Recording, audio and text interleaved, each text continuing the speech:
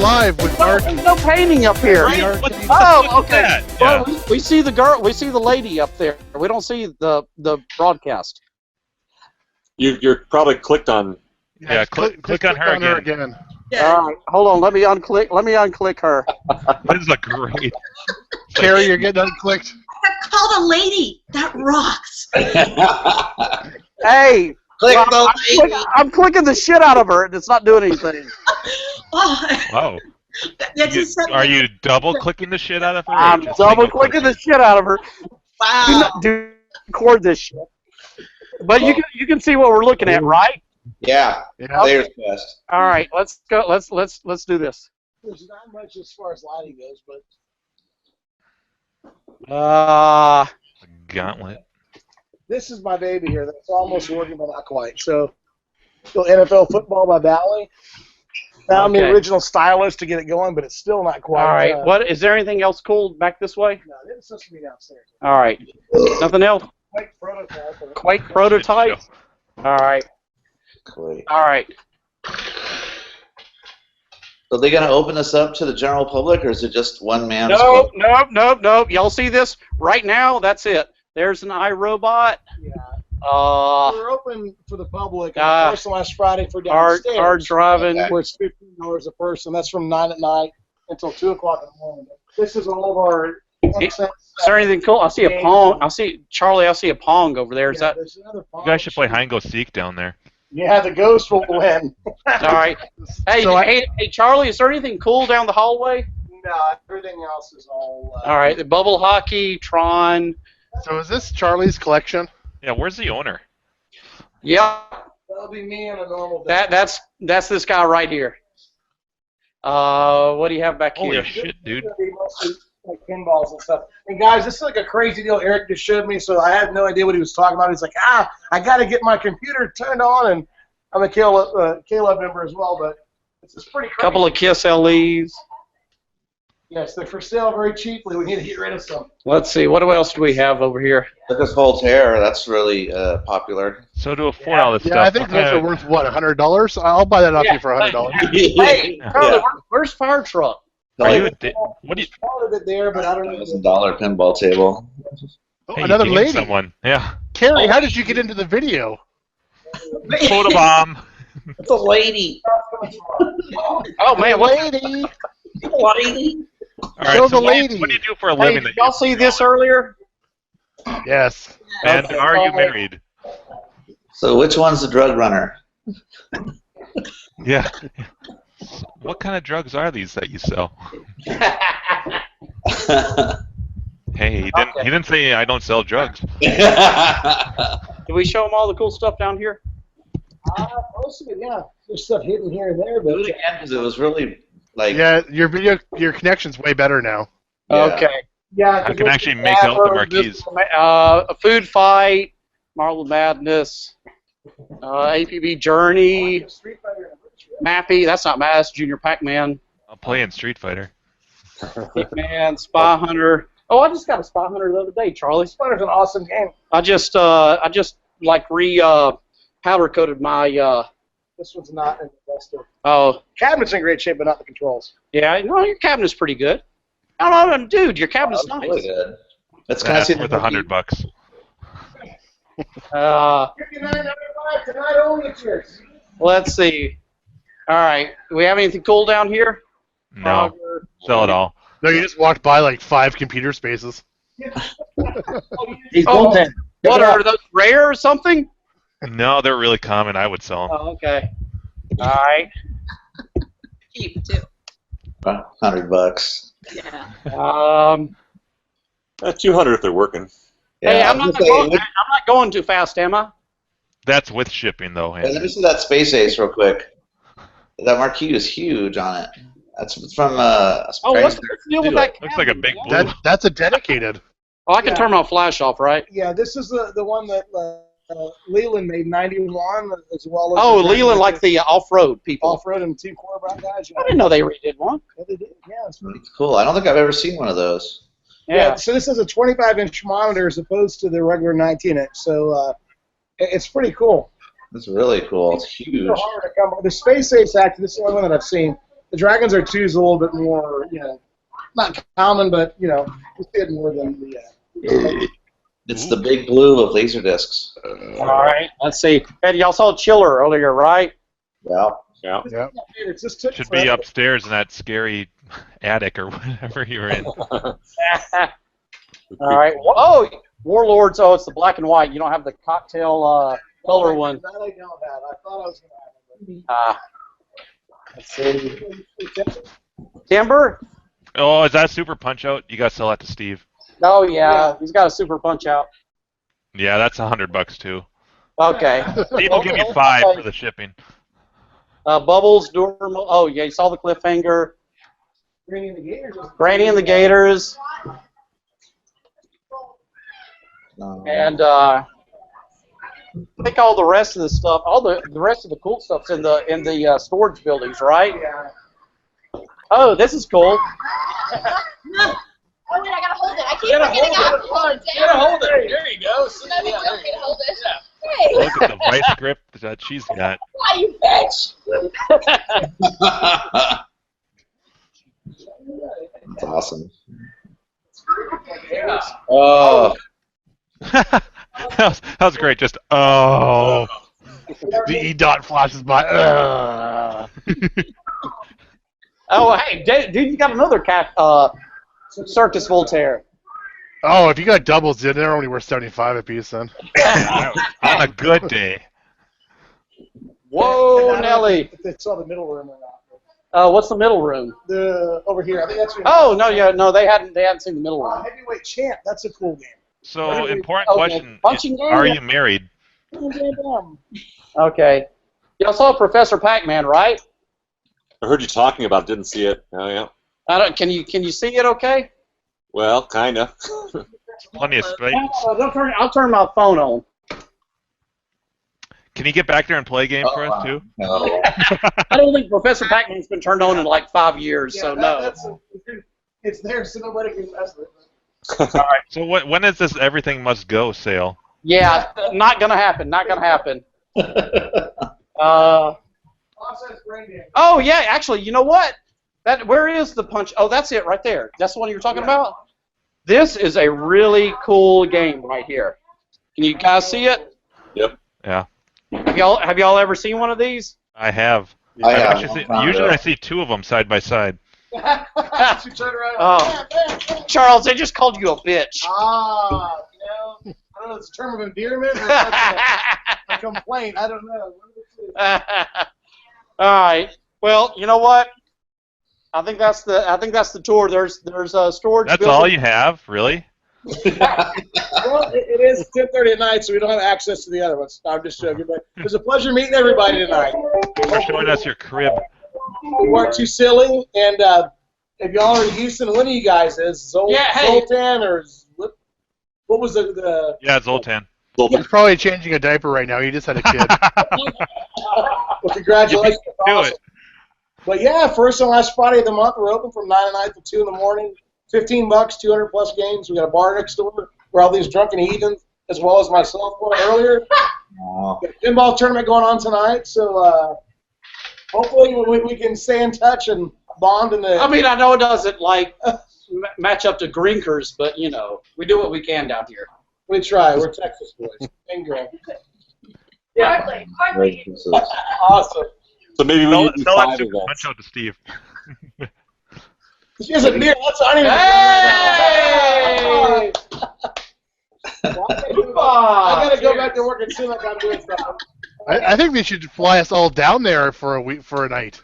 Yeah, for a weekend. That'd be Yeah, for a fun. weekend. Hey, Whip, Whoa! Hey, let us. if you come down here, you can stay at my house. Yeah, we have. Sweet. Yeah, I still only see Carrie though, but hold on, we got to unlock. We see you well, though. Don't She's worry. very clickable. I recognize you. I met you at the at Dan's place. Oh, there we go. Lone Star Pinball Museum. We're holding it down. So you're still alive? Yeah, still live. That is the craziest still. Really. Phil. What? Oh, I bet it's really loud. Let me mute the microphone. That's not loud. No. Holy shit. Like the never-ending And building. Zoltan, you don't know of this place? I know about it. Okay. I just haven't been over there. It's only open like a couple Fridays a month.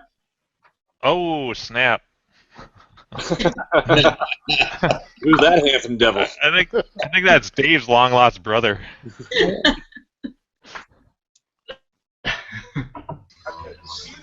Texas rules! Oh, Doyle! That was totally the Doyle moment. I want to check this place out, though. They need to fly the Hangout crew down there. Right?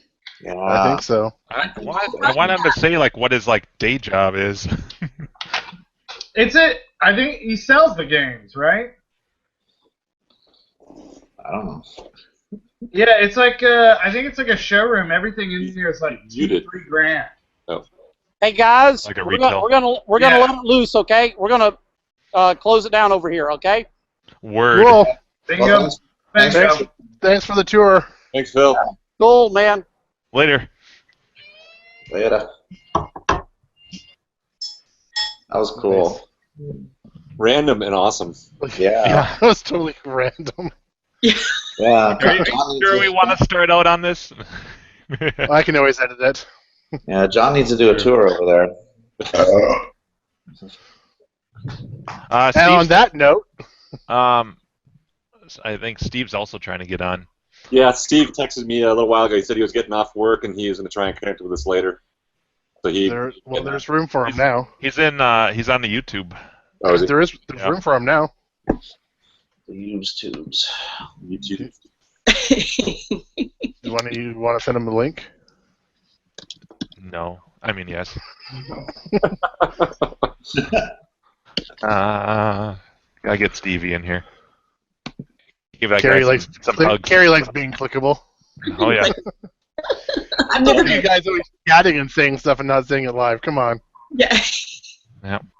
From tinning the tip to double clicking. Gotta love Tuesday nights. Oh yeah. Yes, welcome to the Arcade Hangout. That was a long intro. That was what, about a 10-minute intro? Long and confusing intro. But Yeah. fun. Yes, that was awesome. Well, let's just keep her going then. Do you want to start out with your question of the night? Yeah, we're going to do that. We're going to go around the room. We have the question of the night, and tonight's question, it was given by Mock 2 weeks ago, was it? Just keep her going. Yeah, a couple weeks ago. All right, cool. The question is, what was your scariest / shadiest arcade pickup?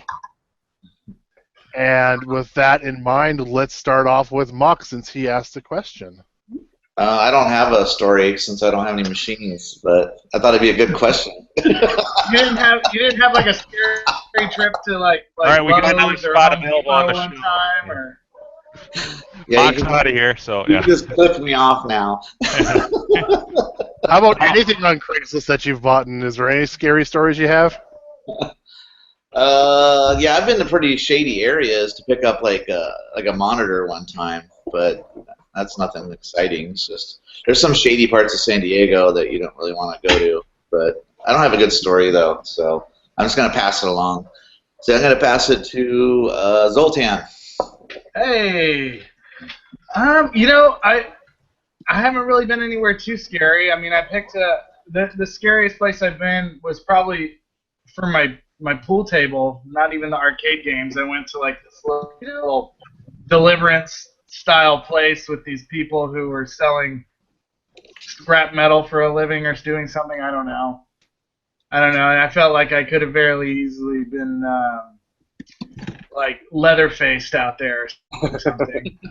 but I think that's really not the extent of it. I've been really lucky. All the games I picked up have been from like super nice people. Oh, that's good.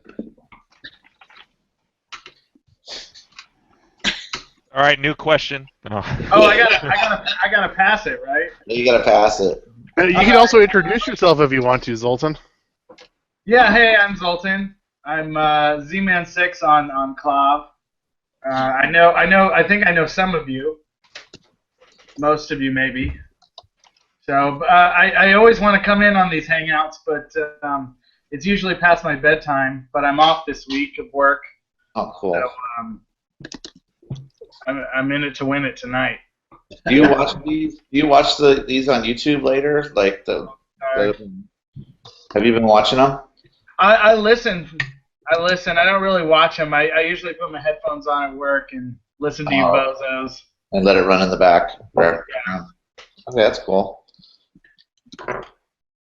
Yeah, Torrin was telling me that he watches the show. I'm like, oh wow, okay, there are people that watch the show. That's cool. But we have people that do watch. Yeah, there's like 150 subscribers, I think. Well, it's growing. Yep. Cool. All right, so we got to pass it. All right, yeah, pass along, Zoltan. All right, let's go with Dave from Buffalo, my man. How you doing today, Dave? I'm good. Just got off of work. That's why I was a little late logging on. Good to see your handsome mug, dude. Oh, back at you, buddy. Back at you. As far as scary, I don't have that many games. I mean, it was kind of like Bad Neighborhoods, but people were nice.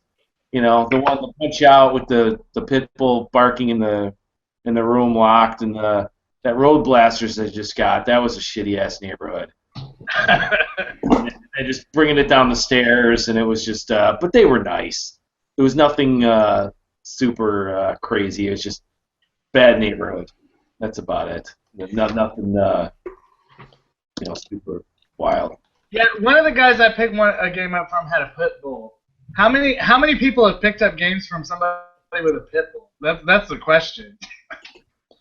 I didn't see the dog. They told us it was a pit bull. It was locked in the room, so I have no idea. But that's one. Me. I think 60% of the people where I live own pit bulls. Everybody up here owns pit bulls. Sounds like a nice place. Yeah. That's why you don't have to lock your doors. It's all the drug dealers that are up here. Need the guns. Yeah, we need guns. Nice. I'm gonna pass it to Crafty Mech. Since actually, I know what he looks like now instead of the gear. Yeah. Yeah, it's pretty close, isn't it? Yeah, that's a pretty good likeness of me. Yeah, I think I wouldn't All say your games scary. came from one place. What's that? I said all your games came from one place. Yeah, pretty much. Your house? No, pretty much Exidy just drops off games for me at my house. I thought you were going to say Andrew's house. Yeah. So, I'm just in the business of restoring games that I buy from Exidy. But that one warehouse that I did go to was pretty dirty, but it wasn't scary. It was just dirty. But yeah, so I don't have any really scary pickup stories, honestly. Other than well, how about a scary movie story? Moving Tempest down my stairs with a 180-degree turn in it. That was a little scary. I have some extra marks in my drywall now. Oh shit. They're deep, but we're gonna re-drywall that stairway anyway, or re-patch it and repaint it. So. Yeah, drywall's easy to Dude, fix. why bother? Just put plywood on there, so that way whenever you take games, you don't have to fucking worry about it. Yeah, that's true. Diamond metal plate, come on. No, just Teflon. Just coat the whole thing in Teflon. All in Teflon. Yeah. And that way you just get the games to the top of the stairs and just give them a kick. I'm thinking I want to cut a big hole in my floor and just get like an elevator joint, lower him down to the basement. We moved my buddy's T-Mech that I sold him through. He took out his window to his basement, and he built a platform with 2x4s, and we just slid it. We had it wrapped up, and we slid it right down. Oh, That's cool. a huge. It was like a machine. ramp. Yeah, it worked pretty well. Wow. But, Yeah. So, and then yeah, but yeah. So I'm a Crafty Mac, CraftyMac.com. Hey, Dave from Buffalo, I posted a new picture for you in the arcade in the Arcade Outsiders Grinkfest thread. Oh, is it another Walter White Hank photo? No, it's a new Soon photo Oh, that I found amusing, but I'm a fan of your Soon photos. So there you go. So, Crafty, why why no video? Are you on the witness protection program, or what's the deal? Yeah, well, I'm always working on something. Like right now, I'm trying to take this chassis off a 13-inch cocktail monitor for a missile command. So Yeah, we don't want to see that. So, you know, to get my laptop and all the stuff on my desk, it's kind of hard. So I just do the audio. You know, I didn't want a bunch of cougars, you know, scratching right. their screen for them. I like to be secretive. So only the people on the Hangout know what I look like. I mean, the people that actually know me in person or have met me in person. Oh, I posted a pic of you on the thread today. Did you want me to take it off? No, that's okay. It doesn't matter to me. I've been in other photos, mostly in the post office, but you know. That's an awesome photo too. There was a couple nice comments on it. Cool. I'll have to take a look at it. It's in the Grinkfest thread. No, it's in the Hangout thread, I think. Oh, in the Hangout thread. Okay. Cool. I'll take a look at it. But let me pass it on to Andrew. Sure. I'll stop clicking over here and pay attention. Nice. So yeah, Andrew, 34K on Clav. My YouTube channel is The Bitbar, so youtube.com/TheBitbar. Find me there. See my exciting videos. They are exciting. Terribly exciting. Yeah. More terrible than exciting. I was looking around the garage. I don't have a single creepy, weird video. Pretty much all my games have come from Craigslist, and they've all been really kind of just normal people. Great question, Mock. This is question shaping up sucks. great. This is a winning question. Who thought of this question? I'm a dick. Hey, look at that. Great picture. That's Crafty on the left, if you don't know. He looks scared. The deer in the headlights look, yeah, that's crafty. Hmm? That may have been his only beer of the weekend. You're right. It depends what night that was. Was that Aaron McAllister, folks. Was that Thursday? That was like Saturday night or Friday night? Oh, That I was had a beer the night. whole weekend. Yeah, that was probably Saturday night after I did start drinking. So that's my resting what the fuck face, or am I gonna get raped face? So did you get lucky? no.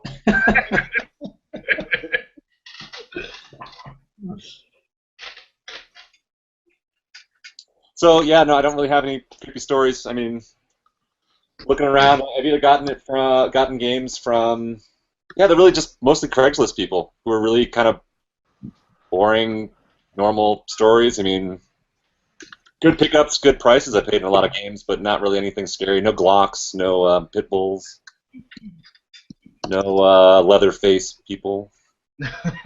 No scary dogs. Yeah, no, I mean, dirty places for sure, like filthy, nasty, ugly, crappy places in some of them, but yeah, nothing scary. Oh, bummer. Yeah, sorry. Yeah, man, I took a game home from somebody's garage one time that smelled of cat piss so strong it was almost making me gag, and I still brought the game home. That was awesome.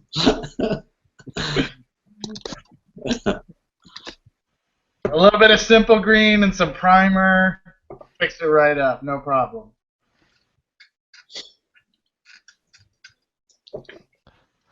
All right, so let's find out who else doesn't have a story. All right, well, so I know Chris doesn't have a story. All right, Jim. I gotta get out of this fucking chat. I do actually have, I wouldn't say super scary, but questionable, this is kind of weird story, for my eyes, actually, that you can't see. But it was in this, it was a Craigslist pickup, and it was me and a buddy of mine who's helped me pick up a countless amount of games. But we go out to this neighborhood, and it's not like a lower class neighborhood, we'll call it. And we get to this guy's little house, and I'm like, where would this game be? And he's got this kind of like this little shed slash like garage, and that's separate from his house. And so this guy comes out and real hickey, very classic wife beater, but way far like more hickish than what Zoltan's wearing. And Hey, sun's out, guns out. right, absolutely. So this guy comes out and he's like, yeah, it's back here, and he's got the stash. He had a buzzed head, so he didn't have like a mold or anything, but he was very hickish. And so, anyways, we get out there and he shows me the game, and okay, great. I was looking at it because I didn't have a. This is the first day I was out there. I didn't have my buddy with me. I was just jumping on it because I wanted to look at it and hopefully just give him some money so I could pick it up later because I couldn't pick it up that day. So he shows it to me. He's like, yeah, okay, yep, here it is, blah, blah, blah. We agreed on a price. And he starts telling me about the game. And he's like, yeah, I got it from my cousin who committed suicide. He hung himself, and he starts getting into this big story. I'm like, geez, how the fuck do I even like respond to that? I'm like, So anyway, so I'm trying to get it back to here's your money and blah blah blah. So, anyways, we finally negotiate. I give him cash because I'm like, can I come pick it up tomorrow? I don't want you. If I give you cash now, we take it off Craigslist. Blah blah blah. Yeah, no problem. This is my wife. So all of a sudden he introduces me to his wife, who proceeds to handwrite me a receipt on a piece of letterhead, blah blah blah. What's your name? I'm like, okay, this is getting weird. So, anyways, I'm like, so, what time can I come pick it up tomorrow? Well, my nephew, no, his son had a baseball game or whatever. He's like, I will just leave the door unlocked and open. You can just come by and pick it up. I'm like, this is what? Oh, whoa. Okay. So we get there the next day, and sure enough, the game is already loaded up on a cart, and the door is unlocked and open by about that much. And so, like, I almost felt like I was committing a crime. I'm like, what am I gonna get shot by someone? This is just like too weird. So, but everything went without a hitch. But I don't know. That was about the weirdest Craigslist outing ever. So that's about all I got. You paid him the day before. Yeah. That's what it was. You gave him money without taking the game. So like, shit, this guy's somewhat honest. Yeah. I mean, at that point, because this was like 2 months after I played Sean's Eyes at his party. And so, like, I'm like, holy fuck. And I talked to a bunch of other Minnesota guys, and they're like, yeah, we all tried contacting this dude, and he didn't respond to anything. I'm like, okay. And at the time, he wouldn't budge on his price because I was texting him. And so I'm like, oh, fuck, well, okay. Worst case, I'll pay what he's asking because, he wanted $300. It's not that bad. But I couldn't tell anything from the photos, so... I texted him. I'm like, so you're not willing to come down and price it all? And he's like, nah, actually, just come out here and take a look at the game first before anything. And ultimately what it was is that he didn't know what the game was worth, and he was afraid that he was asking, he might have been asking either too much or too little based on the condition of the game, and which I thought he was because the marquee is cracked all over the place and the game cosmetically needs work. But I was just ecstatic that, holy shit, like, these games don't really pop up that often in Minnesota, so, and that quickly. So he didn't really know what he had, and his cousin, rest his soul, was good enough. Yeah. It's pretty weird. So. Well, and Jim, of course, you've looked at Eyes again, and you agree with me now. It is a potato, right? It's funny that I'm working on another gameplay video for Eyes, Carrie, and when I'm looking at the footage and stuff, all I can think of is you saying, "It's a potato! It's the potato game!" And I'm like, I was tempted to say, so let's play a game of potatoes. But I don't know how you see. Like I guess I can kind of see, but How do you know? How do you? But okay. you mean the Yes. the character you're playing is the potato. Yes, of course. The other ones are eyes. They're legit Okay. nose eyes. But the one you're playing is a potato, and it's brown and it has the two eyes. Which, if it were a single eye, it would not be. So no, it's the potato game. It's a very small round potato. Well, potatoes are frequently small, and they have eyes. And they have eyes. That makes And sense. If it were a single eye, then it would look like a single eye, but it doesn't. It looks like a potato with two little eyes on the top of its head. Yeah, what's wrong with you? Why? You know it'd be awesome if we actually hear a backstory and that's actually what it's based on. Right? I'm going to research the shit out of I'm that. researching it right now. I'm the only human being who sees it as a potato. It's clearly a potato that you're playing. But that's But what the entendre of the eyes. It's beautiful. And I have to say, I had not played, no pun intended, I had not played that game before Grinkers, and I really liked it. It has Isn't it changed. fun? It's It is. addicting. It's all about the shooting. You're right. It makes a total difference. It was a great game. If you gave Pac-Man a fire button, the game would be like 10 times more fun. Oh, hell yeah. It's kind of surprising they haven't done that. Right. Or maybe reduce the amount of dots in a line, sort of like what eyes did. That's It's a lot. like you need something to occupy your other hand, which sounds incredibly dirty. But having that fire button, just like I don't know, it adds so much to it, and it's such a simple, stupid little thing. Wikipedia says it's a hat-wearing eyeball. Yeah. What? See, potato, way better, right? Exactly. Let's play a game of potatoes. Yeah. It's that hat where I'm gonna go fire up a game of potatoes. I'll be right back. I have gone a little bit better with at potatoes since Grinkers. Well, it makes sense that you posted up a good score at Grinkers since it's in Idaho. Yeah. Whoa. Nice. But Bob, That's what you did there. come on. Come on, Jimbo. Why don't you have the little rim shot going already? Because I just gave up. Hangouts doesn't have or isn't letting me do my lower third thing, so I'm like, fuck you, effects and shenanigans. It's Shenanigans. Such a great word. Shenanigans. Oh yeah, I need to pass it off. All right, well, Mr. Orange Whip, Yes, sir. tell us your scary stories. I have two. Not so scary, but I guess they could have been questionable. One was pretty sure was at a drug dealer's house.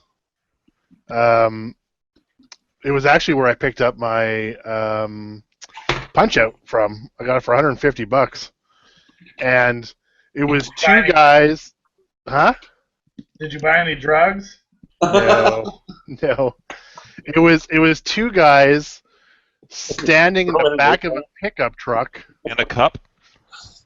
Two guys in a cup. That's right. No, it was two guys in a pickup truck. Oh. With a giant cup. It was two guys standing in the back of a pickup truck, one with a wife beater on, one with not wearing a shirt at all.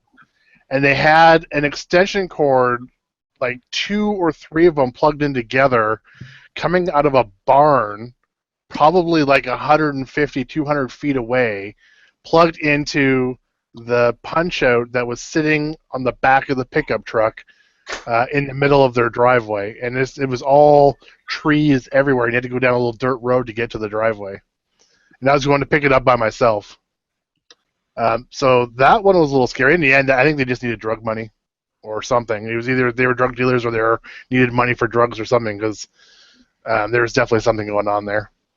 There was pit bulls at that house. They were chained to the front deck of the house. So there's like a little veranda on the house, and they were chained to that.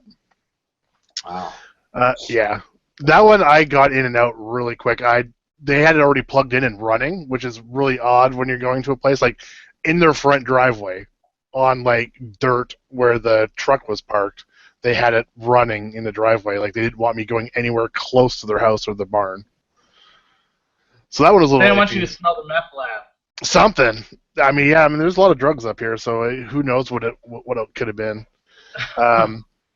The one that kind of freaked me out the most had nothing to do with me. I was basically sitting at home, and some guy from Seattle texted me and said, "There's a game up there for sale. I have another friend that wants to buy it. Can you go and take a look at it for me? And if it's in okay shape, buy it, and then we'll come up like a week later and pick it up or something like that." I'm like, okay, I guess. And it turned out it was literally 5 minutes from my house. And they gave me the address, and it was actually just in an industrial area in a warehouse building. But the address they gave me, when I went to it, it was actually a palm and tarot card reader. And so it was all closed. So they had a little doorbell or whatever buzzer to ring it. So I buzzed it, and this woman came out with the full garb of palm reader stuff, and she opened the door and she's like, "Yeah." I'm like, "Yeah, someone's got a arcade game for sale," and she's like, "Oh, that must be one of my tenants." And I'm like, "Tenants in a warehouse building?" She's like, "Yeah, just come in and sit down in the little waiting area in the palm reader place." And I'm just sitting there. She's like, "I'll go get him." And I'm just sitting there going, "Where the hell am I right now?" And all of a sudden I hear this dunk, dunk, dunk, dunk, dunk, dunk downstairs. A door swings open, and there's this guy who literally lives upstairs above the tarot card reading place in a warehouse building. And he had, it was a Monaco GP cabaret. And so I went up. It was super, super, super skinny because it was like all handmade, illegal staircase to go up to this place. And he had a game up there, and I bought it and brought it back out to my vehicle and got the hell out of there as quick as I could. It was weird. And that's about it. Wow. Do most of you guys bring a friend when you go pick up a game? Only because I don't have a truck. Yeah, I don't. I usually am by myself. I just have them delivered. And I do have a truck. I've been in a few other ones that are somewhat sketchy too, but I would say a good chunk of the ones I've been to have always been questionable. A lot of times, this guys, they're selling it because they need drug money. Some guys have actually said it outright. Yeah, we're selling it really cheap because we wanted to smoke up tonight. Yeah. Then they'll smoke up and be like, "Damn, we can't play our game now." Actually, one guy I went there and I actually handed him the money, and he walked right over to his neighbor, gave him the money, and got a bag of weed and brought it back. Did he invite you to smoke with him? Yeah, he did. And before I even got the game in the back of my truck. Bonus. Yeah, he was already gone picking up the weed. Did you partake? No, I don't even drink. I don't do drugs either. So yeah, that's my story. Who has not gone yet? Bart, I think. Harry hasn't gone. Chris hasn't gone. Harry hasn't gone yet. Let's pass it over to the click master. Click master. It's faster. Well, and I don't have great stories either. I mean, I've gotten a game via Craigslist and had it shipped, and I did get a game from Drewster, which was kind of scary in a sense, and that I didn't know who this character was. Actually, I didn't know it was Drewster until they showed up, and then perhaps it became even more scary. Was that the Defender? Yes, that was Defender that I got from him. Since Grinkers, I've gotten I would say game and a half, but I didn't pick up the one. So my friend Andy and I bought a game together, but I know it sounds like it was kind of exciting, and that a Pitbull was involved with that, but I didn't actually go with that one. And I bought another game, but it was emotionally scary. So I don't know if that qualifies to answer the questions. Because But you had to spend money to buy the game, or fuck yes. Sorry, this is like the app. This is like the kid-free version of this show, right? Yeah. I'm still a little in shock. It was one of those moments where afterwards, in fact, I called the shipping company today, and I was, before I called, I'm like, I could just not call. I could just not call and say, hey, maybe refund some of my money. Because I spent a good chunk of money on a game, and it was afterwards. It was also exciting when I was in the moment. Perhaps this is a common story for some, but yeah, it was. It usually is early on in people's collecting. Like a buyer's remorse kind of thing, or? I can't even say it's buyer's remorse. I don't have it yet. I'm actually horribly excited about it, but I just kind of one of those things where it all just happened very quickly. Which game is this? Wait. She can tell us in the next section. Oh, sorry. Right. Oh, Yeah.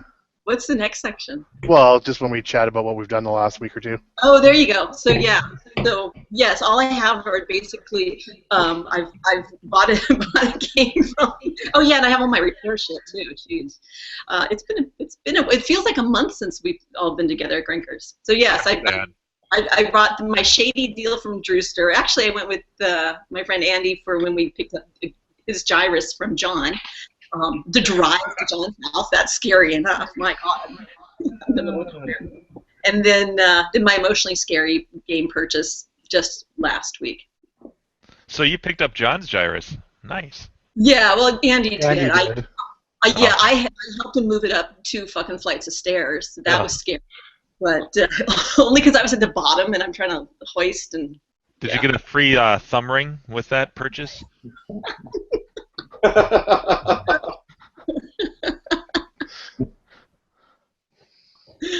I was ripped off. So Chris hasn't gone? Who hasn't gone yet? As always, the last one. Well, that's because you don't have too many games there, Chris. I have 2. We were saving the best for last. Yeah, you have 1.5. One in a parted out half I'm trying to clean. Seabart 1987, Clove, YouTube, Twitter, everything except Facebook because that crap sucks. Wah, wah. And scary one would be when the guy dropped the unknown cabinet off. He said, "Don't plug it in until you've checked the power. It's all lamp cord and zip cord." Took one look at it and brought out the wire cutters. Plugged it in, probably would have set fire to my garage. So have you fired it up yet? No, because when they closed the back door last, they managed to chop through the connector or the main wires, the main AC wires coming in, and they just loosely wrap them together by 2 or 3 turns, and then put hockey tape over them. What? Wow. Hockey tape. Which is flammable. Yes. Yeah, they went through. They managed to cut all 3 wires: the hot, the neutral, and the ground, and they just literally took the wires and did that, and then put hockey tape around it, and then a big ball like that around all 3 of them. Well, that'll make it work better. Oh yeah. As a fire starter, next to the propane tanks where all the outlets are in my garage. All right. Cool. So have we gone through everybody? Has anybody been missed? No? All right. Well, let's talk about Grinkfest, y'all. Speaking of missing, I miss Steve. He's coming on. He's just got to get home. He says, actually, he had a couple messages here already. He said hi to everybody, and then he also noticed that Jim, you're wearing a Grinker shirt, and Dave, you are wearing the Grinkfest shirt. You made a point. I get royalties for wearing this. A little plug, no. I have 2 Grinkfest shirts. I figured everyone would be wearing the shirt that Dave's wearing, so I went with the other one. No, we're all too cool to be wearing that kind of stuff. Bad apparel. Is it just a fad? No, I actually wore mine. I represented when I went to the Portland Retro Gaming Expo. Nice. Yeah. I had to wear the. I think I wore the Grinkfest shirt. Is what I wore there. I had a whole bunch of people staring at me, going, "What the hell does your shirt say?" It's a brand of pickle. I wore the first time I went to Grinkers, I bought a shirt there, and I wore it when I went to SC3. It's the Southern California Collectors Expo. They do twice a year. One of the times they do it at Kalen's Arcade, and another time they do it at Steve Hurt's place. But I was wearing the shirt, and actually I got stopped by a couple people that know about Grinkers just from watching John's videos, and they're like, "Oh, you went to Grinkers? Was it fun?" And they asked me. Signed a lot of autographs. No, not like that. You know John? You know John? Did you talk to him? Have you shaken his hand? Yeah. Does he really have that many bracelets?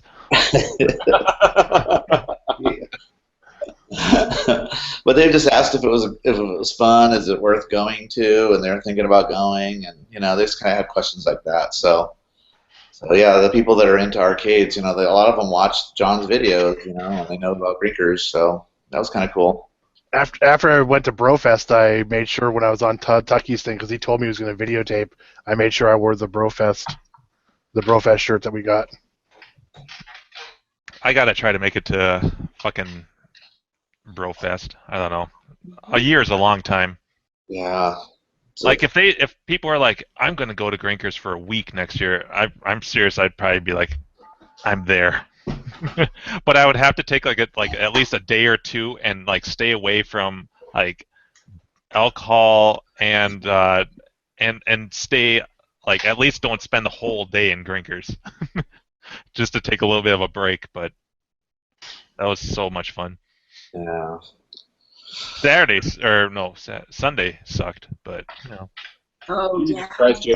Dude, by the time we got back to the hotel, it was like 3 in the morning, and my flight, and I was leaving at 5. So I found Seinfeld on cable, and so I had that on while I was packing up, and I watched like 3 or 4 episodes of that, and then took off for the. So how'd you get to the airport? Did the hotel cover your taxi or what? No, they call the taxi, but I get there's a reduced rate with the taxi service. So they didn't cover it for you, eh? No. You bastards. All right. Because their shuttle service doesn't start till 6. Yeah, but usually they'll either call somebody in to shuttle you, or they'll pay for the taxi if that's the case. No, I just got a reduced rate. Yeah. But that's okay. I mean, it was like $30 or whatever. It wasn't terrible. But it was one of those moments too, though, where I was like half asleep, and my cab driver just would not. He wanted to just chat, and it was all about like weather. And I'm like, fuck, this is gonna be a long cab ride. How come you didn't get a later flight on Sunday? Because I was stupid. Actually, if I recall, it was either an early flight or a super late flight. Like I wouldn't get home till like 10 or 11. Yeah. So it was like, fuck. At least if I get home early enough, I can take like a nap and still get a good night's rest in my own bed. So that's the route I went, and I just decided to pull an all-nighter Saturday, which I don't regret. It was a long day Sunday. Yeah, my flight didn't leave till 3. It was like perfect. So it was like we could sleep in and get breakfast and just take it easy. It was great. Oh, speaking of which, I ran into Hector and Sylvia at the airport. We were sitting with them for a while, and I didn't know this, but when Hector won all that money from playing Warlords, he took all that money and he gave it to in the tip bucket. Nice. I thought that was really cool. That was a bro moment. Yeah, I didn't even know he did that. How much did he win? Do you remember, Andrew? $6. I wasn't playing when Hector was playing. We were playing the night before. I think it was $16 or so, maybe more. I played 1 game, no, 2 games. lost the first one, won the second one, and then like 2 or 3 of the dudes, I don't know because I was a new guy, are like, all right, I'm not playing again. I'm like, fuck. All right, so then I left. I'm like, let's go play Street Fighter. Yeah. Those would be sporadic. Like it would happen, then disappear, then happen. Oh, that shit was nuts. Like I couldn't even I was trying to play like Warp at one point, and you could always tell it's like you start hearing everyone get riled up. And I'm like, fuck, why am I even trying to play this game? There's no way. I think one of the podcasts even they were recording a podcast, and you can hear cheering in the background. Yeah, I could hear it. Get nuts. That was us. That's great. Who was killing the Street Fighter? Steve. Steve. Yeah, Barbie. No. Yeah. Yeah, I don't know anything about that. There was a lot of Street Fighter being played, though. There was. More this year, or this time. More? Really? I thought last year there was like an official tournament. No. That was unofficial, but I was involved in that, a lot of the Street Fighter stuff the year before. Yep. Wasn't that Billy guy from here? Didn't he kick everybody's ass last year, except for Steve's? I thought Heck beat everyone last year. Well, now last year was weird though, because last year we started playing and we all agreed just to play Ken and Rue. Mm. So that's all everyone was playing, and then he jumped in and was kicking everyone's ass, but then Hector jumped in and started playing Honda. Kicked everyone's ass. The dynamic all changed when Heck played.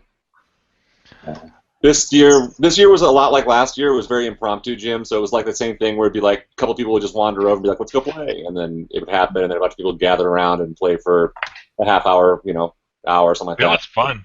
It was fun. I was surprised how many people wanted to play too. Like I thought it'd just be like 4 guys.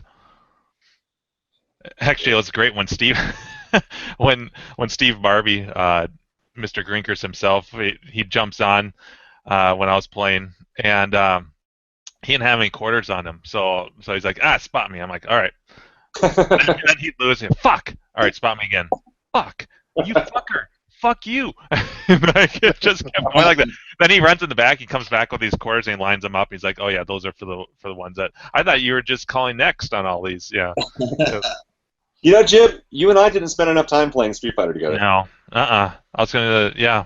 No, there was a time where Andrew and I were playing. We're like, "Where's Jim? Where's Jim?" And then you left early or something that night. Remember that, Andrew? That wasn't Thursday, was it?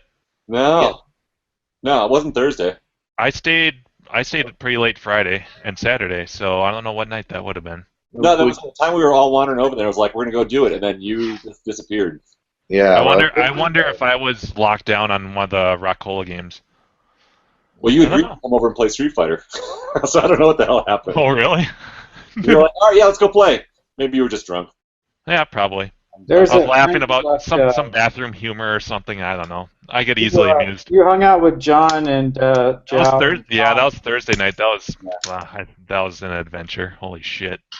Did you watch John's video where they go back behind the scenes to see all the beer that we drank? Oh god. Same, yeah. It's like what did he say? We went through 10 kegs or something? Or? No, I think he said it was 32. Well, the thing is that in my head, when I hear a keg, I think of the full 16-gallon kegs, and so I'm like, no way. And then I said, okay, they're 8-gallon kegs. Okay, that makes me feel a little bit better. Oh man, there was a real science. The Friday, Saturday. There was a real science behind when do I drink my first beer and what is it? Because that's kind of going to be the theme the whole day. No, we talked about this. Me and Andrew sat down and we're like, fuck, when should we? Are you going to do your first beer now? Okay. And where are you drinking? And Friday, so Thursday, I made the common mistake and just got completely smashed drinking. I think mostly Blue Moons, but I did switch it up a little bit. But it didn't help that John's like, hey, we're all going to do this. Come with us. And I'm like, okay. And we ended up going to McDonald's, which was a mistake because I haven't had McDonald's in 10 years, and there's a reason for that. And I was reminded of that. And then it hasn't changed, dude. Yeah. And then I told Sean too. I'm like, this is a fucking mistake. He's like, oh, I know. And then that then we stop at the convenience store and load up on cigars, which is actually my doing. I bought way more. Like I bought enough cigars that we could smoke for like a week. I don't know why. and I'm glad I left them at their hotel room because I'm like, fuck. I mean, this is not good.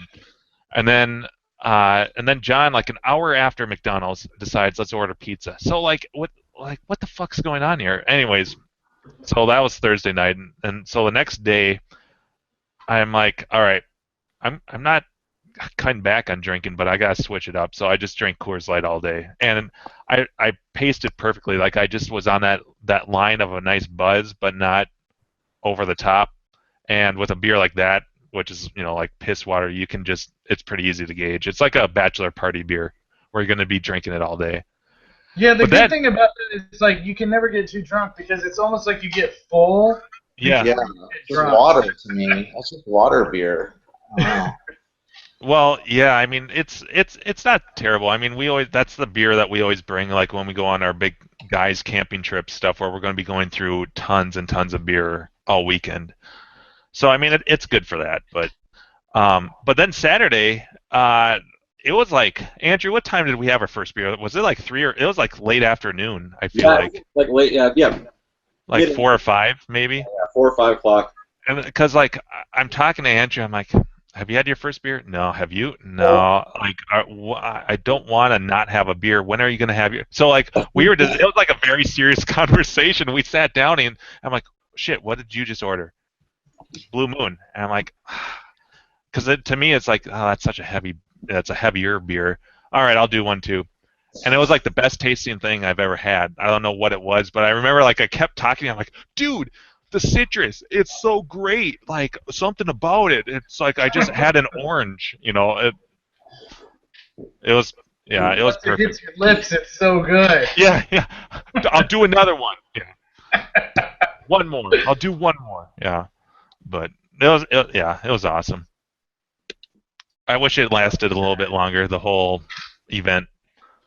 I don't know. I think 3 days is good. I don't know. I did too. It just last year only 2 days was way too short. I'm glad that 3 years is like perfect, or 3 days is perfect. At minimum, next year I'm taking Monday off. Yeah. At minimum. Well, I mean, last year John and those guys didn't leave till Monday, or at least very late on Sunday night, and I'm surprised that they left earlier this time. Because I remember them saying that it was such a relief that they had some time the next day. Right. Have they said when they're going to do another show? Do they have a tentative date of anything? I haven't seen anything. Yeah, me neither. Thought they might do a recap show or something. Andrew, I never knew that you played Blanca in Street Fighter until you told me. That's not really my main. But like if I'm going up against like just a bunch of guys just playing, then it's like Blanca. I've got the best chance of like hanging out the longest. Right. Typically, Ken is still my favorite go-to. Yeah, I think most people will play Ryu or Ken. Yeah. I mean, that's just kind of they're really well balanced characters. Yeah. I was pissed when that one dude started playing Bison. I'm like, you fucker. I know. Like, he's so overpowered. But then, like, I told Fly, I'm like, dude, I just redeemed you. I just dethroned this fucker. You were playing Blanca too, weren't you? What's that? I was playing Blanca the whole... Like, I played Guile a little bit, but I basically played Blanca the whole time. Yeah. I had one of the best... Well, you were there. I had, like, one of the best matches ever when I played Fly. Playing Heck. I wish he had played more. I only played like the one game against him. But it was pretty good. I think I played... I played Mock. Yeah. We played a lot. Yeah, it was fun. I didn't know Andrew was so good at Street Fighter. I don't remember him being that good last year. Mike's been teaching him the ways. It's such a trip though going back to that game because I'm so used to Super Turbo.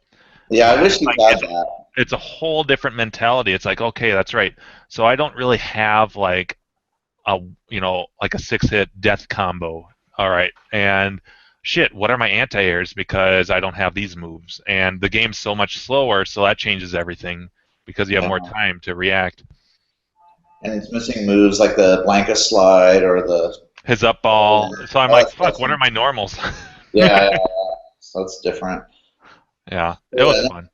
See if you could get us another one in there of a champion. That'd be pretty awesome. We can only wish. Yeah.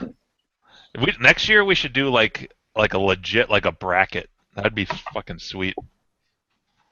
That'd be fun. I mean, we could always do like a little side tournament. It doesn't have to be part of the main tournament. No. Like, the thing is, like, the Arcade Outsider guys are never going to sponsor or support it. Oh, no. But that's okay. None of them play that game anyways. No.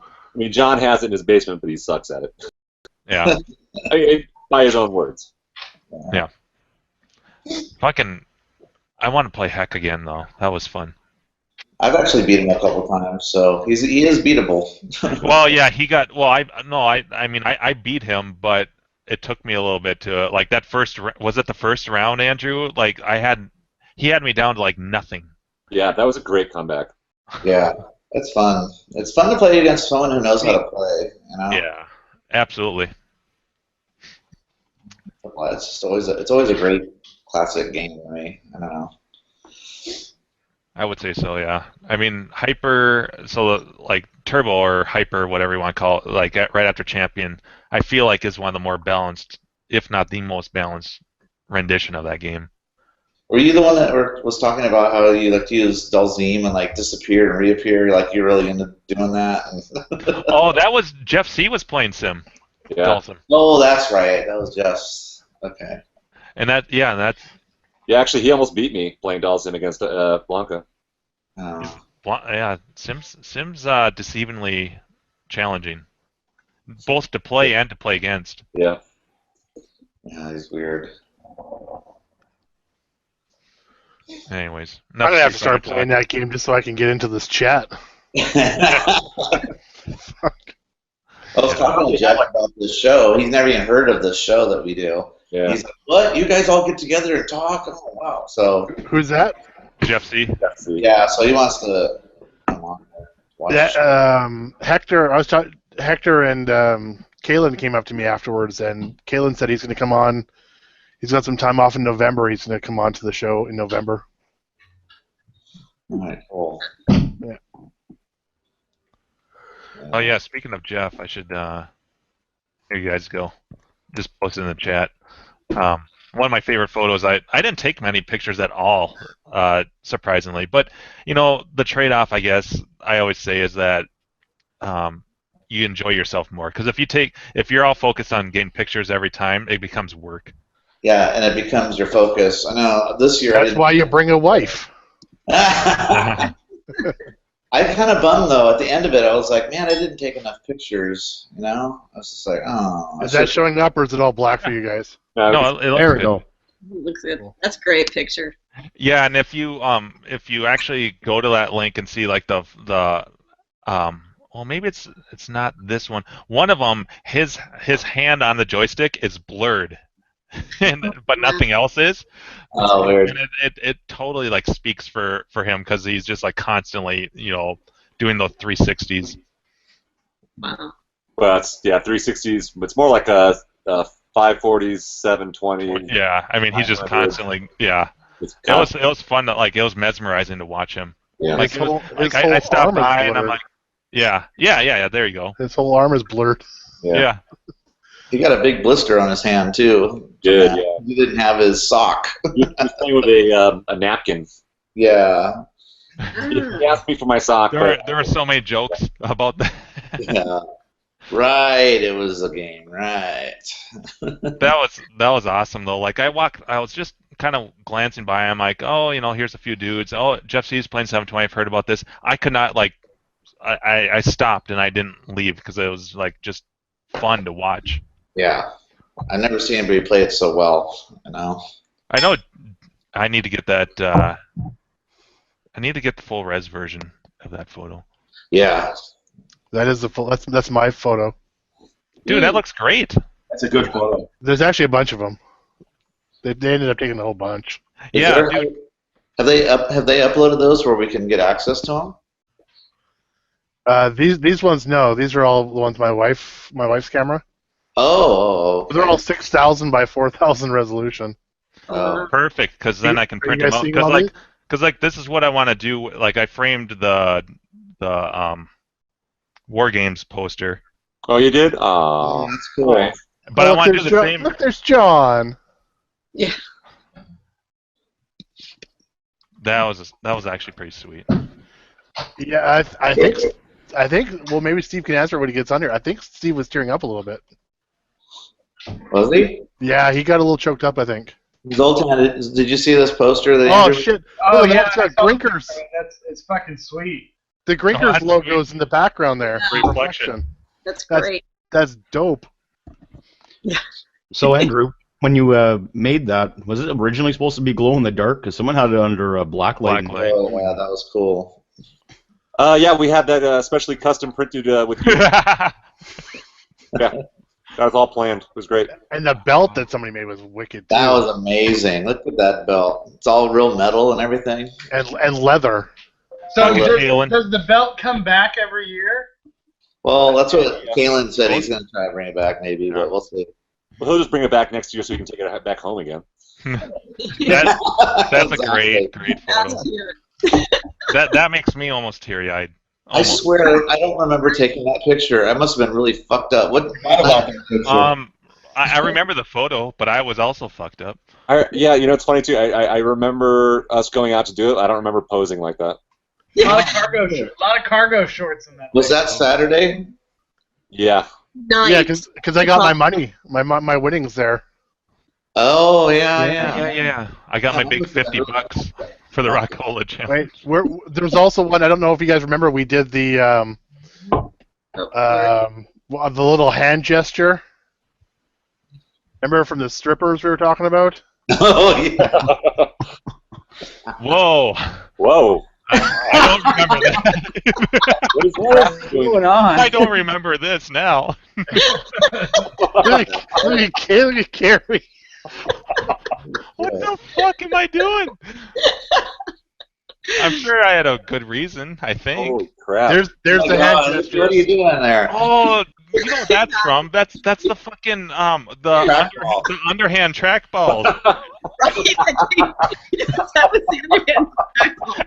And then Aaron's like, and of course the joystick's on top. It's very cool. What time was this about? No, that's a gesture from you guys were asking me about strippers in Vancouver. Yeah. And when they were really close to the edge, right? Yep, that's it. Yes. What time did you take this photo at? You can't tell we're drunk in this at all. I like Andrew. It looks like he's trying to like fondle your bundles over there. I'm trying to reach up as many shorts as I can there.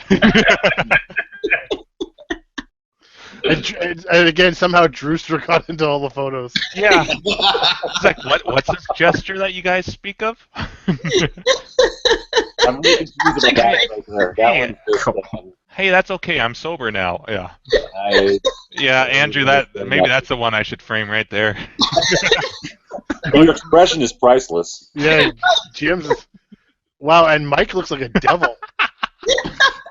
You look like you're waiting for like Jimbo to like spit into your mouth or something. Oh, they're snowballing. I'm like, check out the length of my tongue. No. Here it comes. No, we're like, it's like a mama bird feeding the little chicks or something. I'm like, here you come. Yeah. Dave just has the biggest grin on his face the whole freaking time, too. Oh, yeah. Like every photo, Dave's just got this huge grin. I'm happy to be there.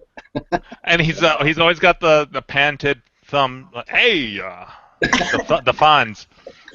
I've been doing that for 20 years. The same photo. Hey, if someone uses that pose, you gotta charge them. What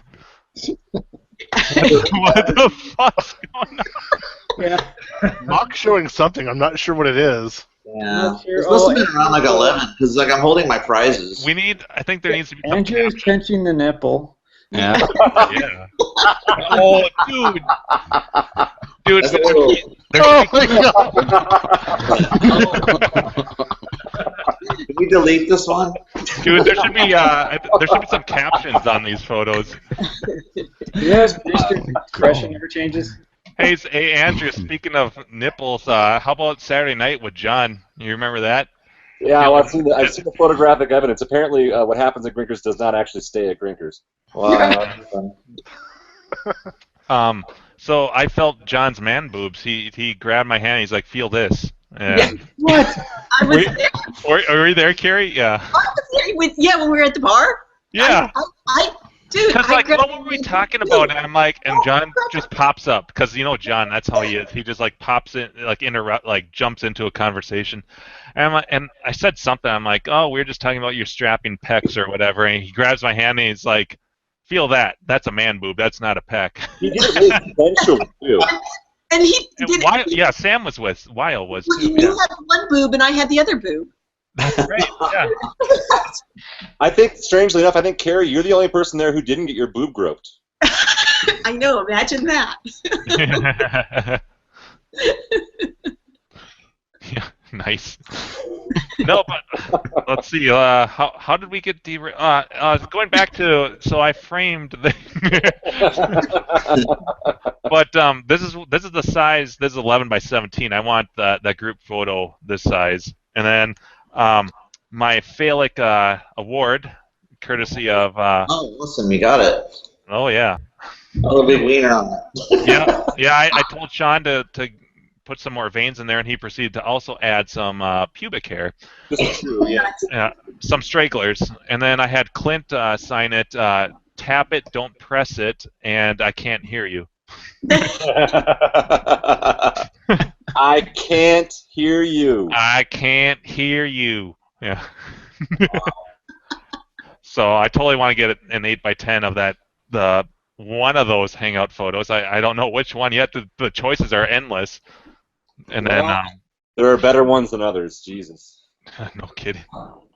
Hey Zoltan, was there any games at that tournament that you were like, oh man, I'm really good at that game. I wish I was there. No, I suck at all the games. Are you kidding me? Terrible. I'm better at fixing them than I am at playing them. I'll tell you that. No. We need Steve in here. Yeah. Where is Steve? Give us some. I don't work tomorrow. This is my week off, so I quit my job. So I'm going to be up pretty late tonight. Yes. When do you start? Not until I thought I just spoke yesterday to my contact, the deputy attorney, and I told her I could start next week, and we ended up agreeing on November 2nd, Monday, so 2 weeks out. So I'm gonna have 2 really drunken Hangouts episodes with you guys. Right. Yeah. Whoa, I'm echoing. Whoa. Echo. Whoa. One of these mics is not like the other. Chris, happened right after he said he'll be right back and put his headphones off. Oh, hey-oh. There it goes. Yeah. Oh, you beat me to it, Andrew. Fixed. Good job. Fixed. Oh, golly. So do I have the power to, mute anybody? Oh, yeah. You do. Just by clicking on them. Wow. So clickable in a whole different way then. Uh-huh. Let's find out. Hey, let's Brad left, but I was going to say let's talk about what everyone did this week besides mourning and missing the Grinkers. No, you go first. Let's do it. Come on. All right. Let me bring up my show notes here. Let's go. Well, I've been crying myself to sleep every night, missing the Grinkers and all of you fine people. It definitely lived up and exceeded the hype. And I've been telling everyone that, especially my wife, that it was one of the best times ever. I had so much fun. It was a big party, and I felt like I was bumping into people, like old friends that I hadn't seen in a long time. That's what it feels like, totally. Doesn't it? Like it totally. Like, I mean, granted, like we've had these hangout sessions going, but at the same, but like I really felt at home in a weird way. Yeah. Like I bumped into Brad. Brad was outside of Grinkers on Thursday when I got there, and he was the first person I bumped into. I'm like, holy shit! Well, I know I'm at the right place, and like nothing felt. It didn't feel like I was meeting any strangers. Like everyone just felt like people I knew. So it was it was pretty awesome. So I saw when Dave walked in too. It was the same thing. I saw him. I was like, shit, Dave. Shit, Dave. Me and Andrew had many hugs. There was a lot of bromance going on. It was pretty awesome, especially that night walking back on Saturday with Sam like falling into bushes. Holy shit! You were there for that? Yeah. Holy yeah. fuck. All right, so he fell into a pile of mulch first, right? Yep. Was he hammered? Oh yeah. Yeah. He would He was not. gone. We had like a 2-hour conversation about fantasy, about the Rockola game. Nice. All right. Yeah. Awesome. Yeah. That's right. Why isn't he not on here tonight? Come on. He never comes in here. He should. Yeah, he doesn't always- have a camera, and he might be watching. I don't know. Sam, if you're watching, post in the chat. Yeah, we What's love you, up, buddy. Sam? I love you if you're watching, dude. I actually sent Sam a link to a fantasy control panel on eBay. Ooh. But I think he's gonna just build one from the ground up. But he doesn't. He told me that he's got too many projects right now. So, but so that was a very fun walk back. Yeah, Sam was blitzed. We all were pretty hammered. I mean, he was falling into every like bushel or like. Well, he was trying to play fantasy for real. Like he's like, I'm going through the jungle. Yeah. And then he dropped it like a giant. I'm all itchy now. And I he left- nothing but hours. I left at 2:45. So when did you guys leave? We didn't leave until Monday morning. Yeah. Well, what time in the morning did you leave? Oh, 6:37. I heard it wasn't that bad of a drive back for you guys, as No, opposed no, to no. last year. What I meant was leaving Grinkers. When did you leave that night? On, Saturday night. Yeah, Saturday night. 3. Yeah. So it was like 15 minutes after we left. Yeah. No, we I think that I shut down at some point. I shut down Grinkers every night. Yeah, because you texted me Thursday night and you're like, "Where are you, pussy?" Yeah. What the fuck? I'm like, I'm on an adventure with the Arcade Outsiders and other crew, and Someone was like, "Where's Jim?" And I was like, "I'll find him." Fucking pussy.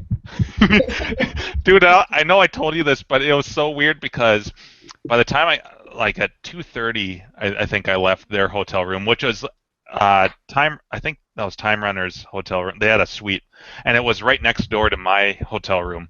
So it's just like a stumble back, and I remember it was like 2:30 in the morning.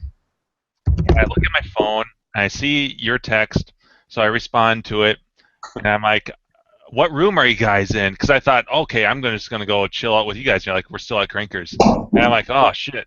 And then we kept like there kept being texts going back and forth between us, but I would drift off, fall asleep.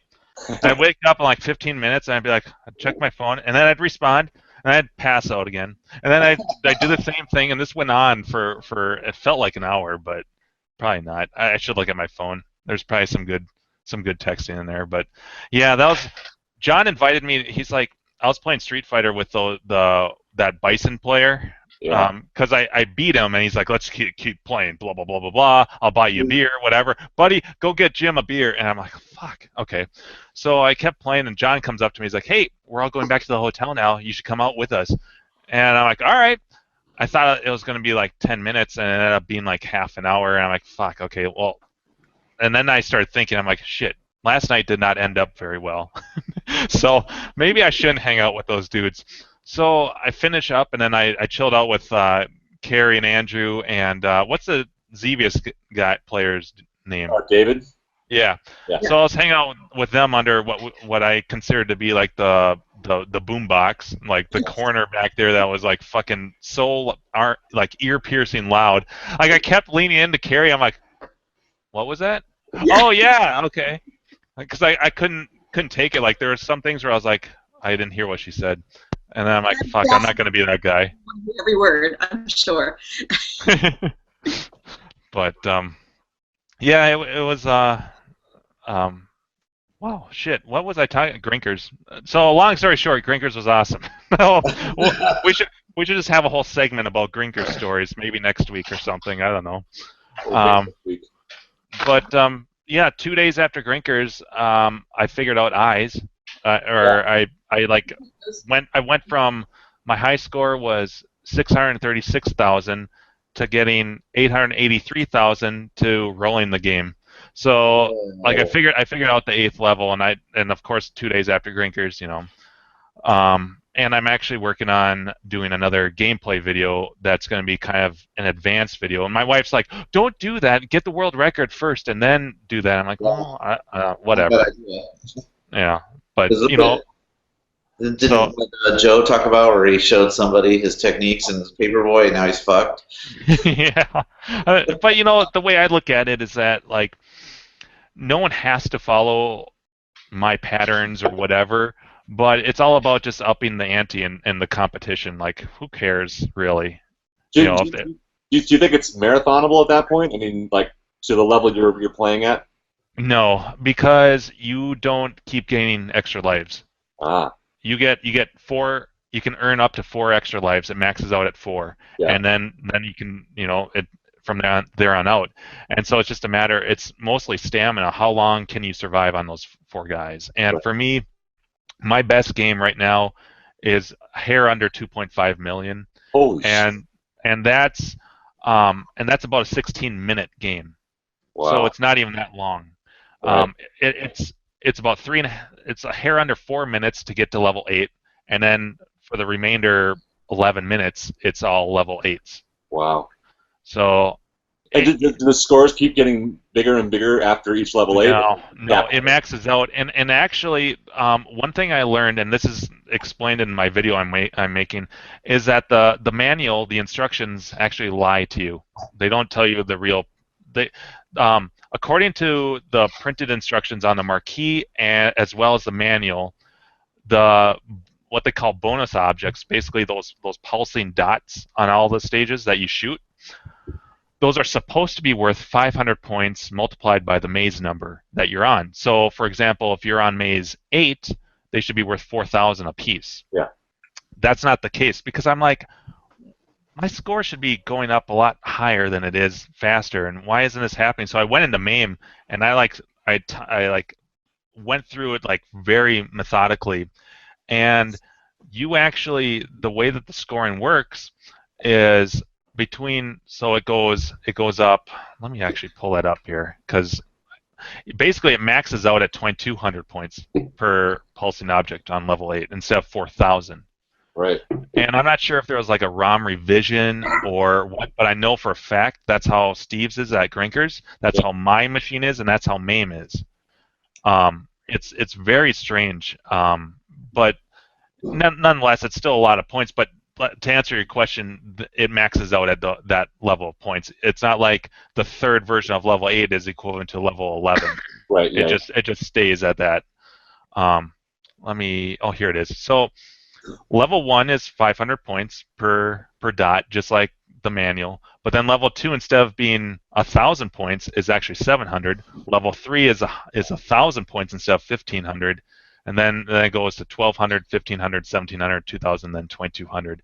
So if you look at the increases, it goes up between levels 1 and 2 by 200 points, then to 300 points, then 200 points, then 300, then 200, 300, 200. Oh, interesting. That's weird.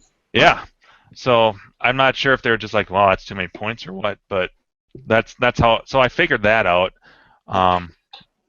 So it's pretty interesting, and I'm kind of going over, like I explained in the video. It's taken me a while because I'm actually doing animations for my patterns and explaining why certain things work and why I do them that way. But one of the things that when I was talking with Kalen and we were chatting about eyes is that him and I both have completely different patterns. And one of the cool things I think about the game is that the is that there's so many different ways to approach it. Like there's really not a limit to the patterns. It's not like Pac-Man or Nibbler where you have to, if you want to do well, these are the patterns and you have to abide by them to get really good at the game. You can kind of, like, the patterns I have, I developed on my own just from playing it so much. So anyways, I'm doing that video. I was, and depending on how late the show goes, I was thinking about demonstrating rolling the game tonight. Awesome. I bought a couple of accessories so I can mount the camera better for at the game. Because I've been recording scores. That high score, that a little under 2.5 million, I actually recorded a video of it. So I've been documenting every time I play now. I have the camera going. I know that Arcade doesn't really work that way, but I figured just to get used to a camera, or if I ever want to post something, I just record. And what was the high score? On Arcade, it's 4 million, and So I'm for you. Yeah, I mean, what was the high score at the tournament? 776,000. Right. So I mean, like, this happened like 2 days after Grinkfest, but I just figured out like a pattern for level 8 that works really well, at least for me. And it's a little similar, if I recall, to Kalen's, but still different because I take a couple different routes. And it's just, I've actually started, I don't really point press, but there's a part in my pattern where all the enemies are basically clumped together, and I'll just shoot them all to get, because they're 800 points apiece at that point. And then I'll move on to the next level. So, but yeah, it's one of those things where it's just like, fuck, why couldn't this have happened at Grinkers? But all the better, whatever. It was fun chatting with Kalen. He's a cool dude. Kalen's awesome. Yeah, he's a great guy. Because he comes up to me after I beat Fantasy and got that 64,000. And he's like, "Dude, how the fuck did you do that?" Yeah. And I'm like, I explained to him. I'm like, "Well, this is the strategy, I guess, for the final stage." But I was talking with Sam. Speaking of Fantasy. Their version at Grinkers must be a different ROM revision, because if you look at if you played in MAME, and if you look at like any like, people were talking about videos on YouTube, and I didn't watch any during Grinkers, but the other day I was watching it, and the version in MAME, if you look at the difference between the world ROM version and the US, there's differences in difficulty there. And then there's also a difference in the one that's at Grinkers. Grinkers is actually a lot easier than the ones in MAME and stuff. So it's there. I don't know and there's not a difficulty setting in the dip switches that I could see, according to MAME. So it's really strange, because for anyone that played Fantasy at Grinkers, the first stage where you're landing the balloon onto the pirate ship, it's pretty straightforward. You just land it, and nothing happens. In MAME and in the YouTube videos, that ship is firing all over the place. Oh yeah, the cannon's going off like crazy. Yeah. And in the second stage, where you've got your sword, and I love my sword. There's a cannon in that stage too that's firing all over the place, and that doesn't happen that didn't happen at the one at Grinkers. So I don't know what version that they have, but there's clearly ROM version differences. Yeah, that's weird how they do that. Yeah. I know you can lead the natives into the firing cannon and it kills them, so you don't even have to touch them. They just walk right into it. Do you get points? Yeah, I think so, but you don't. But that's weird that like the cannons don't go off until you flipped it, and then the cannons go off. Yeah, and like on the first stage, the difficulty ramps up in that there's like a wind factor. It scrolls a little bit when you're trying to land your balloon. Oh wow! But yeah, that first stage is really stupid easy. Yeah, it's a sprint. Jim, when you loop when you looped it, and went back to the first stage, so you didn't see what you were seeing in MAME with the cannon on the ship. You just had like a wind differential. I just had a wind differential, yeah. Because like I didn't like you guys are talking about YouTube and stuff, and I was, me being stupid, I should have looked like the night, like on Thursday, I should have just been like, hey, how do you play this fucking game? But I feel like I just got lucky. But there was just a win factor, and the second stage with the pirates are a lot faster, but this cannon is still not going off. Yeah. And then the third stage, I think I got to the balloon stage. I might have died there with my last life. But the balloon stage with the birds is the same. It's the exact same. I didn't notice any difference. Yeah. Weird. Yeah. So it was very strange. And I told the story on I think I told it on Clav, but getting that score was kind of an accident. I didn't intend to actually play the game again because I had that 38,000 or whatever, and Kalen had just beat it, but I was watching Sam play, and I was offering a couple of tips and stuff, and there was one other guy there, and then no one wanted to play it, so I'm like, and Sam's like, hey, you should play it. Show me how to do this or whatever. All right. And I played 2 games, and then I rolled, and then I flipped it. And so it wasn't. I didn't intend to actually play it. I fucking love the chat. That's good. We still a 10 tip, yeah. Oh, we were talking. We had a good 10 tip conversation, I believe, at Grinkers too. Yeah. I think there were lots of those 10 tips. Yeah. Or tins that needed tipping. Wait, no, tips that needed tinning. Is that right? Yeah. Yeah. There you go. Yeah. Work it out. Use your words. Yeah. These words are really troublesome. Well, I think playing fantasy was one of my favorite. It was such a weird game, but it was like one of my favorite games at Grinkers. Just playing it's funny you say that because at first I was a little put off by it, and I think maybe that's why. Because I talked to Sean, Fetish Boy, mm-hmm. we were chatting about those games, and he did not like that game at all. But I don't think he played it enough because I got to like it a lot more as I played it. And I like the difference in each stage. Like there's actually a story, and it's not like the same maze over and over. You're doing different things. And the speech in that game is fucking hilarious. I was telling my wife about that. You complete the game, and the guy's like, "I love you," and she's like, "I love you too." It's so campy, but it's great. So, yeah, it's just too bad that game's so uncommon. I mean, the only person on Clav that I know of that's had one or sold one is Flynn54321. That guy has like every game, it seems like. Well, I think you can convert Nibbler into fantasy because I think Nibbler were fantasy boards a lot of the times, or Pioneer Balloon. So I'm wondering if Fantasy, Pioneer Balloon, and Nibbler will all basically run on the same board set. Maybe. So curious. I have a Nibbler board that I need to test out. I would totally take Fantasy over Nibbler. I'm not a fan of Nibbler at all. I mean, I think that game is pretty one-dimensional. I think to take a phrase from John, yeah. I don't know. Like, I got up to 30,000 on fucking on Nibbler, and I'm like, that's good enough. All I care about is just up in the, because that was my weak spot. It was Nibbler, and I guess if I got really good at that game, I'd like it more. But I had no desire to keep playing it other than to just up my score a little bit for the second place spot. Right.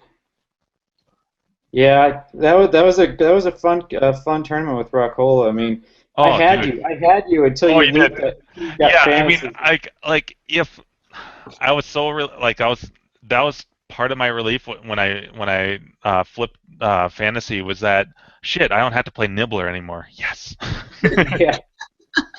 So now I can just play eyes all I want, who was I talking to? I think it was Sean or I can't, maybe one of you guys, because I was pretty blitzed. But I'm like, I'm putting quarters into eyes, like this is on free play. Like I have this game and I'm playing it as much as I would play at home, but I'm putting all this money into it. Why am I doing it? Right. Yeah. No, I like putting quarters into games again. It's kind of brings you back because you don't do it anymore. I don't know. I thought it was cool. Well, dude, I was laughing, Dave. I was laughing my ass off when you played Marvel Madness on. Was that Friday night? I think. I was gonna play Warp, and I saw you get into like your Marvel Madness stance, and you're like, and he's like half squatting, like backed way up, and like the serious dude. I was sober. I got there late. That's the best game I played. That whole. Oh, dude, we played so shitty when we played against each other. Like, okay, so me and Dave throw down, and we're like, let's do $5 for this game. All right, let's do this. We didn't even make it. Did we even make it to the 4th stage? We were just playing like shit, like absolute terrible. I'm like, oh, so this is what a nice trackball feels like, you know? Yeah. I was able to make all the shortcuts every time, but I could not get anywhere on that game. Yeah, Friday was my best game, and I loved it that I hadn't played, and it was you play the best. Your first game's always the best. Oh yeah, that's every game for me. When I played, when I had the EDOT, I don't know if you guys knew Leo. Leo, he's the one that brought the growlers from Massachusetts. Oh yeah. I roomed with Leo in Brofest Saturday night, so I was texting him all day, and as soon as I got him, I'm like, hey, what's up? And I'm like, I want to play Disc of Tron. Because I played that as a kid. Like, I remember when it was at the arcade, and, you know, I haven't played it since. And that was the best game I had, and he goes, well, you did better than me, and I didn't come close on Saturday at all. You know, I think I played it 3 times. So, yeah, the Marvel Madness game was the best. Yeah, speaking of Marvel Madness, I actually ordered 2 brand new trackballs for mine because I'm tired of, after playing Steve's, and I know those trackballs are obviously broken in, but I don't like the 2 that are in mine right now. They just don't play nice. Like so I ordered 2 new Hap ones. Ironically, or not ironically, but I found that the cheapest price was actually on Twisted Quarter for new trackballs. I just got the ones with the white because I'm going to replace them with the balls that I have, the translucent ones that I have. But they're like $64 brand new on Twisted Quarter. Get that checked out with the translucent. That's probably not good. I was waiting for someone to say something. All right, there's like 4 different opportunities there. I'm like, okay, if everyone else is going to say it, I'm just going to do it. Well, to be fair, as soon as I said balls, it was rolling in the back of my head, but no one said anything within like 4 seconds. So I'm like, we're chatting about it. That's why. We're talking about your balls a lot. Once again, if only the YouTube chat could see our chat. What a different world it would be.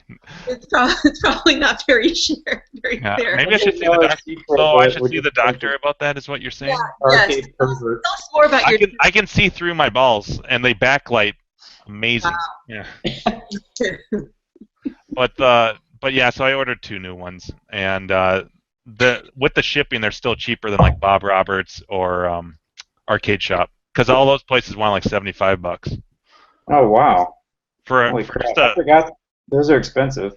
Yeah. Like spinners. Spinners are really expensive too. But you know what? Like I was like, fuck, do I want to spend any more money? And I'm like, well, I mean, I do love that game, and then if you're spending almost $30 on a rebuild if you're talking rollers and bearings. Yeah. You're absolutely right, Carrie. In fact, I will be right back. Now that you mention it, yeah. So the backlight, is it blue? Are they blue balls? Well, Carrie, one's blue and one's red. There it is. Wow. Yeah. So they're purple. Well, if you combine them together, you may see purple, but they're so spread apart. I mean, here, no. Let me show you. One is way overused and one is way underappreciated. Yeah, one's really broken in and the other not so much. The left one definitely. And I'm a right-handed guy, but you know. But they're both 3-inch. That's both the same size. That probably helps. That sounds a little inflated there, Jim. Yeah. They're both 3 inches. Yeah. Do you use calipers to measure that? Yeah. Digital calipers? Digital, yeah. Well, I mean, they're not, it's not like elephantitis or anything. You know, Right. that's the size they're know- supposed to be. Doesn't that Captain Awesome or Mr. Whatever his name was, the Mystical Man champion from like the 80s? He insisted on small balls. That was his secret. Yeah, but I don't know if so that's awesome. legit for a tournament standard, because isn't it supposed to be a 4-incher? That's what I've always heard, and that's his beef, is well, all these new records are being set on the large balls. I only play with small balls. Well, when he takes steroids for long enough, like he did, no. Yeah, then you do get small balls. Well, this got derailed in the record time. I want to go back to what Mock was saying about dropping quarters into the machines. Andrew, how about a tournament where you only can play like $1, and whoever gets the best score out of their 4 quarters on a game wins that tournament, like a side tournament? That'd be pretty cool. That could be interesting if the game is obscure enough. Yeah. But if it's the like Crash, let's say. It would be like a game that someone has at home that they're super good at, that they only need 1 quarter drop to. Right, like Crash. I was thinking something like that. Yeah. I mean, like it'd have to be something bizarro. That'd be kind of cool. But it would be like something like the space, or I'd say that Space Invaders 2 was pretty fucking awesome. But Man, I didn't get to play that. I kept telling myself I'd play that, and I forgot. Yeah, that was fun. Or Space Zap. Space Zap was pretty cool. Yeah, so I mean that would be like a random enough one that everyone would get very quickly. But yeah, so if you'd only play it for 4 times and then see how far you get with it, that'd be cool. As long as it wasn't a game that someone clearly had at home and it was like, Yeah. they come in and just destroy everyone. I mean, part of the fun of Grinkers, of any tournament really, is that like you guys. I mean, you guys when you were so the first time a lot of you had played Fantasies. I think probably the first time that a lot of you had spent a lot of time playing Warp. Maybe Nibbler. So for the Rockola games, like those were a little bit oddball. So you guys spent like that weekend learning those games. Right. That was this year. Last year was Alpine Ski. That was the game that like no one fucking knew, no one really played, and we all had to learn how to. Did anyone play that this year? I mean, I know I that's did. not a tournament game. Did you? How'd you do? Crafty played it once, and I played it once. Crafty, what'd you put up, like a 55? Holy Yeah, shit. like somewhere around there. That was it. Yeah. And I dropped 1 quarter in that game, and I got like a 49, which is amazing because you got to remember, like, we were playing last year, and no one could, no one in the normal people could crack. Well, it was like started off like no one could crack 10,000, and then it was like we couldn't crack 20,000. That's how Warp went. Yeah, so like there was like this thing where it's like you learn how to play the game that weekend, and then there we go. Aaron and I went back. We dropped 1 quarter in that game, and we destroyed any of our earlier scores. It wasn't our best scores. Like I got 88,000 on it last year, and Crafty, where'd you end up at? Like 60 or 70? Like 67 or something like that. So like those were our high scores for like when we were focusing on that weekend. But like we just walked in after not playing that game for a year, dropped 1 quarter, and still like 50,000, no problem. That's exactly what happened to me on Blue Shark. Right. I put the highest score on Blue Shark. That was the game that was like everyone decided was broken. Like the scoring on that like turned out like so easy that like once you figured out like what you were doing, that like the game was almost too easy for the tournament. For Blue Shark? Yeah. Didn't all the scores end up like kind of stupid high in that game? I was ahead by quite a bit. Okay. Towards the next person, I was ahead like 3,000 or 4,000. So Shoot I the don't know. octopus. That's the secret.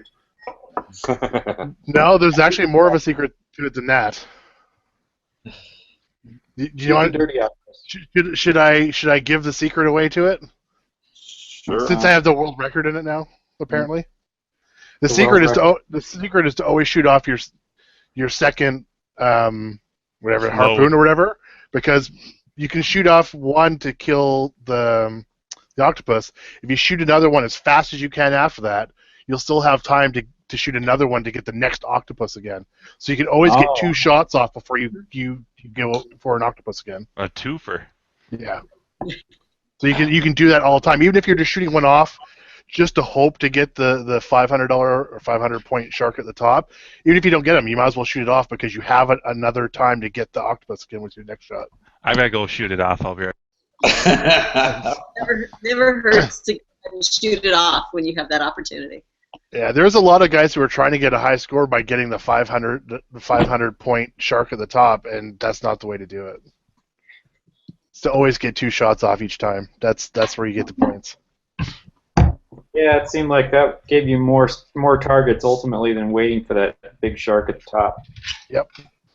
And if you ever get out of sync and you miss, because I got the high score, and I actually hit a diver, and I missed the last 3 octopus that came up too, octopi. I missed those as well, and it was I just lost concentration at the end.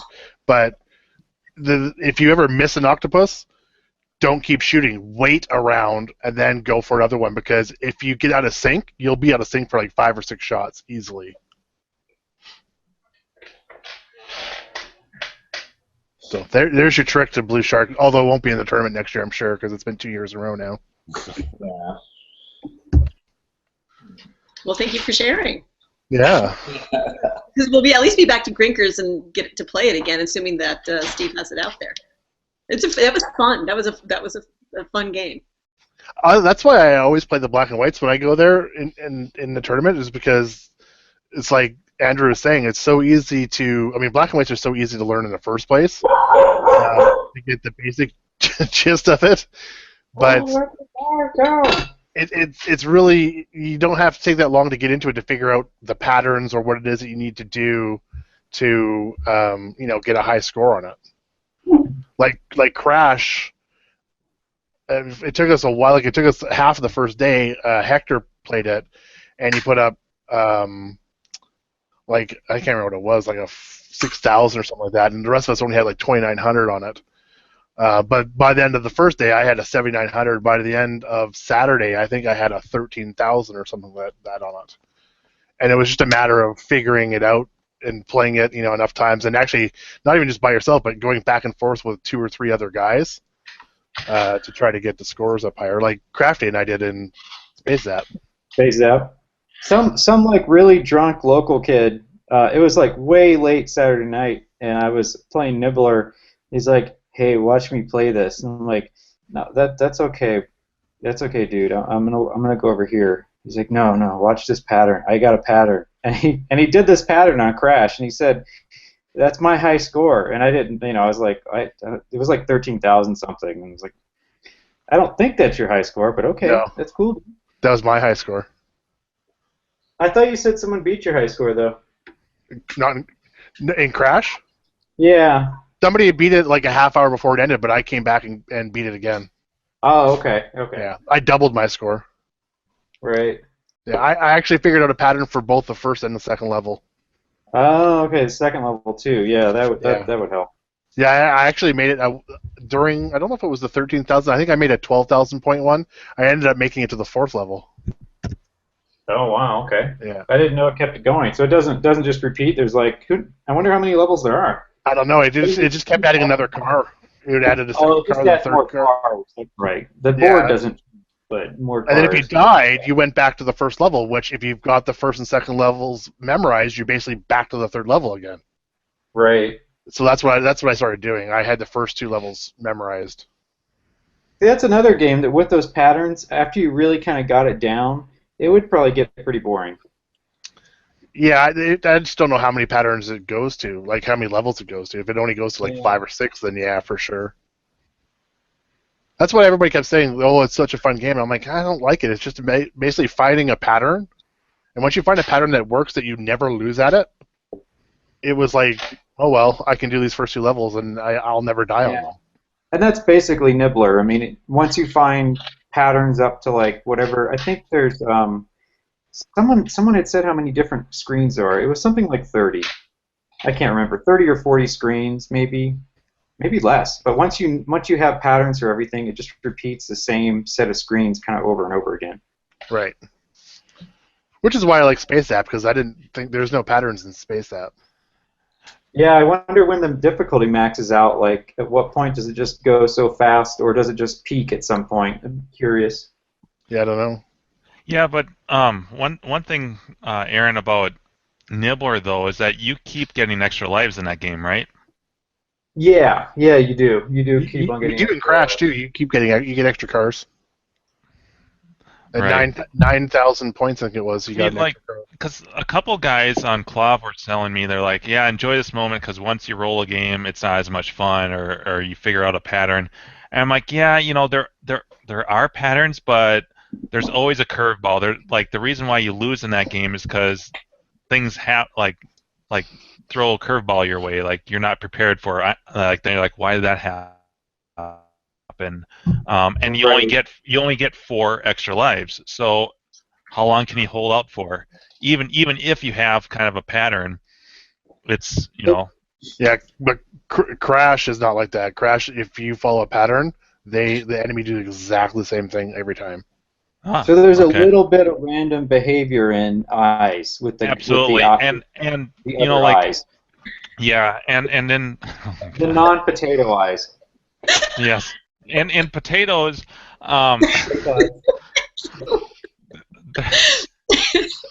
This is one epic chat.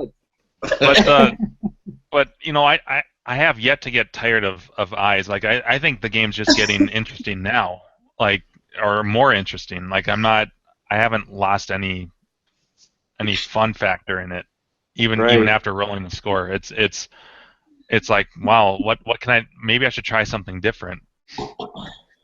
That's why I was hoping. The only reason I was hoping John McAllister showed up this year is I wanted to see him play Space Encounter and figure out why the hell he just trumped everybody last year. Oh, right. The highest score everybody got was like 5,000 or 8,000 points, and all of a sudden he just walks in one game, got 23,000 something, and then didn't have to play it again. He must have already had played it quite a bit. Yeah, well, it doesn't. I think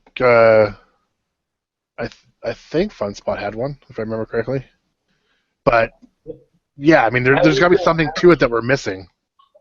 Yeah. It was down. Was it down the whole Grinkfest? It was down for us on Sunday. Oh, was it? I didn't even try to play it. I have a friend here that just picked one up, so yeah, I didn't even bother trying to play it there. I don't know. I don't like. I kept saying to, like, when John asked me, I don't own any black and white games, but man, when I go to those tournaments, I love playing those things. They're simple. You don't have to think about it. You just play it. Right. The good old games.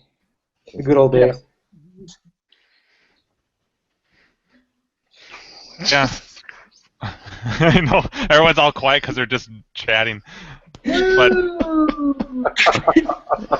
well, I'm gonna show some stuff. So after Grinkfest, I continued on my road trip, and I ended up at the Portland Retro Gaming Expo last weekend. And hey, wait a second. This was my weekly update. No, so screw you. I have to toss it up. All right, so Brad, tell me about your week. Okay.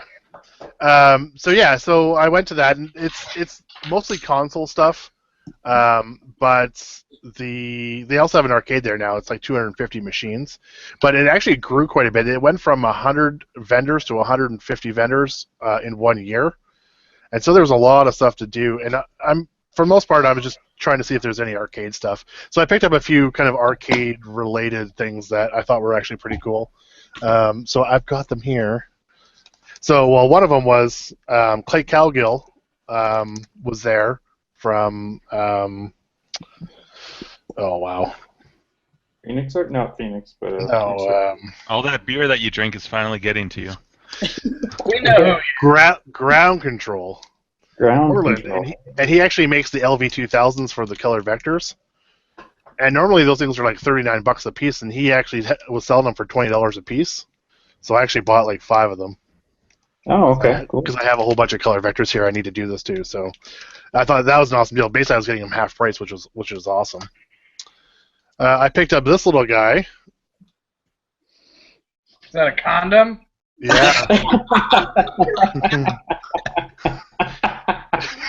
you know how to use that? It actually kind of looks like one, doesn't it? That's just, bonus winner on it. Warlords.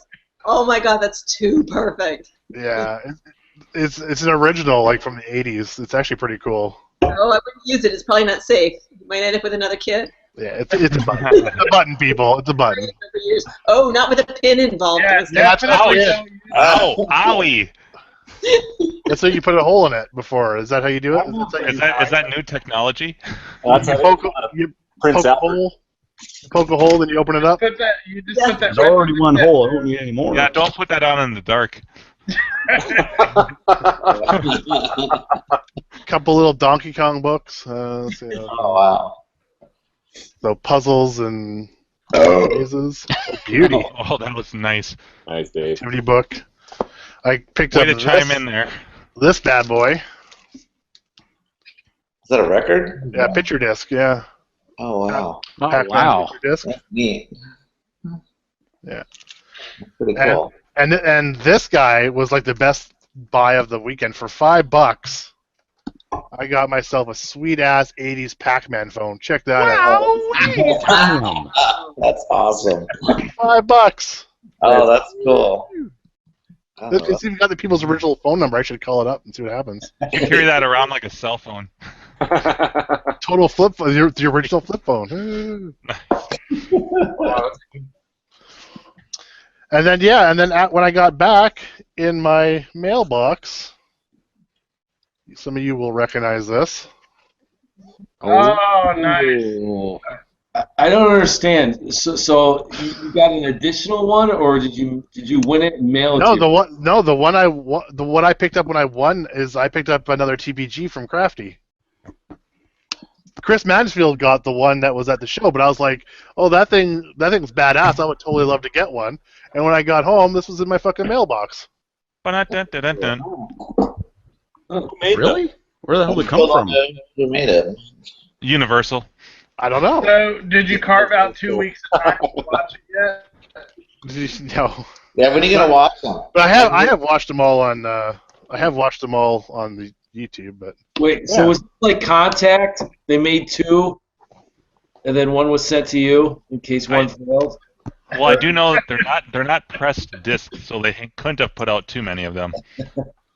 no. Does it look homemade at all, or like where did it come from? The discs are burned. Yeah, they're totally homemade. Yeah. But this is the second one. I mean, or one of many, right? You don't have the one that was one. No, the one that was one, Chris Mansfield took it. Sante took that. Yeah. What's the box look like? That guy rocked on that thing. Yeah, he was the one that didn't want to have the pros, right? Oh, Yeah.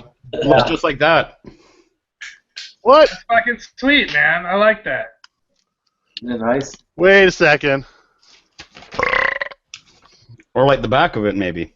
Haha, you fucker, that's the guy who made them. Oh, you sent that in? Holy shit, Chris! Bart, you made that? I got a pile of cake tubes. Dual layer discs. Otherwise, it would have taken 24 of them to do it. There you go. We found out the mystery maker. Oh, way to go. Oh, shit, And those man. That's fucking the cool. boxes are a pain in the ass to make. I got a Home Depot box that has a giant square cut out of it. So who did you end up sending that to? To Gak or to John? Like, No, one went to the one that went to Grinkers went. it just went right to Grinkers. For care of John Jacobson, care of Grinkers. Then yours, well, you know how that one got there. Yeah. Yeah. Chris got a lot of love. Yeah. Everybody And, was talking about that. Yeah. And John. I was trying to figure out who the fuck made him. Yeah, I was fondling it on air. And your reaction was perfect when I sent you that PM, by the way. What? Yeah, more or less. Yeah, that's pretty cool. You get really bored under the certain conditions I'm under here in Ottawa. So you learn. You've We mentioned it already. were talking about you at Grinkers. We're like, damn, if only Chris could be here. Well, you know why he's not here. Yeah. Yeah, And, you've mentioned John's it on air before. Really? Yeah. My drunken fuck up. Yeah. Your house arrest. That's how life stories begin. John has 2 on the way to him as well because he was sad that he couldn't take his on the airplane. Apparently, they're quite big. That's what she said. The one you sent there was supposed to be for John? Well, the letter I sent with it said to do with what you want, essentially, and there was a letter included, and I put no one picked up on Ottawa. No, I heard him say Ottawa, but I didn't put them together. I heard someone say Ottawa at 1.2, but then I heard some other name popped up as well. Yeah, Rob Tato. Yes. Vodka. I'm watching on Periscope. I'm watching Andrew eyeball. I'm like, oh shit! If he hears Ottawa and goes, this guy has no art talent for shit. I'm figuring, oh my god, I'm boned. He knows I'm from Ottawa. He knows I would give my left nut to go there this weekend. Yeah, but the problem is that most of those guys were plastered by that point, I think. I think that was the only reason I didn't get found out right away. And he even mentioned Seabart when he got somehow under control. I was actually... You were like the only name I recognized in the chat, so I was like, there's Chris. He's well, I didn't want to say anything about this show, so I was like, he's like one of the guys on our show or something like that. I was actually quite surprised that they did a podcast every night, and for some reason I had in my head that everyone kind of drops everything and they all go tune in, but that wasn't. I was surprised that wasn't the case. Like everyone just did last year. Yeah. They totally did. Everybody kind of stopped and went over and hung around them. Yeah. You just can't hear it. You can't. I was playing a game like right behind them. I didn't even realize they were live. Yeah, I mean, and they didn't really announce it. We're just like, oh, they got a show going on. Well, this is more fun. I'm gonna keep playing this game or hang out with these dudes. Or somebody listening at home, the podcasts were not fantastic. Yeah. Periscope. I was watching on Periscope and I was hurting the shit out of that. A bunch of drunken noise and people yelling at each other. Yeah. And fucking Jow with his Periscope and the hearts and fucking... Oh, yeah, John was getting pissed at that. John did a time John was getting mad at the hearts. I was fucking tapping even faster just to see if he would grab the phone and like whip it across Grinkers or something. He did one from the hotel room Thursday night when I was like just blitzed out of my mind. I was sitting next to Sean. We were like, "Where'd this pizza come from?" Oh shit, that's right. John ordered it, and him and Joe were like, they looked pretty romantic on the hotel bed. So I mean, I don't know. I have no idea like if anyone tuned into that or what was going on, but yeah, I asked John. I'm like, "What kind of shoes are those?" Because I was wearing Vans, and I was like, "Are those Vans?" He's like, "Yeah, these are Vans." And he's talking about how great they are, and I'm like, "Yeah, I'm wearing Vans too." He's like, "You fucker, you got the cool polka dot ones." And he's like, he got all mad. He's like, "You just asked me that so you could show off your shoes, didn't you?" It's like he's a completely different person than I was expecting. He is kind of funny, different in person. Yeah. Yeah. Anybody see the beer review he crashed? No, I haven't seen that one yet. Oh my god. That's the one that Joe did behind the bar, right? No. The one where they're in the hotel room, John's ordering pizza, you can hear it in the background, and they're trying to do a beer review, and John keeps, like, hijacking their show.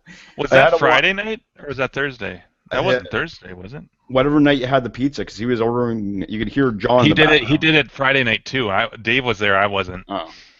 I learned my lesson, and I just hung out with Andrew and the other cool cats at Grinkers. Pizza on Friday. I was there. Then I ordered my own. Yeah, that's what I heard. Yeah. I was visiting my parents, and they were asking about Grinkers and stuff, and I was explaining to them how my neon sign didn't survive, and so I got apparently the maids all put that stuff in all the odd-shaped garbage out in the hallway. And I was like, yeah, so someone took a photo of my sign in the hallway, and behind it you can see the boxes of pizza. You can just tell this whole block of rooms is all Grinkers because there's just all kinds of shit in the hallway. Like that equal people drinking, We could have shit in the hallway. Yep. But John came up with the photo, actually, with me and Juan, however you say his name, John, on Friday night, because I took my hat off, which he's never seen me. He goes, "You look like Hank from Breaking Bad." And then on Saturday, when I'm at the bar, He's talking. There's another guy here who sort of looks like Walter White, and then he said, "You guys should get a photo together." And then we're sitting there, and then like 5 minutes later, I'm like, "Oh my God, he's here! Is this the guy you're talking about?" He's at the end of the bar. Well, the whole day, I'm like, let's set this photo up. And then I'm like, I don't know this guy. I'm like, John, you gotta make introductions. So let's try and get this photo. So all day, I'm like, whatever. But I was Googling that the original picture was me. I Googled, and I'm like, oh, this is a good photo. It's Hank and Walter White together. So then it was when they were giving out stuff, when they were doing the podcast, and John was sitting there laughing. He was right in front of me, and I went up, showed him, look, this is the photo. Hey, I'm Dave. Do you want to recreate this? And he laughed, and he's like, yes, let's go outside. And we had 4 people, like, all right, you move this way. We had, who's the 720 guy? Oh, that's Jeff C. Who was it? Jeff. Yeah, Jeff C. was out there, and then he's holding my phone, trying to get us to move, and then me and him are face-to-face laughing. I met this guy for 5 minutes, and we're trying to be serious, and we're fucking dying laughing. I'm like, come on, we got to be serious. This isn't going to work, and we're dying. And I'm bending down because he's shorter than me to look like he's over me. But that was actually John's idea. He said you should get a photo with that guy, and it worked out. It turned out really great, and whoever did the Photoshop of the desert in the background, it's really good. There's a lot of talented artists in this community. Jim, I love how you said you were going to get the drone, and then I went for the light switch. Yes. And then what is it, Mike, Man Oh Man, and you're like, he's like, dude, I'll just send you one. I'm like, okay, that makes my decision a lot easier. No, you had the quote of the weekend. You go, there's a lot of geniuses in this hobby that we have to work with what they have because they're a lot smarter than us, and we're gonna get crazy shit because there's a lot of smart people. I said that. I believe I said that, but I don't remember. I believe he sent me a drone too. I remember saying geniuses. Yes, you did. I don't remember that. It's so true though. There's so many people in this hobby that are just holy fucking smart or talented. Yeah, I'm just comic relief. I'm not smart. We both are, Dave. Well, maybe I'm not as funny as you. Hey, Dave, lame. You'd be proud of my last day coming home yesterday or the day before. I got a speeding ticket. Fucking 10 days in a row, and my last day, literally 2 hours from home, I got a fucking ticket. How fast were you going? You got a ticket in Canada? No. Ooh. Washington State. Sorry, I was a little late. I was just a little late. I was going 76 into 60. Well, then you fucking deserved it. You can't do that in America. You can't just be speeding around wherever you want to, okay? And you had your wife and kid in the car, too? Fuck yeah. You should have woke up the kid and have him smile. He's adorable. I would have given you a ticket. We deport Canadians for shit like that. Whatever. I will say your whole ticketing system though is pretty effed up, where you have 7 to 10 days wherever to pay it, or otherwise you get a warrant for your arrest. That's fucked up. Yeah. That doesn't happen up here. Pay your ticket. You don't pay your ticket here. Nothing happens to you at all. I heard in Canada, 6-packs have 7 beers in it. Is that true? No. Unless it's a bonus, unless you throw a bonus in the pack. A baker's dozen. You get 13 for 12. Yeah. Turkeys have 3 breasts in Canada. What are you talking about? Where did that come from? Holy jeez, Whip, we're getting a kicking in here. Always from Zoltan.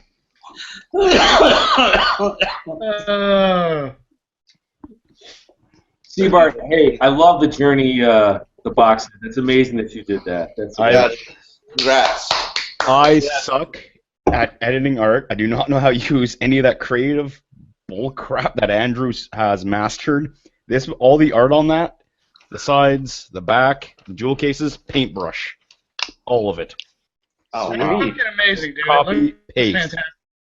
And only because obviously Orange Whip hasn't loaded a DVD yet, but on the main page when it pops up, I've cropped out a Patriots table and a popcorn maker as close as I could find to John's and shoved it in there because there was a stupid generic photo I couldn't get rid of a table lamp. So I just copied and pasted that over.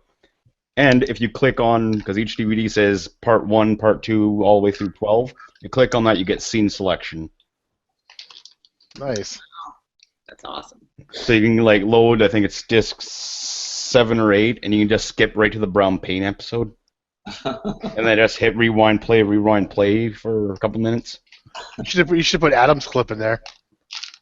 This is brown. I should have. Bo- Right at the end of that. Bonus video, yeah, bonus content.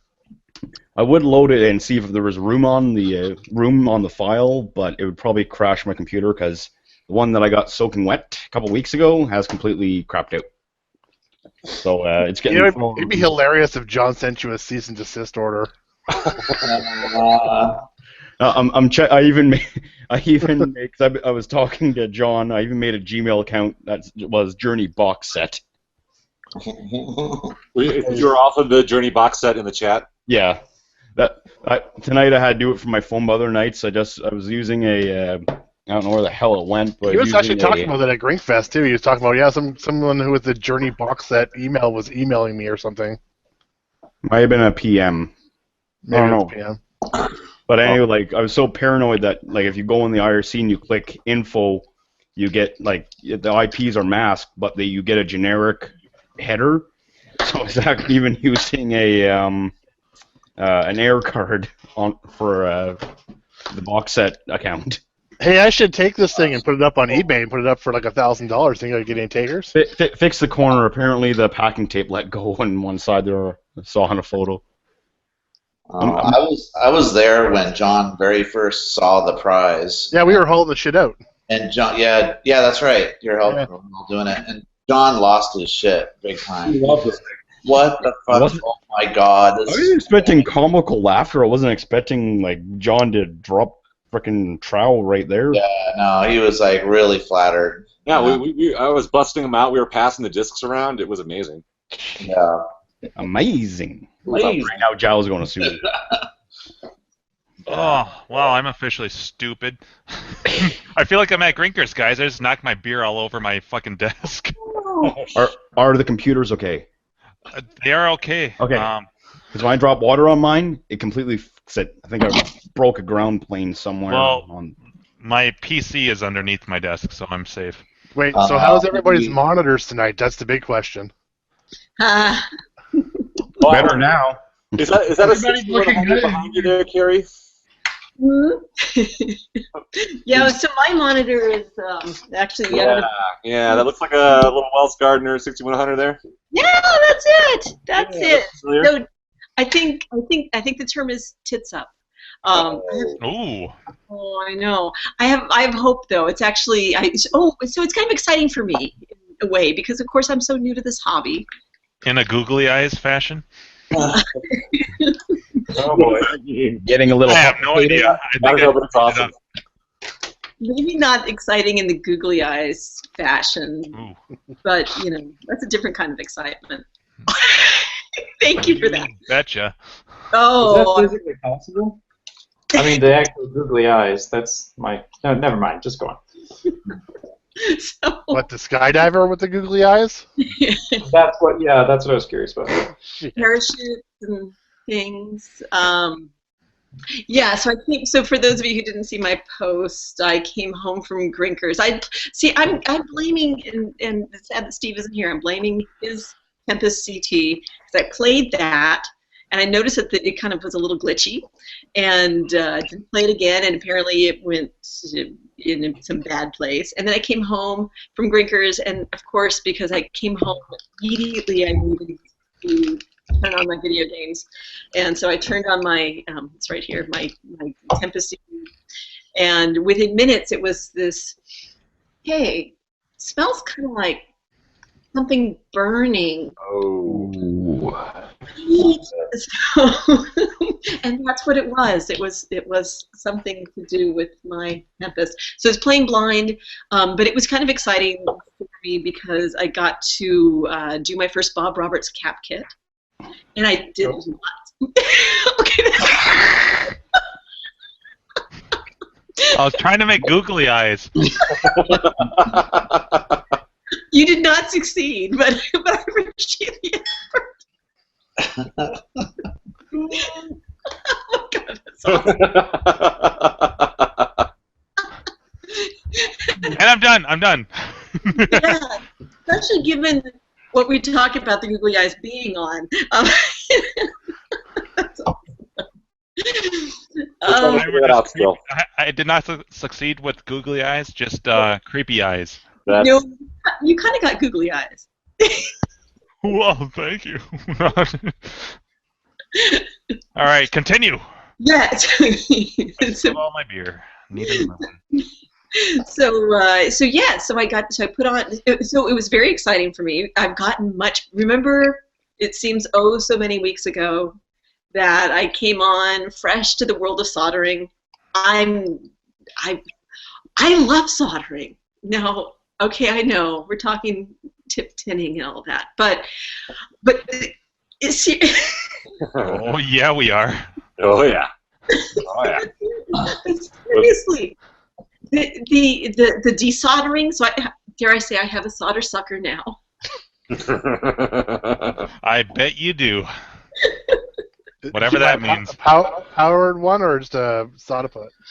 No, it's It's like a $2 cheapie from soda put. Yeah. It's a little hand job. With the spring. Oh, it's a hand job. How do those work? Fantastic. For us that are new to the hobby, how do those work exactly? $2 hand jobs. Wow. Can you give us an on-screen demonstration? Yeah. Or just kind of work it out, like or just animate it. Yeah, you can mime it. That's fine. Explain it very slowly.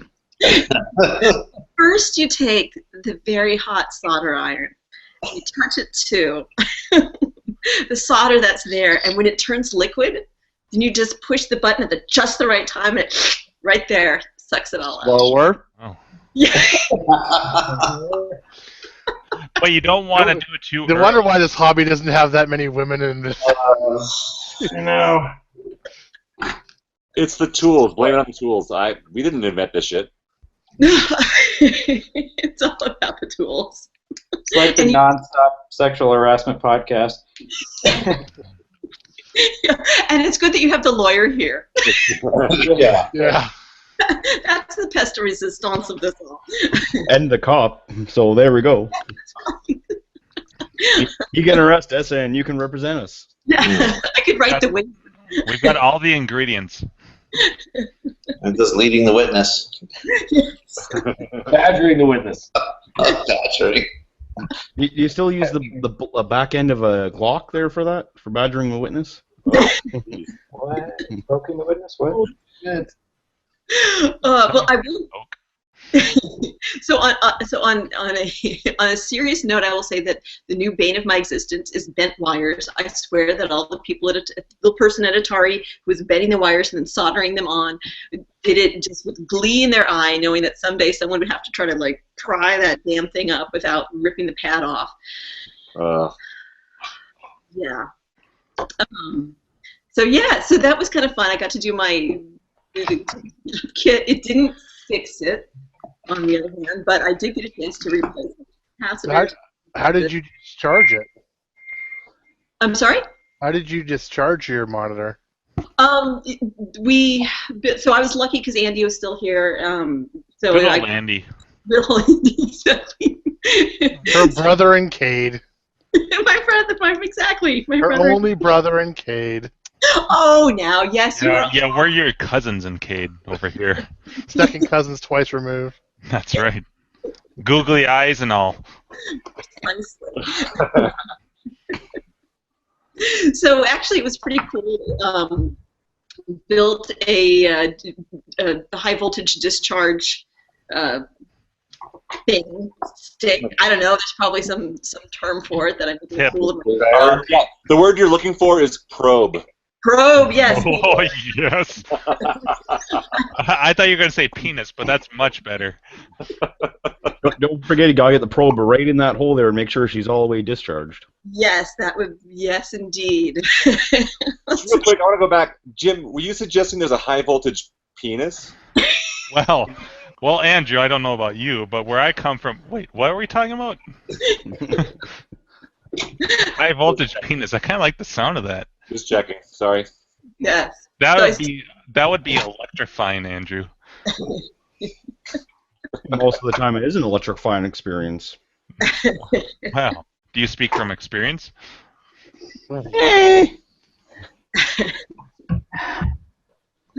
Anyways, Carrie. Dare I say, when going to discharge the monitor, there was in fact no big pop or anything. Now it is a vector monitor. Were you disappointed? Because some of us like a big pop. You know, yes and no.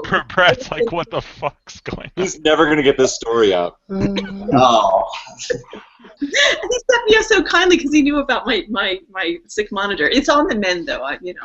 It's getting there. But yes, first I have to use the high voltage probe and I have to solder it. And I never thought monitors could have so many sexual innuendos. What are you talking about? Come on, dude. There's like 9 guys in this room right now. Yeah. What do you expect? Have you ever? Yeah. So you guys made your own high voltage probe? You used like resistors on a screwdriver? Precisely, 10 resistors, a screwdriver. Thank you. Look at you being all helpful and shit. Oh yeah, how dare you, Brad? Jeez. You're an excellent moderator. Thank you. So yes, alligator clips and all that wires and resistors and. Sounds kinky. I was just curious if you were going to do it like the proper way for a vector monitor, or if you weren't sure, you're just going to jam a screwdriver in there. Ooh. No, Well, that's a good segue there. No, Because you can't just do that, right? If you just discharge it like a standard res, it could damage the monitor. Yeah. Right. Well, yeah, it blows the fuse. Well, I just wasn't sure because you're new, so I wasn't sure if you understood that or not. Yes, no, thank you, and that's good. That's. I'd like to think that there's other new people listening, and it's not. Yeah, just, we can be educational. We're educational. It's an educational service, because people are learning a lot from talking about these things. Yeah, they're like, where do I put these alligator clippers again? Exactly. One on each Nipple? No. And where do I click to discharge this? Yeah, or is it the? And what do I tin again? Yeah, just the tip, not too just the tip. Ow! Just the tip. They Although told me to. I still need to get a chisel tip. My tip is kind of big and kludgy, and I need to get a more refined chisel tip. I always have plenty of tips on hand. I only. Oh, you're gonna show me your chisel tip again, aren't you? Andrew loves to show off his tip. He loves to show off his tip, and I like looking at his tip. Unfortunately, I did not get to see it at Grinkers. Not very hot tonight, though. No. Well, that's because I'm not there. Yeah. You can't have a hot tip every night. Well, Jim's right. He's not here. Yeah. It'd make all the difference. Oh, yeah. Big hug. He can plug my tip in anytime. Yes! My dreams are coming true. There were so many bromances going on at Grinkers. It was like, it was pretty incredible. I miss it. That was a lot. I've never seen more dudes hug in my life. Right? There was a lot of man hugging going on. Yeah. I'm a big hugger. I like hugging. That was the first thing that we did when I'm like, holy shit, there's Andrew. Goddamn right. Big hug. Yep. Big hug. You get the Wookiee arms. Oh yeah. I got in the elevator too.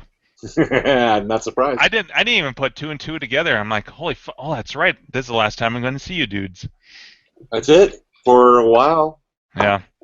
Bad. Yeah. So It was like our text. I'm sad. I You know, was a little it's like- sad. So Jim and I were exchanging texts about this stuff. It's like, why can't all the fucking cool people live close together? Exactly. Like all you guys, it's like we should be living like very close. We should be Right. doing Like not- at least like within like a couple states, like not across But then the whole we'd have to country. be sharing all the fucking games on Craigslist. It doesn't work. You know what, dude? I love you enough. I'd share them with you, buddy. We'd all just open up one big arcade together. Kaylin has. Good point. We'd all be fighting, we'd all be fighting over the same games. It doesn't work. Yeah. No, there'd be so much man love. We'd be sharing our games. Dude, Eyes is $100 game. Just let me have it. It's a piece of shit. I like Kaylin's setup where everybody gets 20 games to put in a warehouse. I mean, that'd be awesome. I fucking love that idea. Yeah, that's an awesome idea. No? Is that like how the 2084 arcade works? Yeah, that's what I'm talking about. And then he opens it up to friends and their friends, and then you just pay $10 at the door, and there's drinks upstairs, and you just play games and hang out. That's cool. Well, there's an idea. Someone get a storage locker. Depending on what state, I can wire the bastard up. So now we just need to all move closer to each other. Yeah, we all gotta move. I have to say, California kind of rocks, so I'd go to California, but I'm not allowed to come down to the States. You don't let Canadians in. You got too many tickets around here? Right? You want us as much as you want Mexicans in. Oh! Hey. They don't have three-breasted turkeys. Yeah, right. They only have three-breasted tacos, or I'm just referring to how hard it is to get to immigrate to the United States. you need to be in the entertainment industry. And we Like seem to to come to Canada, you just basically walk up here and say, "Hey, I want to be up here," and you're okay. Really? That's why it's called Vancouver. And We only have 30,000. We only have 30 million people here. Second largest country in the world. We only have 30 million people.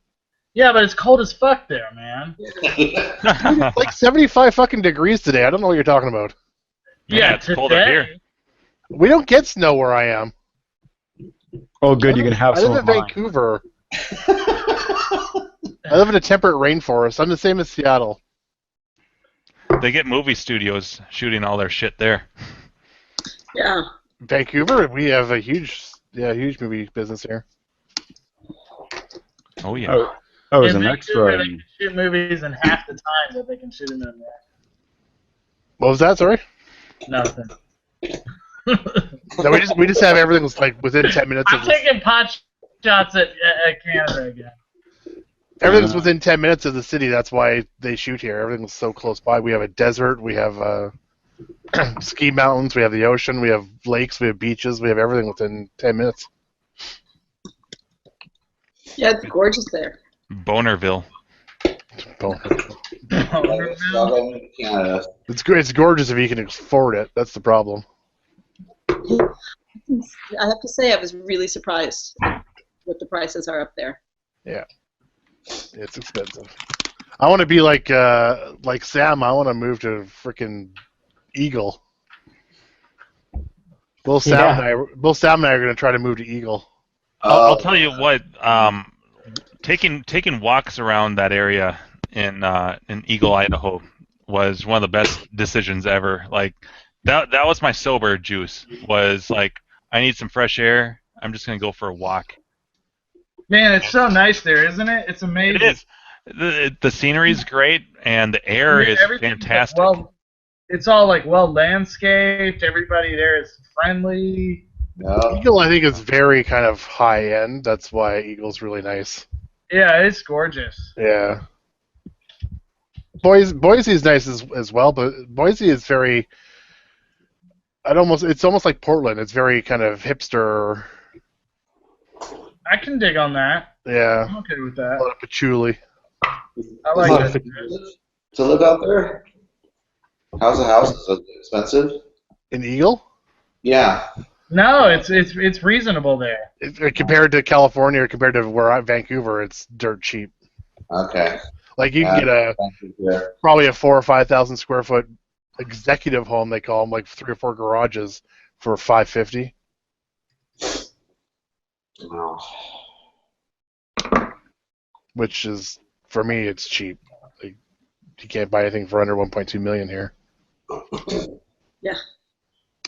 It's crazy. Although it's getting that way here, but I was really surprised to hear what the prices are there. Yeah, well, I mean, that's Canadian dollar, so I don't know, Zoltan, what's that, 6 bananas? Yeah, like 6 Plus bananas. tax. and a 7 beer 6-pack. Yeah, 3-breasted turkey. And non-foamy Slurpees, that's one thing we have over you guys. You guys have the shittiest freaking Slurpees in the world. Do we? What? Your Slurpees are all foam. I don't know. I had a pretty good Slurpee at Target the other day. It was the shit. Well, that's not a real Slurpee. It's not a real Slurpee. The fucking machine said Slurpee on it. No. Slurpees are trademarked by 7-Eleven. Only 7-Eleven can have Slurpees. I'm pretty sure it said Slurpee. I'm pretty sure it didn't. Well, maybe in Canada you can only get Slurpees at one place. No. Yeah, with the name Slurpee, yes, you can only get Slurpees at 7-Eleven. So how do your Slurpees differ from Americans? Or from a click or, tinning the tip. Our machines are completely different.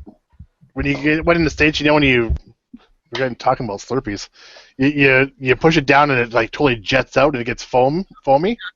Ooh. Ours don't do that. Slow down. I don't need any jetting. So your Slurpees are better than our Yeah. Ask a lot of people. Talking about here? Yeah, our Slurpees kick ass. Oh, I bet they do. Yeah. So your Slurpees, when you're filling them, they don't like suddenly spurt out of the top of the No, it's almost like you're squatting. It just drops out. You know what? I'm going on this is sounding like that Sons of Bitches story, Andrew. Drops right out, just bloop, bloop, bloop, bloop. I bet you if you look online, I bet you there's people that say I don't want to look online, dude. No, just comparing Canadian and American Slurpees. Brad, they're just jealous that they don't have beaver tails down there. Ooh. Yeah, we don't really have too many beaver tails. We do. We don't have really many beaver tails here either. And we have a lot here in the capital. You guys also have what do they have, Carrie? Why are you asking her about beaver tails? No, she knows something about pea meal bacon or something. Oh, yeah, the pea meal bacon sandwiches. Yeah, that's over in Toronto. See, we don't have that in the West Coast. Which is a damn shame. It is so tasty. It really is. You need to not be a pea meal bacon East Coast snob and just try it. It's delicious. Tail? You gotta deep fry pea meal. It's even better. Oh. They have beaver tails in the States. They just don't call them beaver tails. They just call them pussy. What? Holy God! Finally, Jim. Wait, what happened? Sorry, I thought I was just talking to Andrew. Yeah, are we still recording? Yep. Yes. Yes, Beaver tail is just a flatbread with cinnamon and sugar on it. That's all. Oh, you're talking about food. Oh. You take donut dough, you smush it down, you coat it in brown, you deep fry it, you coat it in brown sugar and icing sugar, and there you go. Got yourself a piece of tail. It's pretty tasty. I'm going to get myself a piece of tail. But wait, do you guys have screamers down in the States? Have you ever heard of a screamer? She's a screamer. Yeah, I have one. I think we're. I need a beer. Those are my favorites. Screamers are actually Slurpee and soft serve ice cream mixed together. Oh, that's what it is in Canada. You're not doing it right. In the States, it's we call Screamer something different. Well, if you bite down too hard on the tail there'll be some pretty good screaming. Oh. Dave, what was that? You're crossing the line. Yeah. He knows that if he's Dave Thomas.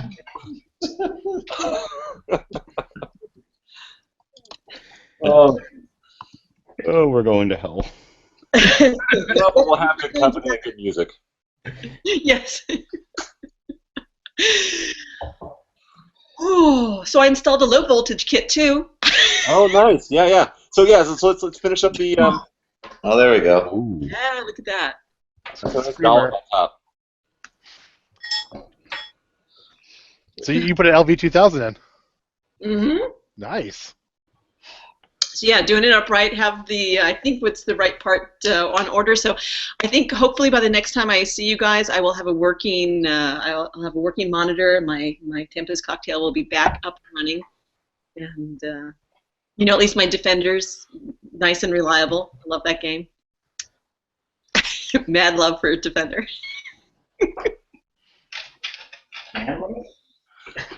I've got another one if you want it. Yay! My backup. It's always good to have an emergency backup. Yeah, It put is. it in the closet. That's how Steve does it. That's how he keeps Grinkers working. He just has 2 of everything. Yeah, 2 warlords in the back. Yeah, no big deal. Just rolls them out. Oh, perfect. Well, I'll keep that in mind, Steve never made it in tonight. No. What happened there? I've got 2 of a lot of stuff, but unfortunately all my doubles are also broken.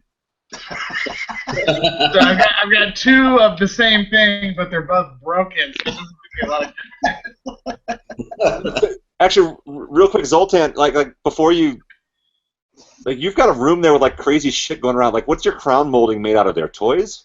Yeah, that's a shelf I built. It goes around the entire room. Was that Akira toys and? Yeah, I got lots of Star Wars and that shit around the entire room. I don't know if you. Fucking awesome! Look at that. I saw Voltron. Voltron was there somewhere. It's all I got a LED Castle up too. Grayskull over there. Oh yeah, nice. I love it. That's freaking I awesome. see Street Fighter And then 2 marquee. it's all LED lit and everything. So you can see it, yeah. Is that an Optimus Prime trailer right there behind? Yeah. And then behind me here, I got let's see. Coke. Predator. Zapper. Tron Light Cycle. Stuff. Yeah. Some Nintendo stuff. Did you actually get up there and dust that shit or what? Oh, holy shit! No, Darth Vader does. Holy shit. Bumping his fucking head there. How tall is that Vader? And then here's some of my other games. About as big as your cucumber there, Chris. Well, I'm Italian, so it's really a cabasa. What are those games right there, Zoltan? I have an Area 51, a Outrun, a Miss Pac-Man, and a Shinobi. And then behind me, I have a Racing Force, a Donkey Kong, and a Centipede. I dig. And then in my garage, I got about 8 broken games. Oh, no. Yeah. I buy them cheap and dirty, Yeah. Like your women. Yeah. I'll get to it when I get to them. I think I'm rubbing off on Andrew. Oh, that's dirty too. Right. Stop rubbing off on me, Jim. I can't help it.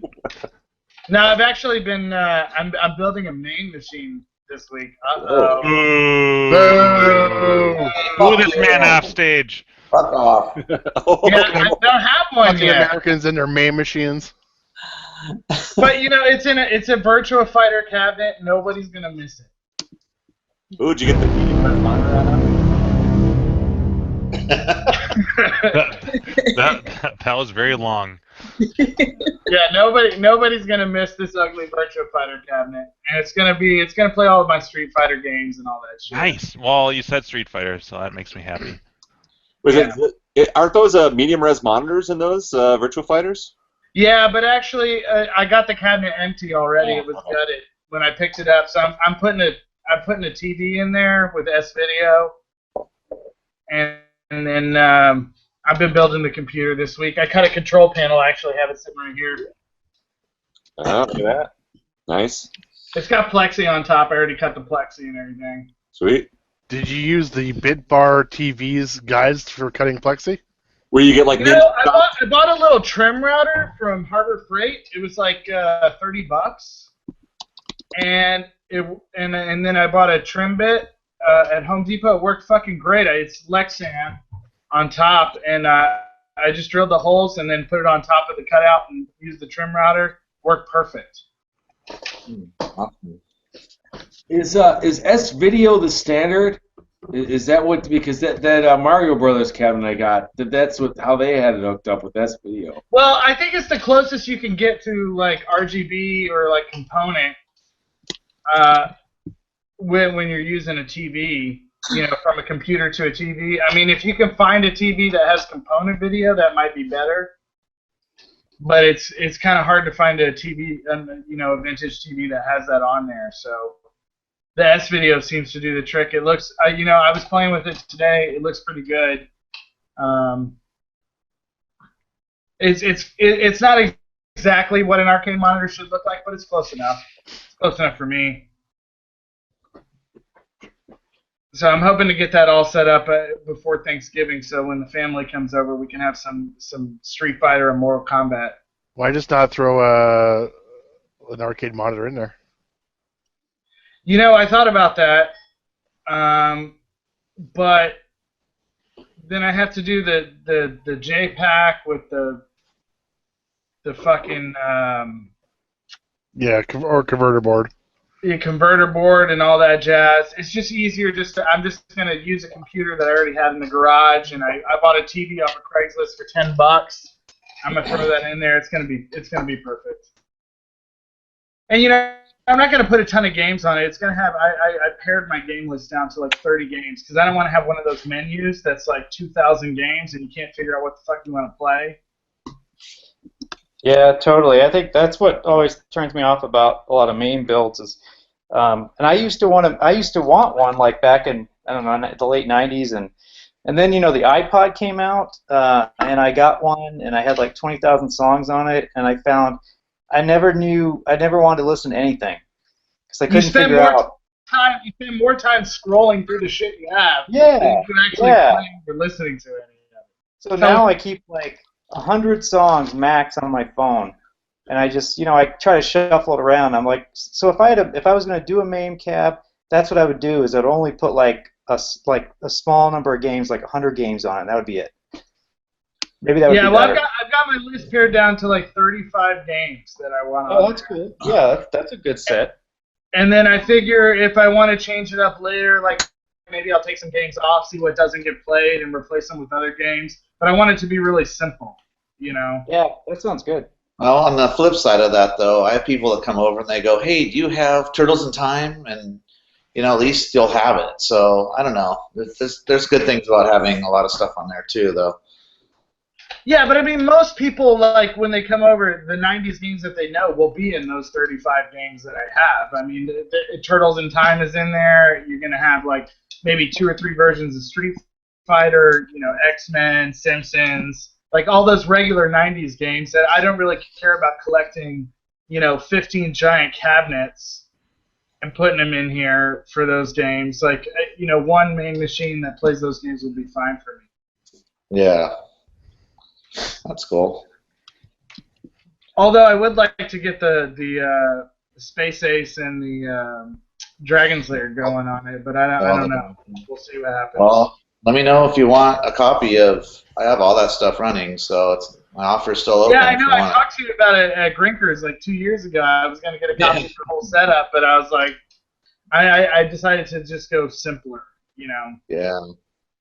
Well, Daphne's a pain in the ass to get going sometimes, especially with hyperspin, but yeah. Well, the whole main machine thing is just a pain in the ass in general. To try to, I don't know, to get the resolution for the TV right and set up all the artwork and everything. It's my least favorite part of the process. I can't wait until I'm fucking done with it. Yeah, a lot of hunting.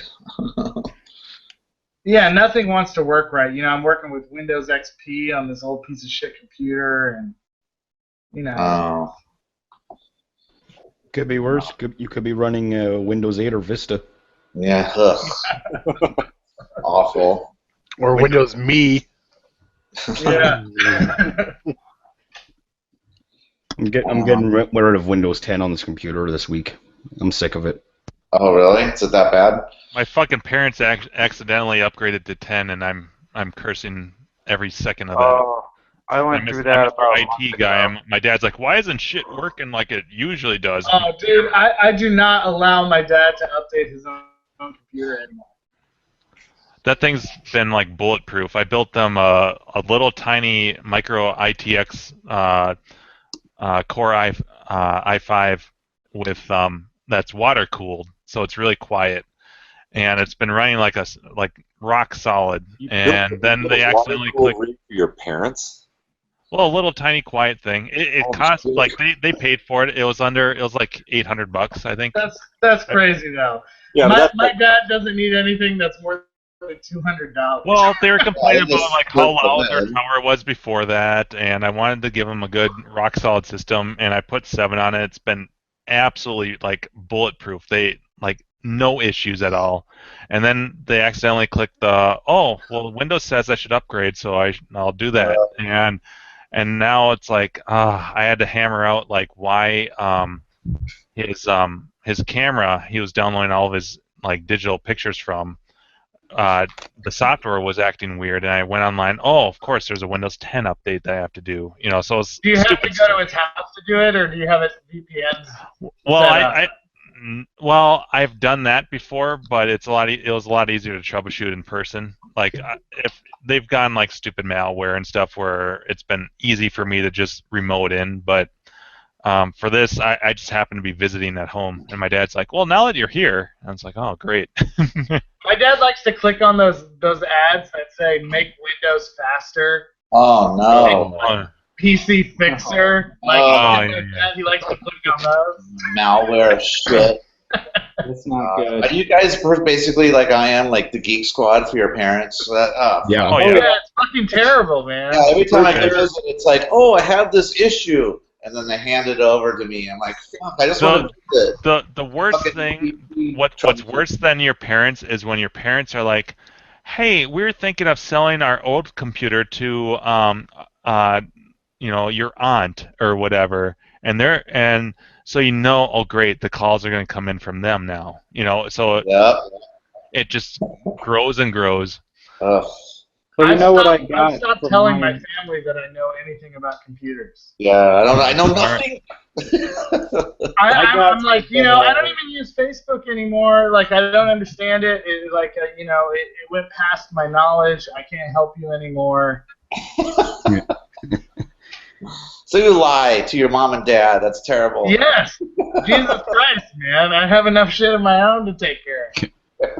Well, to prevent myself from just jumping off the top of my house onto the driveway, because my parents are in North Carolina, so when I was doing phone support, I would be doing stuff like, hey, do you see a box? There should be a dialogue. What's a dialogue? Well, it's that box with the buttons, and you could put information in it. Is there like so after that, and just wanting to cut your own throat, I found a remote desktop software that was free called TeamViewer. Yeah, I use TeamViewer all the time. Yeah, and so I do that simple. all the time now. So my mom's like, "Oh, it's not working. I can't find it. I can't find that file." It's like, it's gone. I'm like, it's not gone. Just turn on your TeamViewer. I'm gonna get on. I'll find it for you. I'll fix it. And it's like it's such a lifesaver for me. It's so much easier than just regular remote desktop. Like it takes all of the guesswork out of it. Or talking your parents through the clicks, which just makes you want to put it and my dad is Hungarian, and he'll call me up and he'll say, "Son, my Google is not working correctly. Why doesn't my Yahoo listen to me anymore?" Can you reinstall the internet for me? It's fucking terrible, man. Hey, does this look? Does the screen look right, or do I need to mirror this for you guys? It looks good. Okay, for me it looks flipped, but I guess it was flipped before. Okay. Yeah, it looks right now. Yeah, that's good. Okie doke. That's why I always have this on me. Windows. What's on this? Windows 7. What's on this? Windows 7.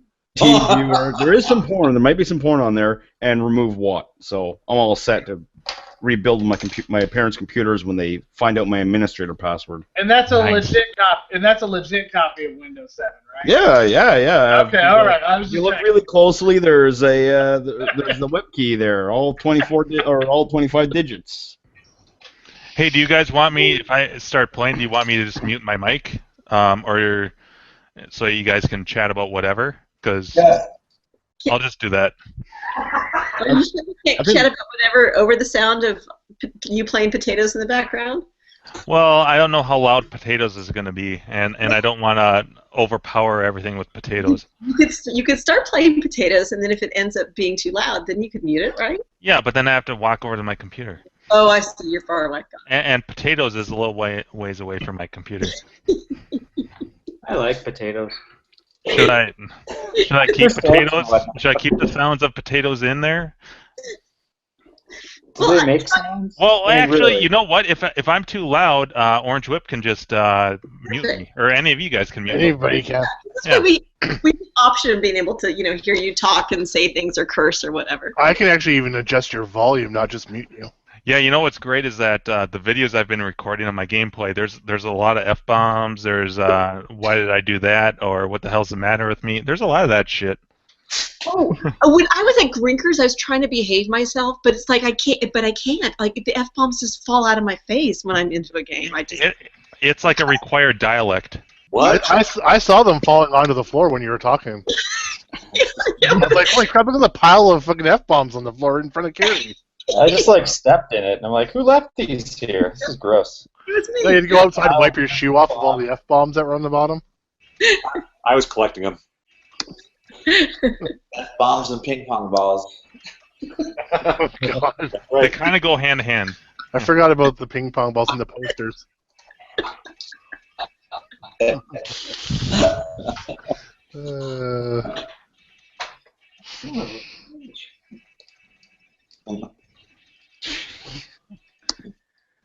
Yeah, the sound of potatoes is actually kind of nice and soothing in the background. I like the sound, yeah. Are you picking it up? No, it's actually pretty quiet. I thought it was kind of quiet. I guess I'm so used to playing this game when my wife's asleep, so yeah. I thought this was demo mode. Stick your headset up by the speaker. This is a long demo. Or I guess I could turn the volume up, if that's what you want. No, leave it. This is good. Yeah, it's good. We can hear it. All right. So I just recapped Daniel's monitor, his Missile Command monitor, Andrew. It was fine. It was hard to get that little. It's a little cocktail monitor, so it was tough to get it out of the little, the frame. Yeah. And it was 19 caps, so it wasn't bad, and it had a little vertical fold over on the top, and it's gone now. So must have the cap kit took care of it. So bonus. Yeah. Finally, I got that done. I took that monitor from him at the the last 1UP meetup we did. Oh, yeah. That was like 2 months ago, 3 months ago, maybe. Yeah, that was a little while ago. It's been a while, so yeah. The moral of the story is I'm not going to do those things for people anymore because it takes me too long to do. Good man. No, I mean, he did that stuff in trade with you, didn't he? Or did you get... Yeah, it was a trade. I got a 25-inch tube from him with a K7000 chassis that there's no picture, but the tube is good. Yeah. So yeah, it was a good trade. Now I realize I just need to buy things outright instead of trading like solder services because it takes me forever to get around to it, and yeah. I always put it off to a couple days before it's supposed to be done, and then I don't get it done. It's hard making time for stuff like that sometimes, yeah. Yeah. Shit. And then I'm busy working on my own games and stuff, so. Did you try those boards I gave you, Crafty? I did. I did test those out. They work great. Cool. Both of them work great. So. And the marquee stuff was good. Yeah, I haven't installed that yet, but cool. That's on my list. I want to get that installed. Cool. I picked up a 2-slot Neo Geo that I need to figure out how to get into my basement next. Neo Geo. Four right Four buttons. right buttons and 2 joysticks. Yes. It's hard to not sing that when you hear it. Oh, I still haven't heard that song. John was telling me to go. Kidding me? go Well, you should have been at Brofest because they had it on fucking repeat right in front of our prize table the whole fucking time. Really? Video over your head or something? He donated the machine there, so yeah. Yeah, the machine was sitting right in front of us. Oh, Keith Apicary. Dave, don't fucking ask in the chat. Just talk. Tell us the story. All right, if you could present the Craigslist ad from my cousin, somebody he worked with, said, "Oh, I have an arcade game," and I showed it to Andrew and Orange Whip at Grinkfest, and my cousin ended up dropping it off here and says, "Just take it. I don't want it." So it's a Mario Brothers cab that somebody converted probably to like a MAME machine at one time. It had a TV in it, right? Yes. It still has a TV, and I don't want it. I threw it on Craigslist locally, and $60, you know. But my cousin ends up dropping off the PC that was with it. So we start. This is just a little warning to anybody. Well, everybody would probably know this. So we plugged the PC in, and it had a hard drive. I think the hard drive was fucked because it probably been bounced around from moving. It was an external hard drive. I plugged it in. It wasn't working. So this was yesterday, I think. So he drops off the PC. I'm like, let's plug this in and see if there's anything on here. So we look and, you know, I'm looking at the hard drive, seeing if there's any games. I'm like, oh, this might be like all the ROMs. This might be like a MAME setup. So it was from 2009, and it was whoever originally owned this was like personal photos. So we're going through the photographs, and we actually see a photograph of the machine, and it had one of those X-Arcade control panels on the machine, which isn't there now. I just have the empty cabinet with the TV. It's a TV that's been decased, and with an S-video. That's why I brought up the S-video, because the S-video was going into the computer. And at first I plugged the connection to the computer. I'm like, it's not working. I'm like, wait a minute. And there was an external, there was another, whatever. It ended up working, and I got the signal. So we're going through this person's personal photos, and it's from somebody's wedding, and we're joking, and there's a picture of the girl, or it was like a wedding, and then they're going on a cruise, and then this, and there's a picture of the girl taking pictures of herself naked. Oh, shit. Yeah! Yeah, well, not 100% naked. It was just her face, and I feel bad because I almost think the girl had liposuction, because I'm looking at this, and it's her face. It's from 2009 with the digital camera, and then from a side angle. And we were joking, like, oh, we're not going to see any news. I'm click through family photos, and all of a sudden we get... All right, guys, I'm about to roll it. FYI. Oh, he's rolling it. Kill screen coming up. If anybody's interested, there might be a kill screen coming up. Kill screen coming up. Oh, you did that fast, man. Dude, like, no fucking big deal. He's just like, whatever. I'm about to roll it, guys. You guys make omelets? I really like omelets. Alright, sorry, Dave, continue. Tell us when you're going to roll it again, okay? Alright. If that Back to happens. the movie picks. That's basically, it was kind of funny that we were like joking about it and going through this person's personal photos that they didn't erase from 2009, and there's this girl taking a picture of herself in the mirror, I think on a cruise ship on Carnival, because it was like the leading up to it, and we were just like clicking, and then like, are you kidding me? We said it like, oh, what have they seen any nudes? And like 2 seconds later, like, you gotta be kidding me. Like, it's on there. I guess everybody takes a nude photo once in a while in their life, because it's there. That's it. Tim's eye score is more exciting. So did you sell the cabinet? Well, tomorrow some guy's supposed to look at it. He, you know, because my schedule's limited when he wanted me to deliver it. Oh, can you deliver? Why does everyone ask if you can fucking deliver? You know, it's a fucking arcade cabinet. No, I'm not a delivery service. See, I've had that more than once. Yeah, I'll take it if you can deliver it. Well, you can deliver it, but it costs you an extra $100. Yeah, but I don't even know if I'm going to say I'm going to deliver it. I mean, if we're talking big dollar amount, maybe, but Not for 60. it's $60. Like, what am I going to charge? An extra 10? That means I'm going to take the fucking second row out of the Odyssey to put it in. He's supposedly coming tomorrow to look at it. But the S-Video thing is what's funny because there was the TV with the S-Video cable, and then I'm like, and I never even thought of that until Zoltan said it with the S-Video, because that's the only thing. And he's like, does it work? I'm like, I don't know, I haven't plugged it in. But dude, it's a wide body Mario cabinet. What am I gonna do with it? Mario. I got a broken asteroids. I got a punch out in the basement that doesn't work. I don't need, and I got a road blasters in the shed. Buy a working Mario Brothers and just swap all the shit over. I mean, you know, it's not, the cabinet doesn't have holes in it.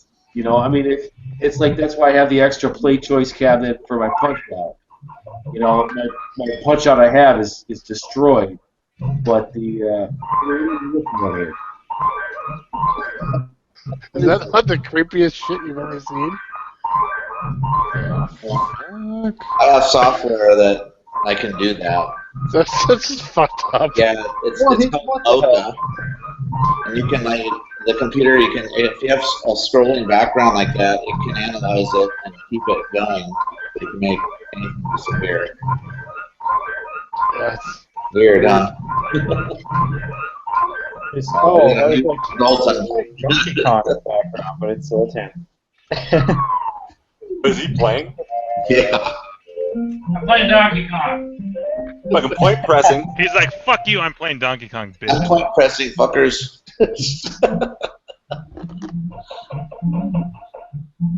What are you doing, Jimmy? You're point pressing? A little bit. I mean, I want to get 100,000 at least per level of 8. Because if you just do the dots, you're only going to get about 80,000. So how come you're able to rack up the score so much faster now? Because I'm on level 8. all the dots count for a lot more. It's basically all maxed out. It doesn't look like it's getting faster, though, right? It's about, you get about maybe 100,000. Oh, fuck, I fucked up the pattern.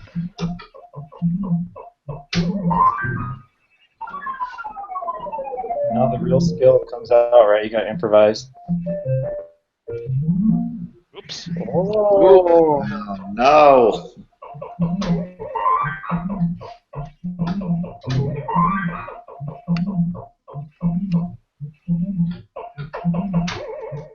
Oh, that was stupid. Oh, I'm out. 1.8. Oh!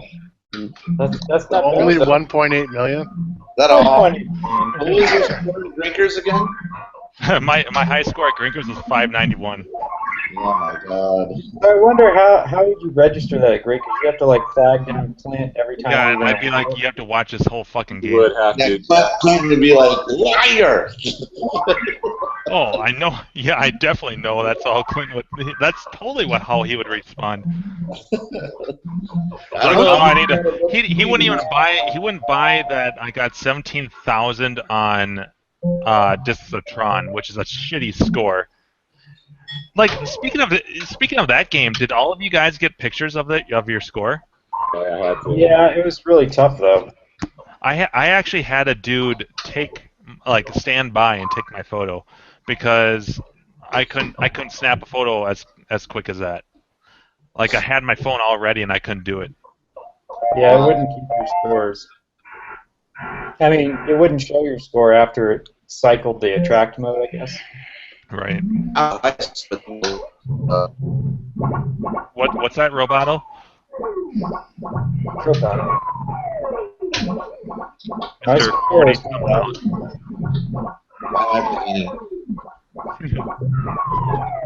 I found it funny that I didn't realize it until I listened to one of the podcasts afterwards that they totally like upped the difficulty in a lot of the games. Oh yeah, especially And- the two. Well, and then they're wondering, well, how come there's no high scores? It's like, well, actually, kind of not fair in one sense.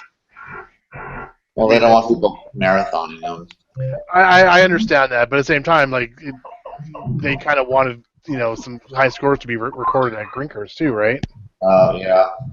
So I know it's one or the other. I understand that, but I mean I just didn't realize they were doing that until afterwards. Bless you. Yeah. Oh. I was absolutely horrible at Super Pac-Man, and then some guy's like, "That's not a bad score." I'm like, "Fuck, I'm horrible at this." Yeah, me too. Suck at that game. So But when I read later that everything was, I'm like, okay, I guess that makes sense. I'm like, Yeah, it hard. took me a second. I'm like, did I really only have 2 guys in this game? I'm like, really? I thought you always got 3 lives. It was the same for Whirlwind, right? Like I think it had 5 before, and then all of a sudden they dropped it down to 3. Balls in Whirlwind.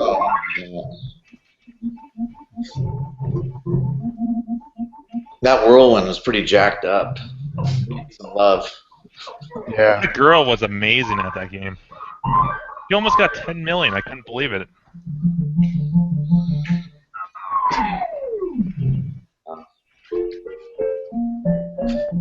She was good last year too. I remember her playing. Earthshake or Earthquaker or whatever. No, there wasn't a pin last year. No, she was playing what's it? Carnival. She was really good at Carnival too. Oh. She and her dad go to like pin tournaments all the time or something. Yeah, in Vegas and California, she told me. Yeah, I was talking to him for a while. Like, well, she had the high score for a while. I think she had, what, 15 million or something. Then I beat her at 22. I had the high for a while. And then her dad trumped it with 44 million. Yeah, you had to wonder if he was like, I can do better, but I'm gonna let her score stand until you beat her, and he's like, fuck this guy. Yeah, I know, huh? I'll show him who's boss. He has like a whole bunch of pinball tables at home too. He's got like, I don't know, 15 tables or something. So yeah, they're really into it. It was cool to see because I left right behind them one night and she was like jumping up and down and just like beside herself. She was having so much fun playing all the games and stuff. Yeah. And she was just saying to her dad, "Oh, it's so much fun! It's so much fun." So I thought it was pretty cool. Yeah, that's cool. Some young blood. Yeah. And she's pretty good. Well, especially a female. I mean, was she 14? A 14-year-old female, in an arcade with a bunch of sweaty old men and Carrie, and my wife. Shout out. Pretty old man. You know what I mean? Like, it's kind of crazy. Like, you wouldn't think that would be somewhere where she'd want to hang out. I'm sweating. Yeah, it's pretty dry. Drunken. You say drunken. Half I was sweating. I was sweating in space now. Drunken old man. And I stood next to her during the group photo, and she was totally enthusiastic and excited. She was like, really cute. Okay, on that note, I gotta go to bed. You gotta go shoot one off? Hey, Chris. Let's talk about hot potatoes and tinning tips and. Yeah, if you're quick enough, you can shoot 2 off. We've learned tonight. Oh, yes. Whoa. I can normally get to about 2 or 3, and then afterwards it's I don't know. Normally go after the second tinning for a while. A bit of a delay. The recharge time's a little slower, yeah. No. The recharge time is the most between 1 and 2, and then after 2, it's however long it wants to be. Oh, jeez. There's a reason my ex called me the submarine. Oh, I thought you called me the cucumber. And on that note, ladies and gentlemen, boys and girls, I am the hell out of here. It's 2:30 in Ottawa. All right. Wait, See you, buddy. in all of Yeah, you. snorkel. Yeah. Ooh, this could be a good game. It's got the potential. Up in the morning. Gotta go to work. Well, guys, 78,500 in Donkey Kong just now. Nice. Not great, but for me, not bad. That's a Bonus. good score. I shared your score with Sam. He was impressed. Good. Yeah, because we had a thing last time at Grinkfest. We were trying to beat each other's score. I think he beat me out with like 60,000. Oh, that's awesome. I think he might be over 100 now. Really? I'm working on it. Yeah. I think my high score right now is like 86,000. So. That 100. That's a big first hurdle. Yeah. It's those Andrew. elevator levels with the springs that fuck me up, man. Yeah. It's so hard. Andrew, what's your best game on Donkey Kong? Not super great. Like 232. That's pretty damn good. And that's like level 8, I think. Well, my whole goal is like I'm never going to be like a high score guy at Donkey Kong, so I just want to kill my game once. I just want to get a kill screen. That would be pretty exciting. Yeah. 25 screens or something. Fucking impossible. Not possible. Well, it tops out at like level 5, so at level 8 I was already playing as hard as Donkey Kong can play. So theoretically, if I got decent boards up through the rest of the game, I could finish it. What is it with these games in levels 8? Because that's how this game is. That's a good point. Oh, that's weird. Yeah. Who was telling me at Grinkfest that the thing they did down, I think it was in California, where they had some sort of Kong off, but it wasn't the Kong off, and they actually changed all the ROMs and stuff on the board, so it actually it would never get a kill screen. It had more memory on it, and so they let those guys play basically as long and as far as they could play to Donkey Kong. Oh, wow. Had you guys heard that? No. It might have been it might have been Clint that told me that. But it's already like a 3-hour game to a fucking kill screen, and that's like like doing point pressing. That's I don't know. This was it was an invite for like the top two guys. So those two guys that kept going back and forth to getting the world record. They invited those two guys down there and put new ROMs on it so that it would never get a kill screen and just see how far those guys could actually play. You mean like Steve Weeby and Billy Mitchell, those guys? No. There's two new guys that just They just got the world record like 3 or 4 weeks ago. Oh. Two guys did it. Two guys did it in one place. One guy did it, and then literally like 40 minutes later, a second guy beat him. We've got an eyes rollover about to happen here, in case anyone cares. Pretty close. Thanks, Brian. Time for the rolling eyes. Rolling potatoes. Exactly. There it goes. Yeah, I've seen Steve Weeby. Steve Weeby at the Seattle show has done some seminars on how to point press and how to do good on Donkey Kong, and it's crazy with like he's sitting there talking to everybody, telling people what to do, and literally after just a couple of minutes you look up and he's already broken 100,000 points. How did you even get shot there, Jim? I didn't get both of those. That was so weird. It's like he just didn't even. Yeah, nothing was even visible. It's like boom, he just died. See, that's it. This is ideal right here where you split them up. Yeah. But the timing is really strict. You have to just like the corner of you has to be like just baiting one of them out. Right.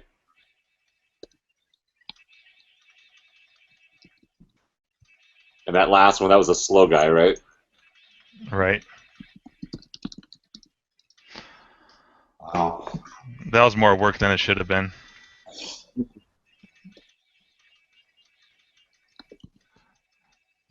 So like the big hurdle is right here. See, like that's a lot harder than if they were split up, and the timing is like just a hair of a second. And basically, like, I didn't mean to do that. Oh, yeah. Sorry, you distracted. No, it's fine. So do you still have to run the same pattern now to get back up there and to finish it, or you just freestyle at this point? Right now, I'm kind of freestyling.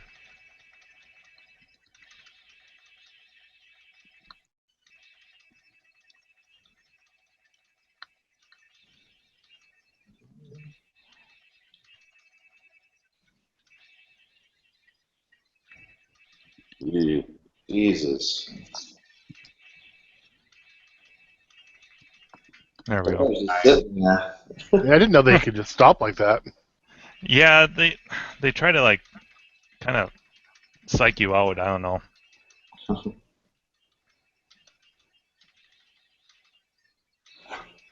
There, now I should be home free. Interesting. Yeah, it's definitely a pattern. I see you're clearly doing it. Yep. It's like, as opposed to like my other couple patterns, this is kind of backwards. Normally I lead on the left, but this level is a little bit different.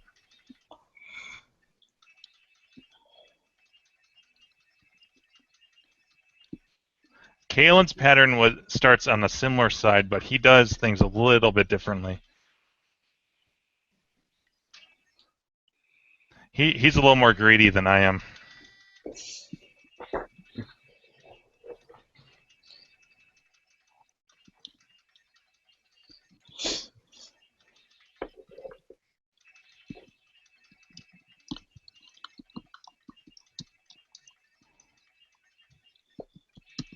It's amazing though how much of a good game depends on how you button press.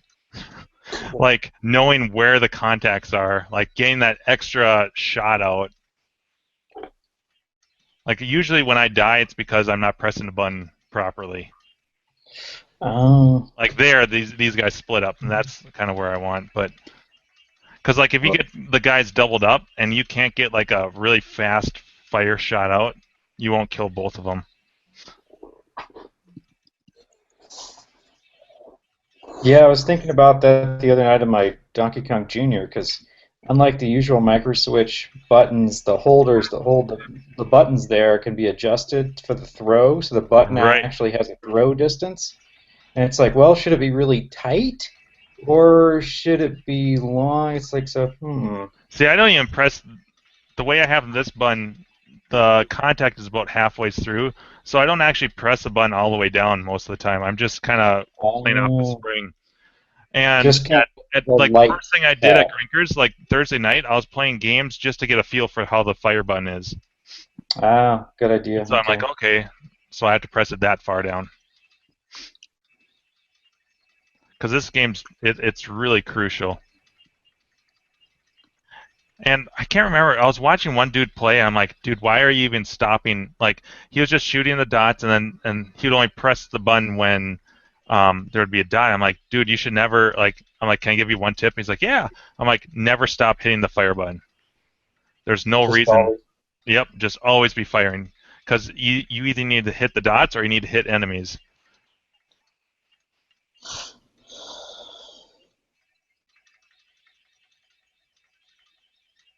Ooh, we might get a double roller. I don't want to get ahead of myself.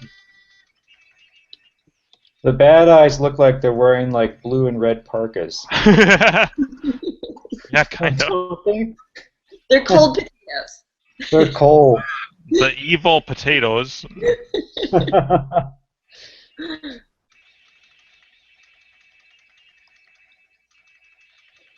Oh. Oh, why did I get greedy? Oh. Man. How dare you? So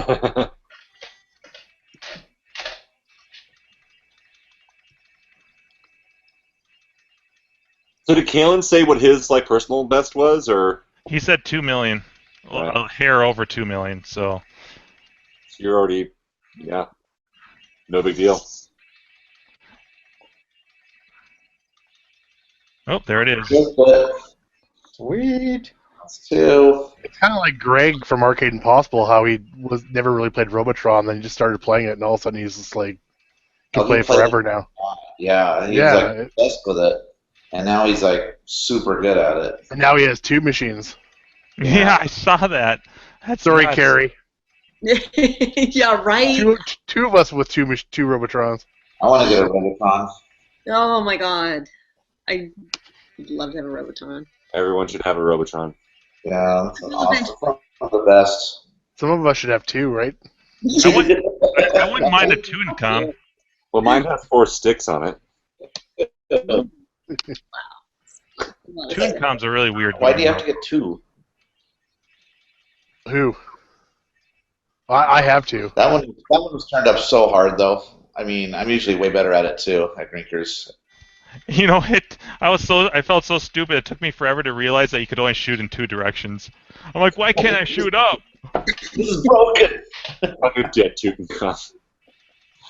Yeah, you usually get 3 flashes and or 1 per life. You get 1 per life. Yeah, normally. Holy shit. They're so like, yeah, 1 flash. That's it. And you have to earn it a certain amount of points.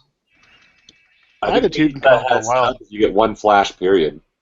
Or is it 1 flash per life? Was it? No, per game. It's it was 1 flash. I talked to Clint, and he said it's 1 flash, and then you have to earn a certain amount of points, and you can gain another flasher. Because I gained a couple. Okay. Yeah. Yeah, I usually get to about the 4th board, and that at least, and I could barely get past the 3rd one, I think. Ooh, can I beat my high score? Is it gonna happen? Don't worry about it. Just play.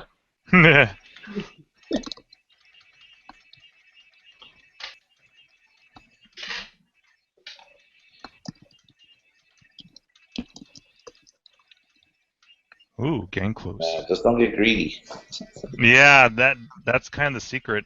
Just keep playing.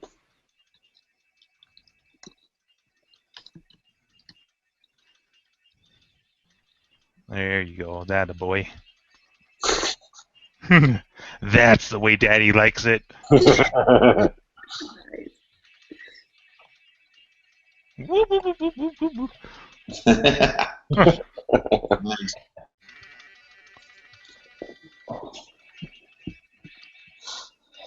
I love that your best score is playing while you're talking. On here, yeah. That's actually very true. As long as your monitor doesn't go out, you're good. Don't say that. Fucking That's very wrong. You already fucked him up. Look at that. Ooh. Ooh. They like all reset on you. Nice. Improvise. Nice.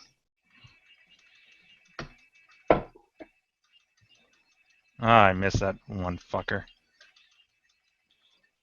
I wonder what the world record is on this game. Orcade has it at 4 million. Fuck, I missed that dot. Damn you. And then Twin Galaxies has it at like 23 million. Yeah, I talked to a dude and he said that score's false because that was before they actually had referees and shit like recording them. Wow. Ah, fuck. Whoa. Nah, 2.7. Oh! Yeah, it's a good game. Holy shit, though. That's crazy. 2.7 mil. I love how it's like just nothing to you now. You just like you own that game now. Yeah. It's just he's on automatic mode. Yeah. Oh, speaking of auto, did you pick up pointers from watching Kalen play Wacko, Andrew? No, you know what? Like how do you play? No, because he plays exactly the way I play. He's just done it more. Okay, I didn't see you play it, so. Well, I only got 90 some odd thousand, but like honestly, like I'm pretty sure the game has pretty close to peaked out at that point. So, like watching him play, like he's not doing anything differently than I do. He's just a bit better. He's played it more than I have. Okay. I watched him play like a whole game on it. Yeah. Yeah, he's. I like to see his techniques because he knows to get ready when they're gonna bum rush you. Yep. And knows how to like how he shoots through the character right when he shoots it because the moment there where when it says poof, you can go through them. Yeah, you can go through the poof, which I didn't do that. If I knew that, I'm gonna start trying to do better on that game just by watching him play. You know. My issue with Wacko is that when I die, like we die. Yeah, we die. Love it. Sorry, I forgot to do the little. Yeah, Dinky Flicks reference right there for those who don't know. My issue with Wacko when I'm playing, like I'll get into a rhythm with it and just be doing like super awesome, but then I'll die once, and then I'll die like 3 times in a row. Oh yeah, you're showing me like how much of a disadvantage you're at when you die. It really is, like, cause like when you've got them and you're just like clearing them out and doing the matches and setting them up for putting them into good positions so that when you got to knock them down to the next level. So from little guys to eggs, and then from eggs to bats, and then bats to death. It's like you can kind of set them up and lead them a little bit, and then it's a really fairly straightforward kind of pattern with them. But when you die, they scatter them all around you. And you get to start in the middle, and some of them will be halfway switched, and you got to clear the rest of them before. So you got to rebuild your pattern again at that point.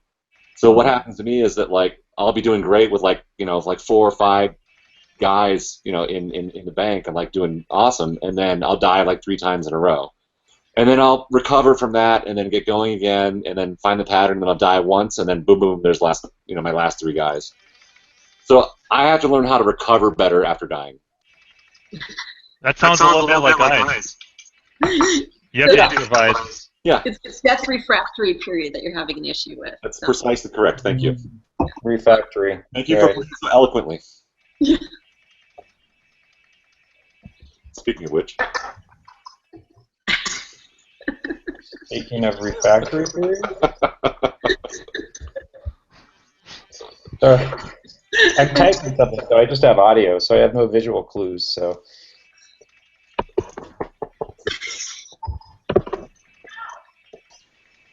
Yeah, why is this fucker down here? The enemy is just like gets stupid. That's what she said? No. Maybe. I'm gonna bail out, guys. Thanks for having me.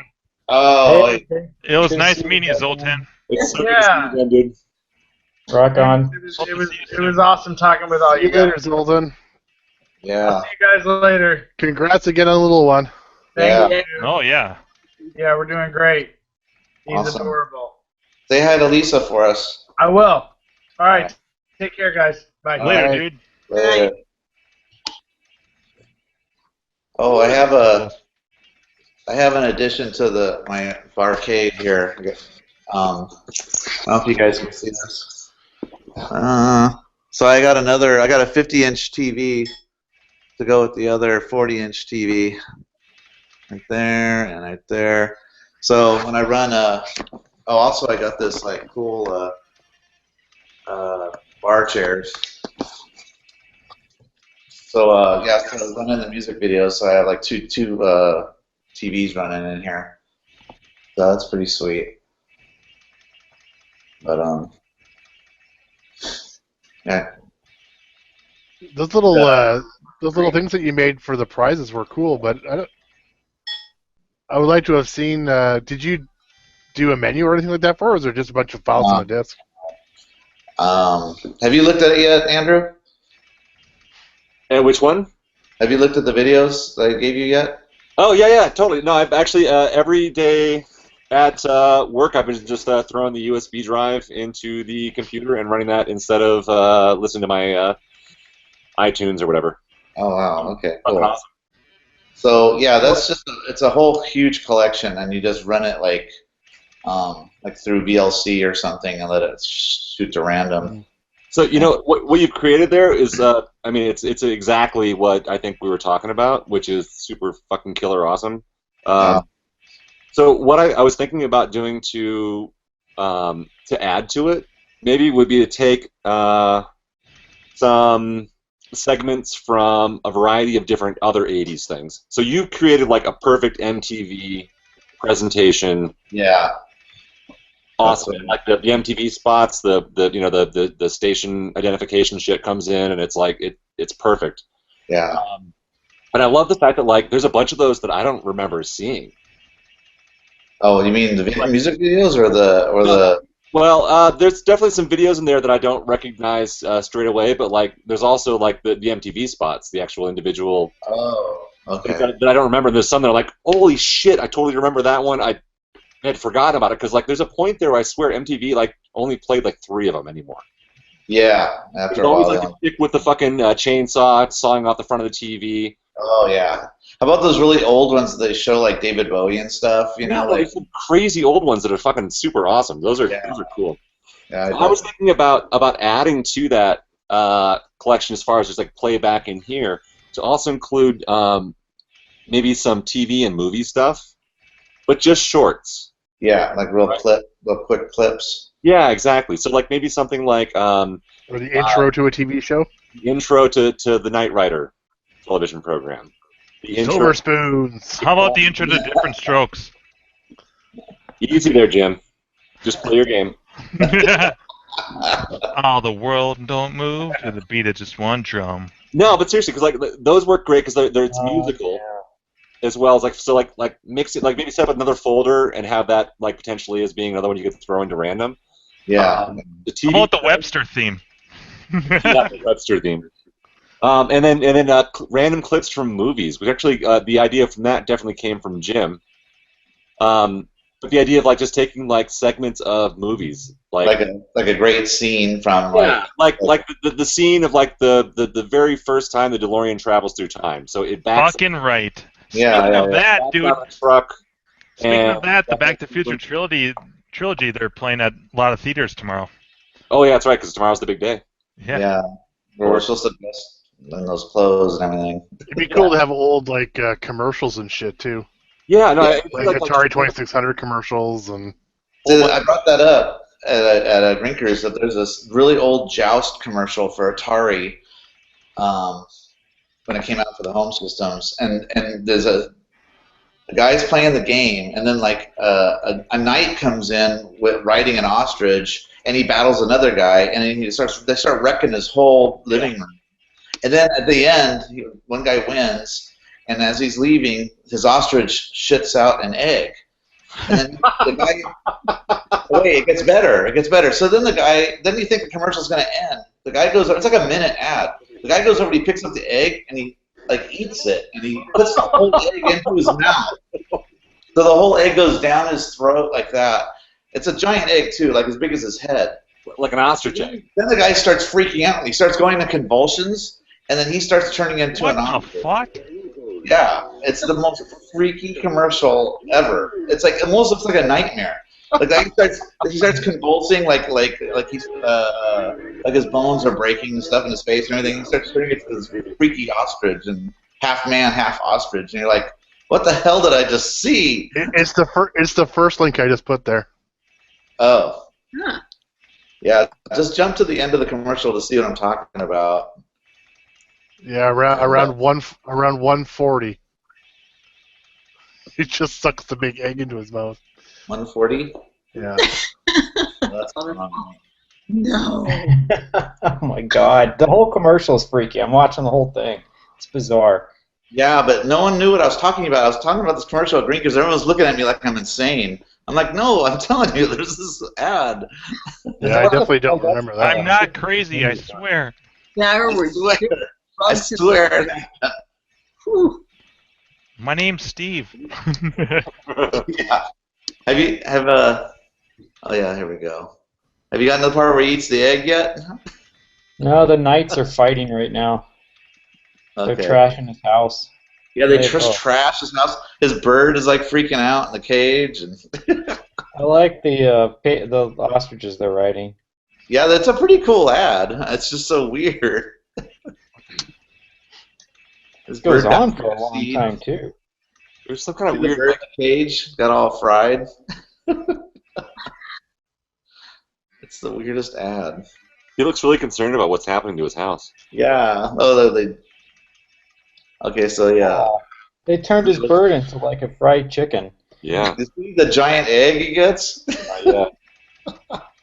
Oh, it's not yet. Yeah. He's really excited. Like a balloon. It's still exploding. That guy looks like an actor that went on to do. Oh, okay, he's gonna pick up the egg now. Holy crap, that's a big egg. That's what she said. What? that one. Wow, that's a big egg. God, why did he do that? Isn't that weird? That was so weird. Yeah, that actor was like in things back in the '90s and stuff. Like he was in that one movie, Just One of the Guys. He was one of the nerds. Right, I thought I recognized him. That is the weirdest freaking indie ad. That's a weird ad, right? So that definitely needs to be in that collection. Exactly, yeah. Oh, I was going to tell you, too, I created some of those music videos that are in there because they didn't have a good music video for it, but I wanted to have that song in the collection. So look for, like, the ones that I built were, like, Pac-Man Fever. I haven't heard that one yet. Yep, I know the song, but I haven't seen that video yet. So I didn't really find a video for that. So I'm like, collection. So I created a music video montage. You didn't want to use the Billy Mitchell one? No, you'll see. It's. I like the comments. This is the most terrifying thing I've ever watched. Where they say that on YouTube? Yeah, this guy's like, I can confirm this is what happens when you finish the game. Yeah, take note. Don't swallow mysterious giant Don't egg. swallow the egg. You said I like- swallow. But the one that says better than sex is actually kind of sad. Oh, that is kind of sad. That is kind of sad. I mean, Another video to look for that I built was Soft Cell's. Taint. What is it? Ed Love. Taint of Love. It's not. Or just Taint. Sex Dwarf. Remember that song? Yep. Okay, so I couldn't find a decent video. There is a video, but it's so X-rated, and I'm like, oh, I can't run this. I'm telling you, there's a lot of music videos in there. Did you see the folder with the adult videos? I did. I only watched. I only started watching Girls on Film. I like Duran Duran a lot, and I didn't actually. And it was at work, so I was like, I didn't get to any point where there was like nakedness. So I was like, I really should not have this on my computer. Yeah. 2 million coming up. Watch it at home or something. Nope, there's 2. nice. All right, I'm going to shut up now because I don't want to. How many guys you got? Like 5, 4. Yeah. I'm in good shape, but you guys keep talking about shit. Yeah. So I think another cool clip I think would be cool to have is like maybe the end fight scene from Big Trouble in Little China or something like that might be cool. That's because Big Trouble in Little China is the greatest film ever created. Hey, I saw that you enjoyed my last clip in that video, Andrew. That was the perfect crescendo to. Wasn't it a great ending? Yes. Because that is, without a doubt, the greatest film ever created. Yeah, and no one but Kurt Russell could play that role. No. Yeah. That really is like one of my most favorite. Oh yeah. films Caitlin ever. has it running sometimes in the arcade projected on the big wall in the warehouse. It's so off this wall, like so crazy. Like you have no idea what you're getting into the first time you see that So movie. fucking good. I mean, it really is Oh, done yeah. so well. And there's so many great lines. Yeah. What's so funny too about that movie is that Kurt Russell really doesn't do a lot. He really doesn't, but he is responsible for killing Liu Kang. You know, that's the one thing he really does do in the movie for sure. Yeah. Everything else, he's just like winging it. Hey, Steve, I just put a link to. All the reflexes. There's a new Pac-Man Fever commercial from the old song. Have you seen that? No. They just redid it in 2015. Did you just post it? Yeah, it's the last link there. It's like a remake of the original, but it's the original Buckner and Garcia. It's not the. Oh, weird. So I don't know if this is supposed to be from Pixels or what this was from. Well, the video I created, I kind of did a montage of just tons of things where Pac-Man created products. You know, like my phone. Like your cell phone is actually. Yeah, your phone's in there. The board game. I just did all sorts of stuff. Oh, this is weird.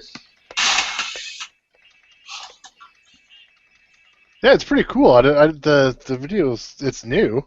This wasn't out when I was looking for it. Yeah. That's why I built it. So at least this could be added.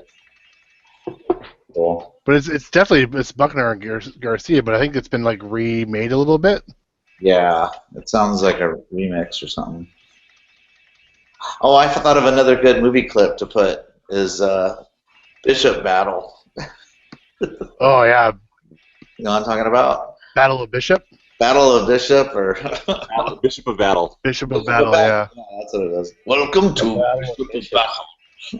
That'd be awesome. Actually, I thought of one that you missed in your thing, Jim, which is They Live. There were a lot of movies I just. Oh fuck! There were a lot of movies that I just had to omit. Yeah. Rowdy Piper. Either they didn't. Fuck. Either they didn't fit with the theme, or I just couldn't find the right quote, or I just didn't have it. I mean, I did 62 fucking movies. Yeah. I was just thinking like that would be a perfect another addition to the sequence would be just the entire fight sequence. Oh yeah. In They Live, which is just such a classic. Oh, the fight, yeah, with the pile driver. And all that. Yeah, like the 10-minute fight. Yeah, that's fucking amazing.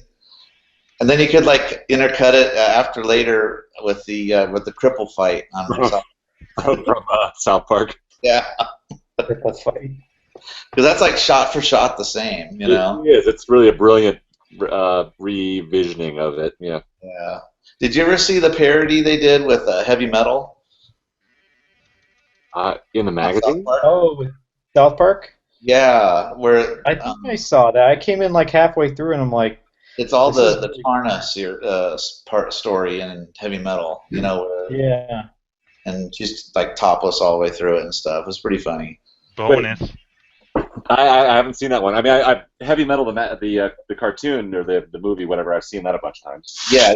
So it's the story in South Park is that there's a new drug the kids are all into, and it's where you get sprayed in the face by a cat when it sees another cat when it gets angry or something, and it makes you hallucinate or something. So I guess one of the dads and I think one of the kids gets hooked on it, and every time they do it, I know it's Kenny. Kenny gets hooked on it. So every time he gets sprayed in the face, he cuts away, and he's actually in the world of heavy metal with the girl that rides the pigeon, you know. Oh yeah. Yeah. So she's like taking him to her world where everything's boobs. I don't know. It's really weird. I do remember that now. Pretty funny though. That's pretty much how the movie is. The magazine was. Yeah. So probably. I remember seeing that cartoon as a kid, and I was like, "Wait a minute, I'm really confused. I don't know if I didn't think cartoons could do that." Oh yeah. Guys, I might be rolling 3 million here. Okay, switch over here. We're watching. Oh there my it God, is. 3 million. It was so exciting. It was everything I hoped it could be. Technically, this is being recorded. Maybe we could submit this score. I doubt it because I wasn't full screen most of the time. But it's still on the screen. Oh, yeah, I guess. Does Arcade take? I don't think they take video submissions. No, it would have to go to Twin Galaxies, and they're probably not going to take this. But still, Jim, awesome. Yeah, totally awesome. Get down here, you fucker. There we go. That's right. Talk dirty to him. Oh, they're my bitches.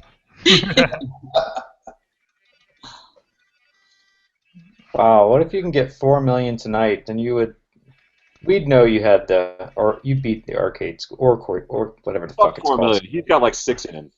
Yeah. This could be a long game, or not. I've only got 2 lives. Just don't fuck up. You're the That's best the motto of the around. Yeah. No one's ever gonna bring you down. Or something Speaking like of Karate Kid, they just had the whole trilogy playing the other night on cable. I felt obligated to watch the whole thing. Like the TV, like it was on TV with commercials kind of thing? Oh, yeah, it was terrible. But for some odd reason, I get in my head that I need to watch this, even with the commercials. So long to get through when you watch it on TV. Oh, I know. I know. It's like Lord of the Rings. 3 hours Terrible. and an hour-and-a-half movie, you know. And don't you notice, like when it gets near the end, they start sticking even more commercials? So it's like, Absolutely. Get through this. So I started to tell you I've got some video or some arcade acquisitions, and one of which is now I'm a half owner of a Karate Champ. No. Oh. Nice. Sorry, that was exciting news, but I was just afraid that Jim died. Is it a versus Karate Champ? Yes, it is. Okay. That's actually one that a friend of mine and I play a lot on my main cab. We used to play it all the time in the arcade, and that one's just a blast. I love that game. It's real slow when you compare it to like Street Fighter or something like that, but right. It's pretty deep though. I mean, there's so many different moves. Yeah, there's a lot of moves. And it gets really weird in when people start when you flip over the other person, your moves are all weird and backwards. Yeah. Yeah, no, it's just a lot of kind of silly fun, and yeah, it's interesting.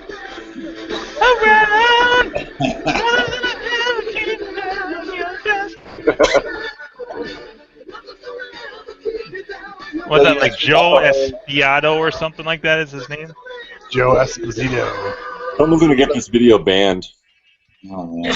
That's right. 15 seconds. That's counting. So Carrie, you got the whole machine, like a cabinet? Yes, I've been by half owners, and I have, as I like to say, primary physical custody. I went into halvesies. It was really cheap. It was a lot of fun. It needs a little bit of cabinet work, but it plays great, and it's just kind of fun. It was just one of those things where it came up, and it was there, and on Craigslist, screaming to find a new home. So yes, now I've actually. Buy me? Did you put it? So did you split it with Andy? Yeah, I split it with Andy. So yeah, he and I we didn't have these, but he doesn't really have. He has a place out here, but it doesn't have any kind of real room, and I have a whole house. So I have now at this point branched out and put that is in the garage. So I'm slowly expanding. My house is slowly being overtaken by arcade. That's how it starts. Bug has hit. Right, and it was like, well, this one, and he's doing some repair work, so he has some stuff out in the garage too. So he's doing. So I'm like, yeah, you can use some of my space because I figure, hey, I'll benefit. Play whatever it is that he ends up getting. So yeah, it's creepy. Slowly Cool. Let me know if you ever pass the challenge. You cut out there. I think it's like let me know when you get through if you ever pass the challenge. Can I interrupt and say, guys, I need your support here so I can roll us to 4 million? Good grief. No! Oh! I just said that. Oh, Jim. No way. Oh my god. You got the high score? I got the high score. Woo! Oh, what happened? That was crazy. I don't know. I got excited. My heart was throbbing, and other parts. 3.964. More about the throbbing. Yeah. You know what? Right after I rolled this game, I'm like, well, fuck. Why do I even bother sending this board to Matt Osborne for a high score save if it doesn't save my real high scores? Right. There's no way to get to hold that extra digit, is there? No. No. Go a mark on the screen or something. All right, I gotta slow they are. It's fuck. All I needed was one more stage. That was crazy. Well, you'll get it. Yeah, but you know, up until tonight, my high score was 2.48 million, and I always do better when I'm playing drunk on this show. We are your inspiration. You're my inspiration. Hey, Carrie, I was going to ask you, Andy, what was his club name? Because I was going to trade him. We were going to trade something. Yeah, it's Andrew B. Just Andrew B? Okay. I'll send him a message. I've been meaning to send him one since I got back, but I just went to Arcade to check to see what where that score fits in, but Arcade's not running. Arcade isn't? I don't think so, unless I got the wrong address. Well, I still have the page up. I'm not going to refresh it, but it was 4,099,000, so it was right at 4 million. Oh, it's working now. It was weird. And then the second best is like 2 million. Yeah, I was just wondering what the second best was. Yeah, well, it is what it is. Twin Galaxies has really weird, like, I forget who it was. Was it 1,500 points or whatever on Clav? He was like, yeah, don't trust those scores, blah, blah, blah. And I'm like, yeah, it's weird because their settings are, like, they have every bonus life at 50,000 and this and that. And granted, that doesn't make a whole lot of, like, difference because you can only max out at 4 extra lives anyways. But, I mean, for me, I think, like, they just need to wipe out every score they have and start from scratch or something. At least scores that aren't verified. Yeah, it's just... I mean, they've been doing stuff for so long. I think it's got all this shit that's backed up in there, and... Yeah. It's weird because looking at Eyes, it says where can you play Eyes, and it doesn't actually have Grinkers. Oh, it doesn't. Okay. Which is funny because if it's even in a tournament, you think it'd be on there. Yeah, I think I was looking at because they had Galloping Ghost, and apparently it's a cocktail there. Well, and that's where the high score is. But I didn't think Galloping Arcade did stuff at Galloping Ghost. I thought that was Twin Galaxies now. Well, no, because Doc is a arcade. Oh yeah, there's that little controversy. Yeah. Well, I mean, I don't. Yeah. He can validate scores at his own place. At his own place, yeah. I mean, I don't know if it's a controversy, but I find it a little bit of a conflict of interest. I mean, yeah. Well, no, for sure. Made a big deal out of it, and I don't really care to make a big deal out of it either. But like, I find it a little bit. Yeah. He's pushing himself as being a high score place, but he's also the owner and he's also the ref there, and that seems a little bit weird. Oh, this is weird. What's going on here?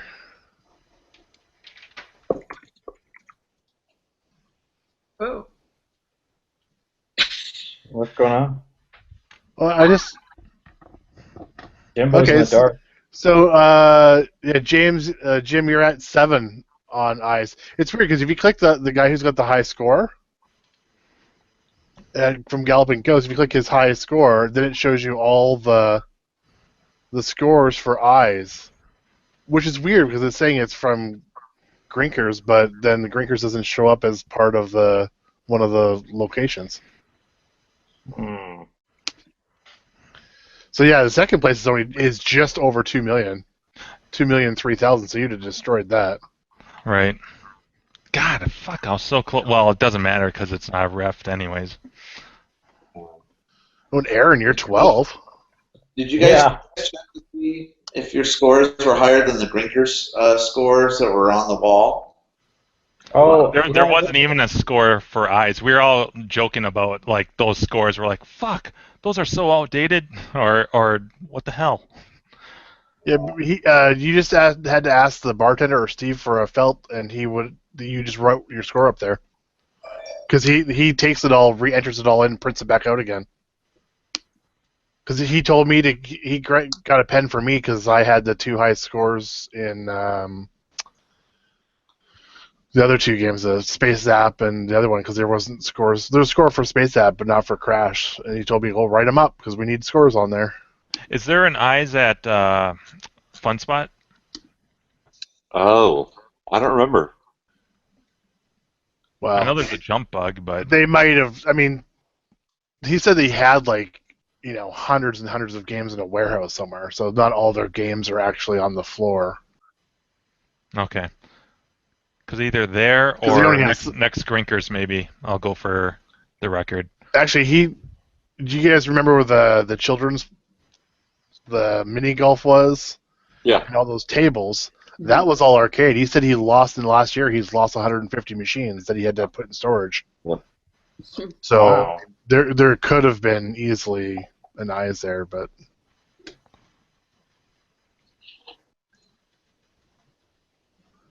I don't remember seeing one on the floor, but yeah. Yeah, I don't remember. I actually didn't spend a lot of time playing games. Not nearly enough time playing games there.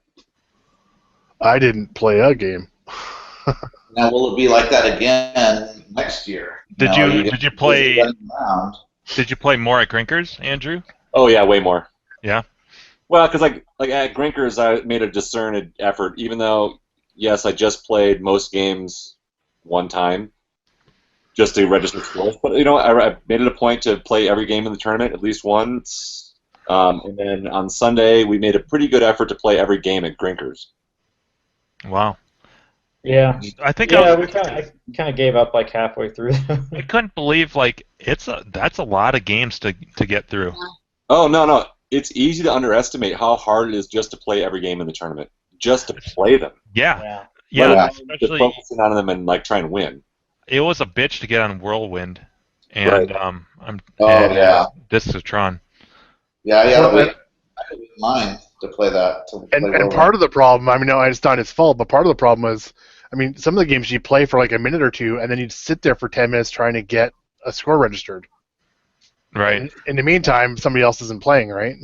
Dude, I got lucky. I'm not saying it's his fault. I felt like Clint was following me after a while when I was playing like all the Rockola games. Like I'd be raising my hand, I'd turn around, and Clint's like right there, like Waldo. He's like, hmm? I'm like, ah. What you got this time, Jim? Yeah, that's basically how it felt. You know, the best time to play, I thought, was Friday night after about midnight.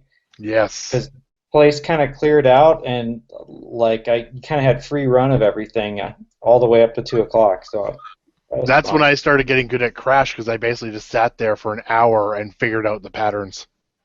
Yeah. On Crash, and then all of a sudden I knew what I was doing. No, that's when I left at midnight. I was feeling like shit. Yeah, after midnight, there's like hardly anybody there at all. I walked back with Joe and some other people. There were plenty of Street Fighter dudes there because I couldn't get off that fucking machine. and then I joined Carrie and Andrew for some. What are you saying that this music's really loud? Talk. Right. Ow, my ears. But, except for when it wasn't, and then we were shouting. Right, and then shit. Yeah, I was like, I just got out of a concert, my ears are ringing. I'm like, huh? Yeah. Maybe that's how Clint feels. I don't know. Yeah, I don't feel the least bit bad about a single score I put up, even my 910-point Crash game. I watched that game. I don't even care about being fucking dead last at Crash. At that point, I was seriously just running through every game, just posting scores. You said that was your last game you had to play. It may have been. Yeah. I was really thirsty, I think, at that point. Dude, I think I was the most surprised with Warp because I played the shit out of that Thursday, and a bunch of other people played Warp Thursday, and we couldn't even get. You know, it's a tough game when you can't even break the default high score, 8,000. And so, like, when it started Friday, and I was going through the games, and I started over by Black Widow, and just started moving. Was that? Or was it Shoot the Coon? It was Shoot the Coon. Oh my god. So I started over there, and I get to Warp, and I played like 4 games, and I got like just under 10,000. I'm like, Clint! I'm like, holy shit! Because I hadn't seen anyone break that high score, and then, of course, Crafty just shattered it. But I got 12 million or something. No, 12,000 or something. And you then got 12 million? No. No, 12,000 or whatever. Yeah, and then, like my best was like 23,000 or something like that. Yeah. It was like maybe an hour or 2 after he started recording scores. That's when I got that 25. Yeah. And, that was untouchable for a long time, and then you broke your own. Yeah, and then I got like 27 something, and then this guy that had never seen play it before in the entire tournament, James Redding, I think that was him. He had a Missile Command shirt on, but he just like walked up to it. He'd watched me play a couple times, but he walked up to it, and next thing you know, he had like 23,000. Oh wow! That's one game that I don't think has really been unlocked, so to speak, yet. Yeah. Like there were like the whole tournament, I kept coming back to that game because I'm like, I wonder if this strategy would work better than this one. Like, because you can choose whether or not you want to warp to the next stage, and I felt like all of the points were on the first stage where you're walking around with your gun, like with the bonus light or enemies, and because I would always die on the second stage, and the only time you would get a good payout for points is if you got like 3 enemies in a blast, and which is tough to do, especially with like the red enemies.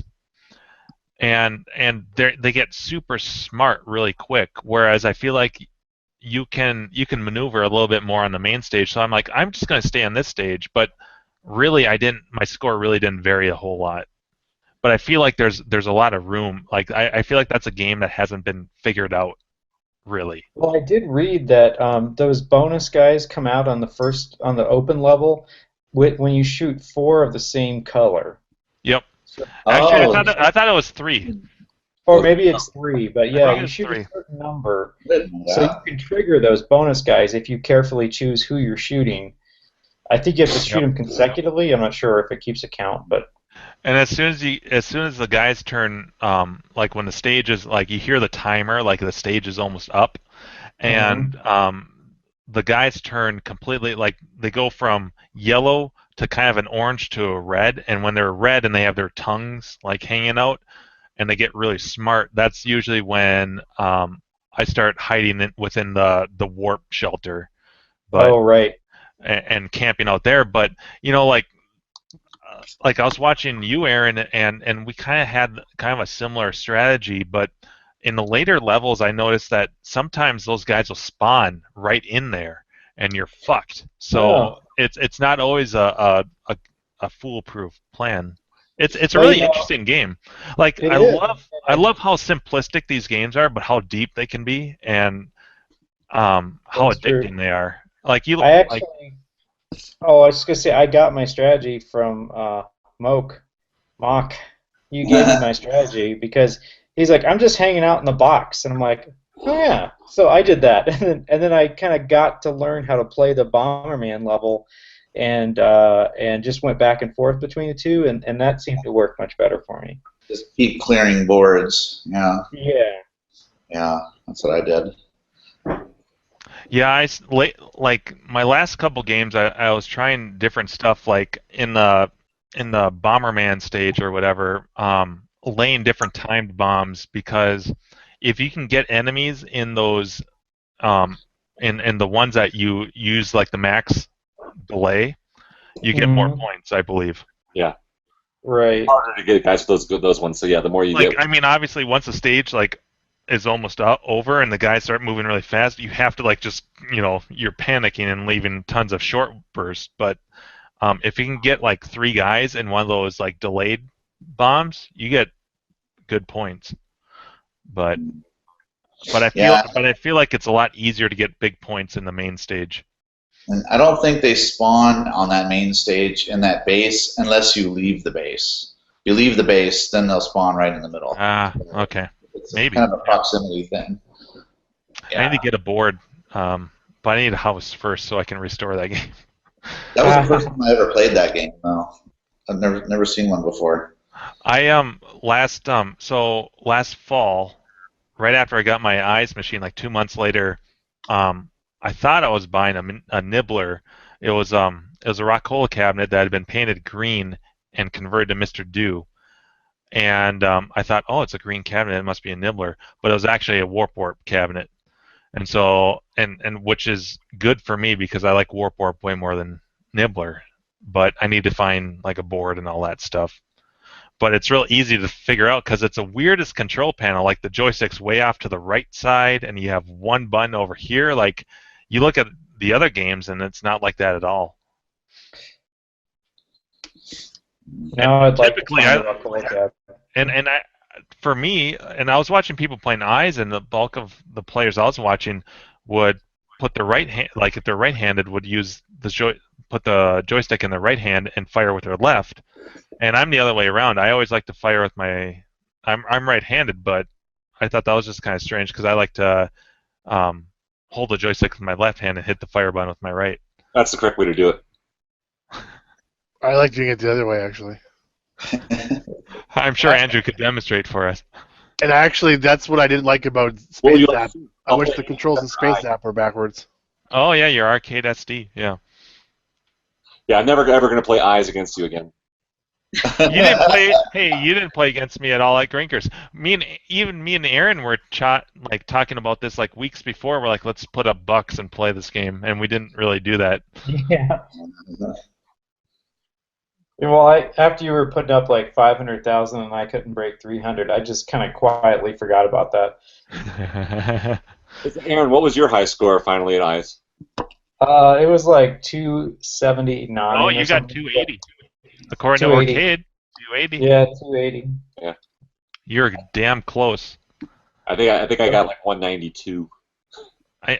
Aaron, I'm telling you, as soon as you clear the 6th stage, you're just gonna monumental leap.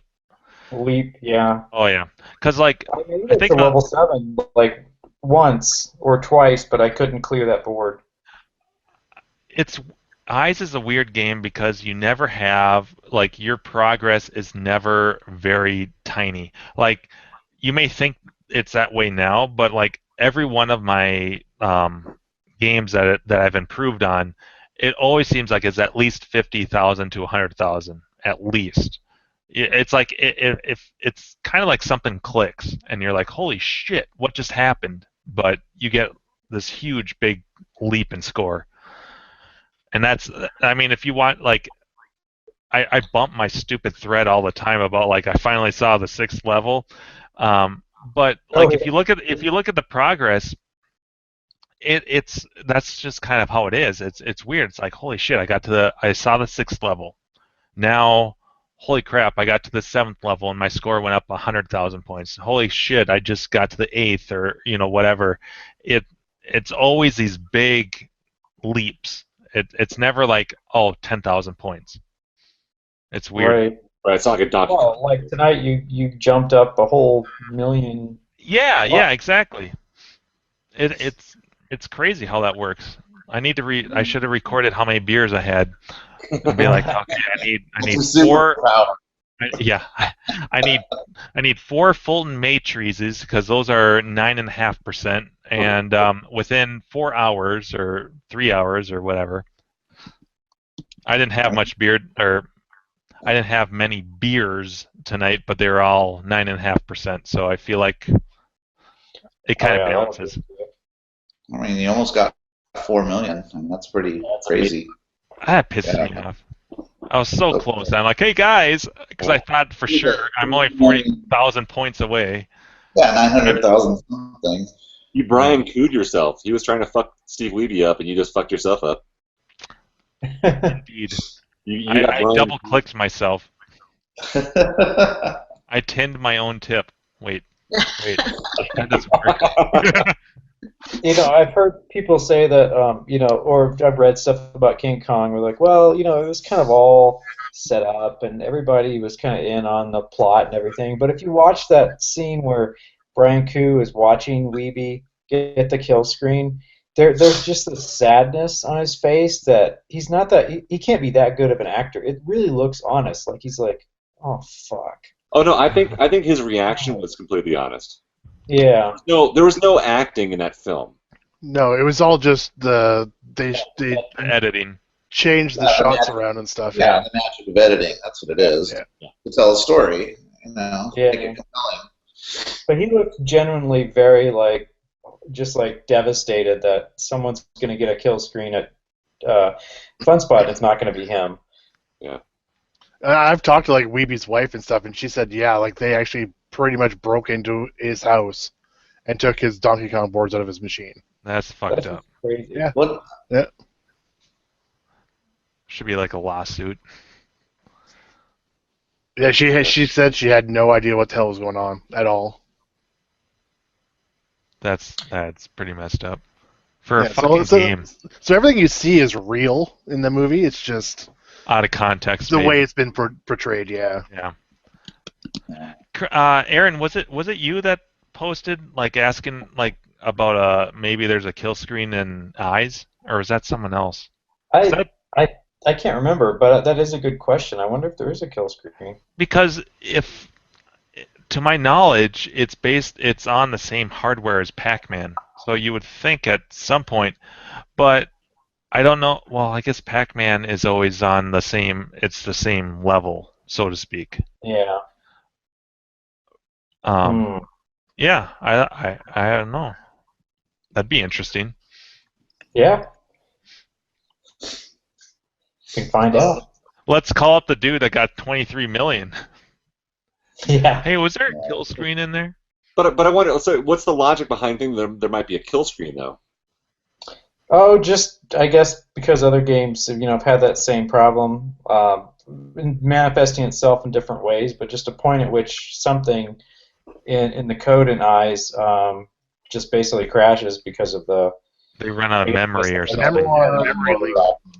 Right. Yeah. But like with the score resetting, so it doesn't have to track score. It doesn't care about that last that 6 decimal point. So. Well, it's like neither did Pac-Man was just keeping track of the actual board number, but it was never displaying that to you. It was something internal that tripped it up. So. Yeah. Yeah, that's a good point because Donkey Kong doesn't track that either. Yeah, so it's like something internal in the code that maybe some variable that just overflows, and then all of a sudden the potatoes turn into something else. Cucumbers. They turn into cucumbers, right? They turn into As long as it's not sad zucchinis or something. Pulsating cucumbers. Okay, so back to Fun Spot for a sec. Would you say that was more fun than Grinkfest this year, or is it more work because you guys had to run around and do so much stuff? Or I will maintain that Grinkers is more of sort of like the brotherhood gathering. That feels like family. It should be called Brofest. That really is more Brofest than Brofest. But I mean, Fun Spot's awesome. We had a great time there, but like the difference is that like at Fun Spot, actually at the facility there, it's much harder to drink. Like the bar is downstairs in the bowling alley. You can't leave there with a drink. So you have to like walk to the bar to hang out there to drink. Whereas like at Grinkers, you just like hanging out, like drinking and talking and doing stuff, right? You can't do that at Fun Spot at all. So most of the sort of like, and you don't stay as late either. Like at Grinkers, like I said, like I shut that fucking place down every night. It was awesome. And then you could just stumble back to the hotel. Right. Mm-hmm. Whereas at Fun Spot, it closes, you kind of shut down, and then we all go back to Nassau, and we party on the beach. And that's awesome, but it's different. Yeah. It's like someone has to get you back there. You can't. I mean, Sean walked it once, but like it's a little ways to get back. Yeah. You know, it's like a 5-10 minute drive. It's you kind of have to. It sounds like you have to kind of plan your night. You kind of do, yeah. So I think most of the drinking and the partying happened back at Nassau. That's what I would think. Yeah. Cool, but it's different. It makes it a different vibe. Because then you can party on the beach and then like just crash in your bed when you're ready to crash, right? But like even on the beach, it's like kind of dark, and so you don't really see people as well, and it's a different vibe. Yeah. So it feels definitely like brotherhood there at Grinkers, and I think Brofest has or I think Fun Spot, that tournament has the potential to grow into something really, really big. Yeah. I think there's a lot more people there. I think the location is a lot easier to get to, and that brings more people in. So while we had a similar number of pre-registered people, we had way more players, I think, at Fun Spot. It's more serious. Yeah, and it has a more serious. That's a good point. It has a more serious tone to it. We've got much more Don Hayes and Steve W. And we've got some like very serious players who are there playing the games. Oh, okay. Which is awesome. I mean, that's cool. That legitimizes the event, right? I mean, that makes it rather than like some random high score guy showing up at Grinkers and just fucking destroying everybody. It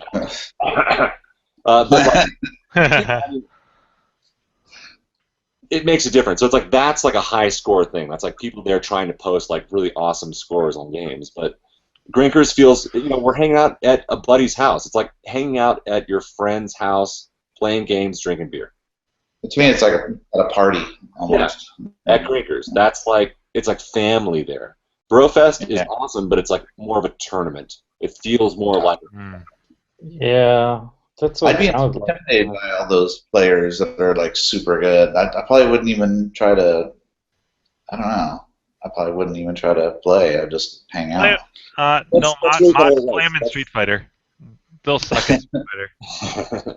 That's what it became. Like we ended up like just kind of hanging out. I think I only registered like 3 scores. Yeah. Something like that. So I didn't even play all the games.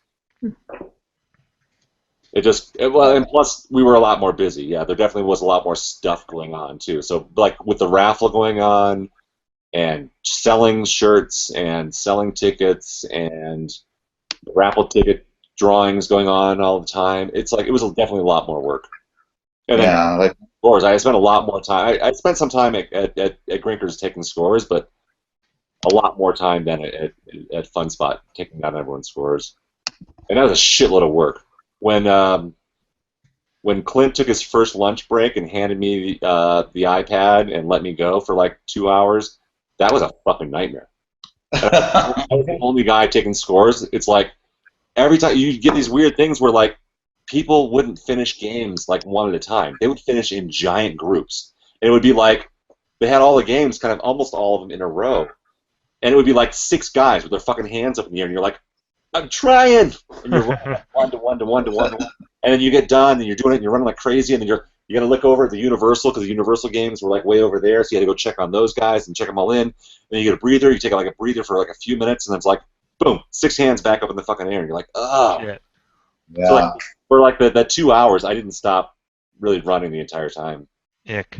Well, there was a score registered every like 28 seconds there or something, and at Grinkers, I think it was like every minute and something. Yeah. Plus, at Brofest, they were connecting to Greg's cell phone. Right. Oh, that's Using right. his cell phone as the data connection. Yeah, cell reception. Internet there, right?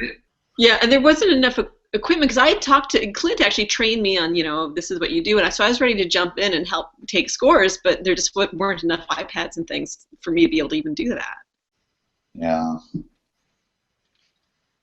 They got to get some internet going.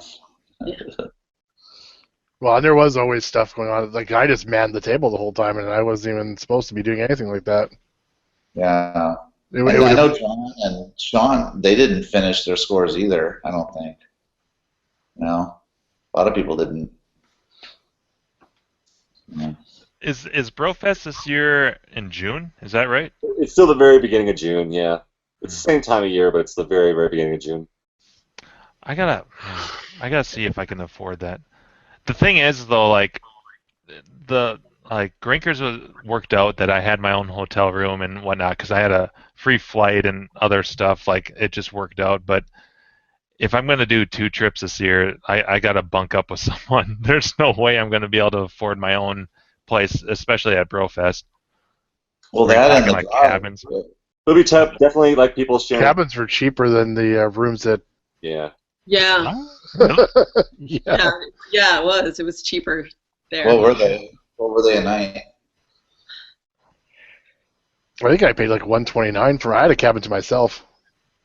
I think it was like Yeah, but $129. the rooms at what were the rooms at the Hilton? They're like $124 or something. Yeah, it was right around there. I thought it was a little bit cheaper. It might have been a little bit cheaper. Yeah, might have been Yeah, $120. I thought It was like $120, yeah. Yeah. Yeah, over at Brofest, and that was for a cabin. I mean, they had the other rooms too, which I think weren't quite as much. I'm glad you. The other rooms were the same price as the cabin. Oh, were they? Okay. Yeah, they were Wow. the exact same price. That's why I got a cabin instead of a room. Mm. It was the exact same price. And the cabin's what, like 2 bedrooms, or I mean, I don't. No, How's that work? there's 2 different ones. Mine was just 1 room, Okay. 2 beds, but one. But they're all together though, right? They're all on that beach. No, there's two separate areas. But like they're separated by the bar thing in the middle. The bar and the registration and the restaurant and stuff. Yeah. So one side is cabins, the other side is rooms. No, they're all Nope. cabins along the beach. The rooms aren't until you get into the hotel, which is kind of it's sort of in the middle-ish, and then back across the road. Yeah, the one side where we were, Andrew, they were also up high too, right? The other ones were on the beach. Yeah, because I think we were like kind of over the top of the bar. Yeah. Close, And that's like cabin. maybe 50, 100 yards away from the where we were all hanging out. Yeah, it was just a couple-minute walk. Yeah. It So the wasn't quite cabin. as nice because the other ones were on the beach, but How late is the bar open till? Oh, not nearly late enough. I mean, yeah. I They had never the made it to the bar. Let's put it that way. I never actually got to the bar when it was open. It was always So you need to pick up your own shit. Yeah. I don't know if anybody got to the bar except for that first day we were there. Yeah, we had a little welcome party at the bar, and that was about it. That was it, I think. Yeah. What's the name of that place? Nassau. Shit house. Shit house. Nassau? Okay, I was trying to look it up in my email to see if I could see how much I paid. So, but I didn't remember what the name of it was. So the cabins The cabins are closer to the bar and the beach, right? The cabins are all along the beach. Okay. So, all right. Those look like fun to hang out in.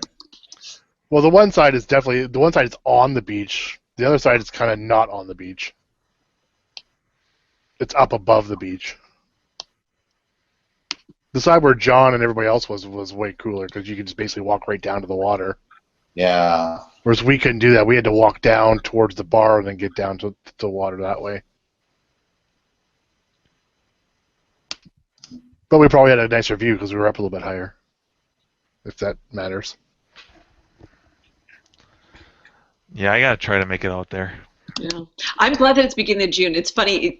So this is awful. So I have like some trainings that I'm in charge of, and right.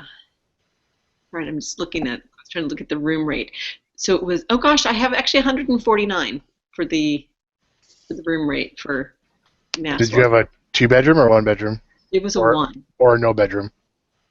All right. Well, I'm gonna camp out with you and Andy.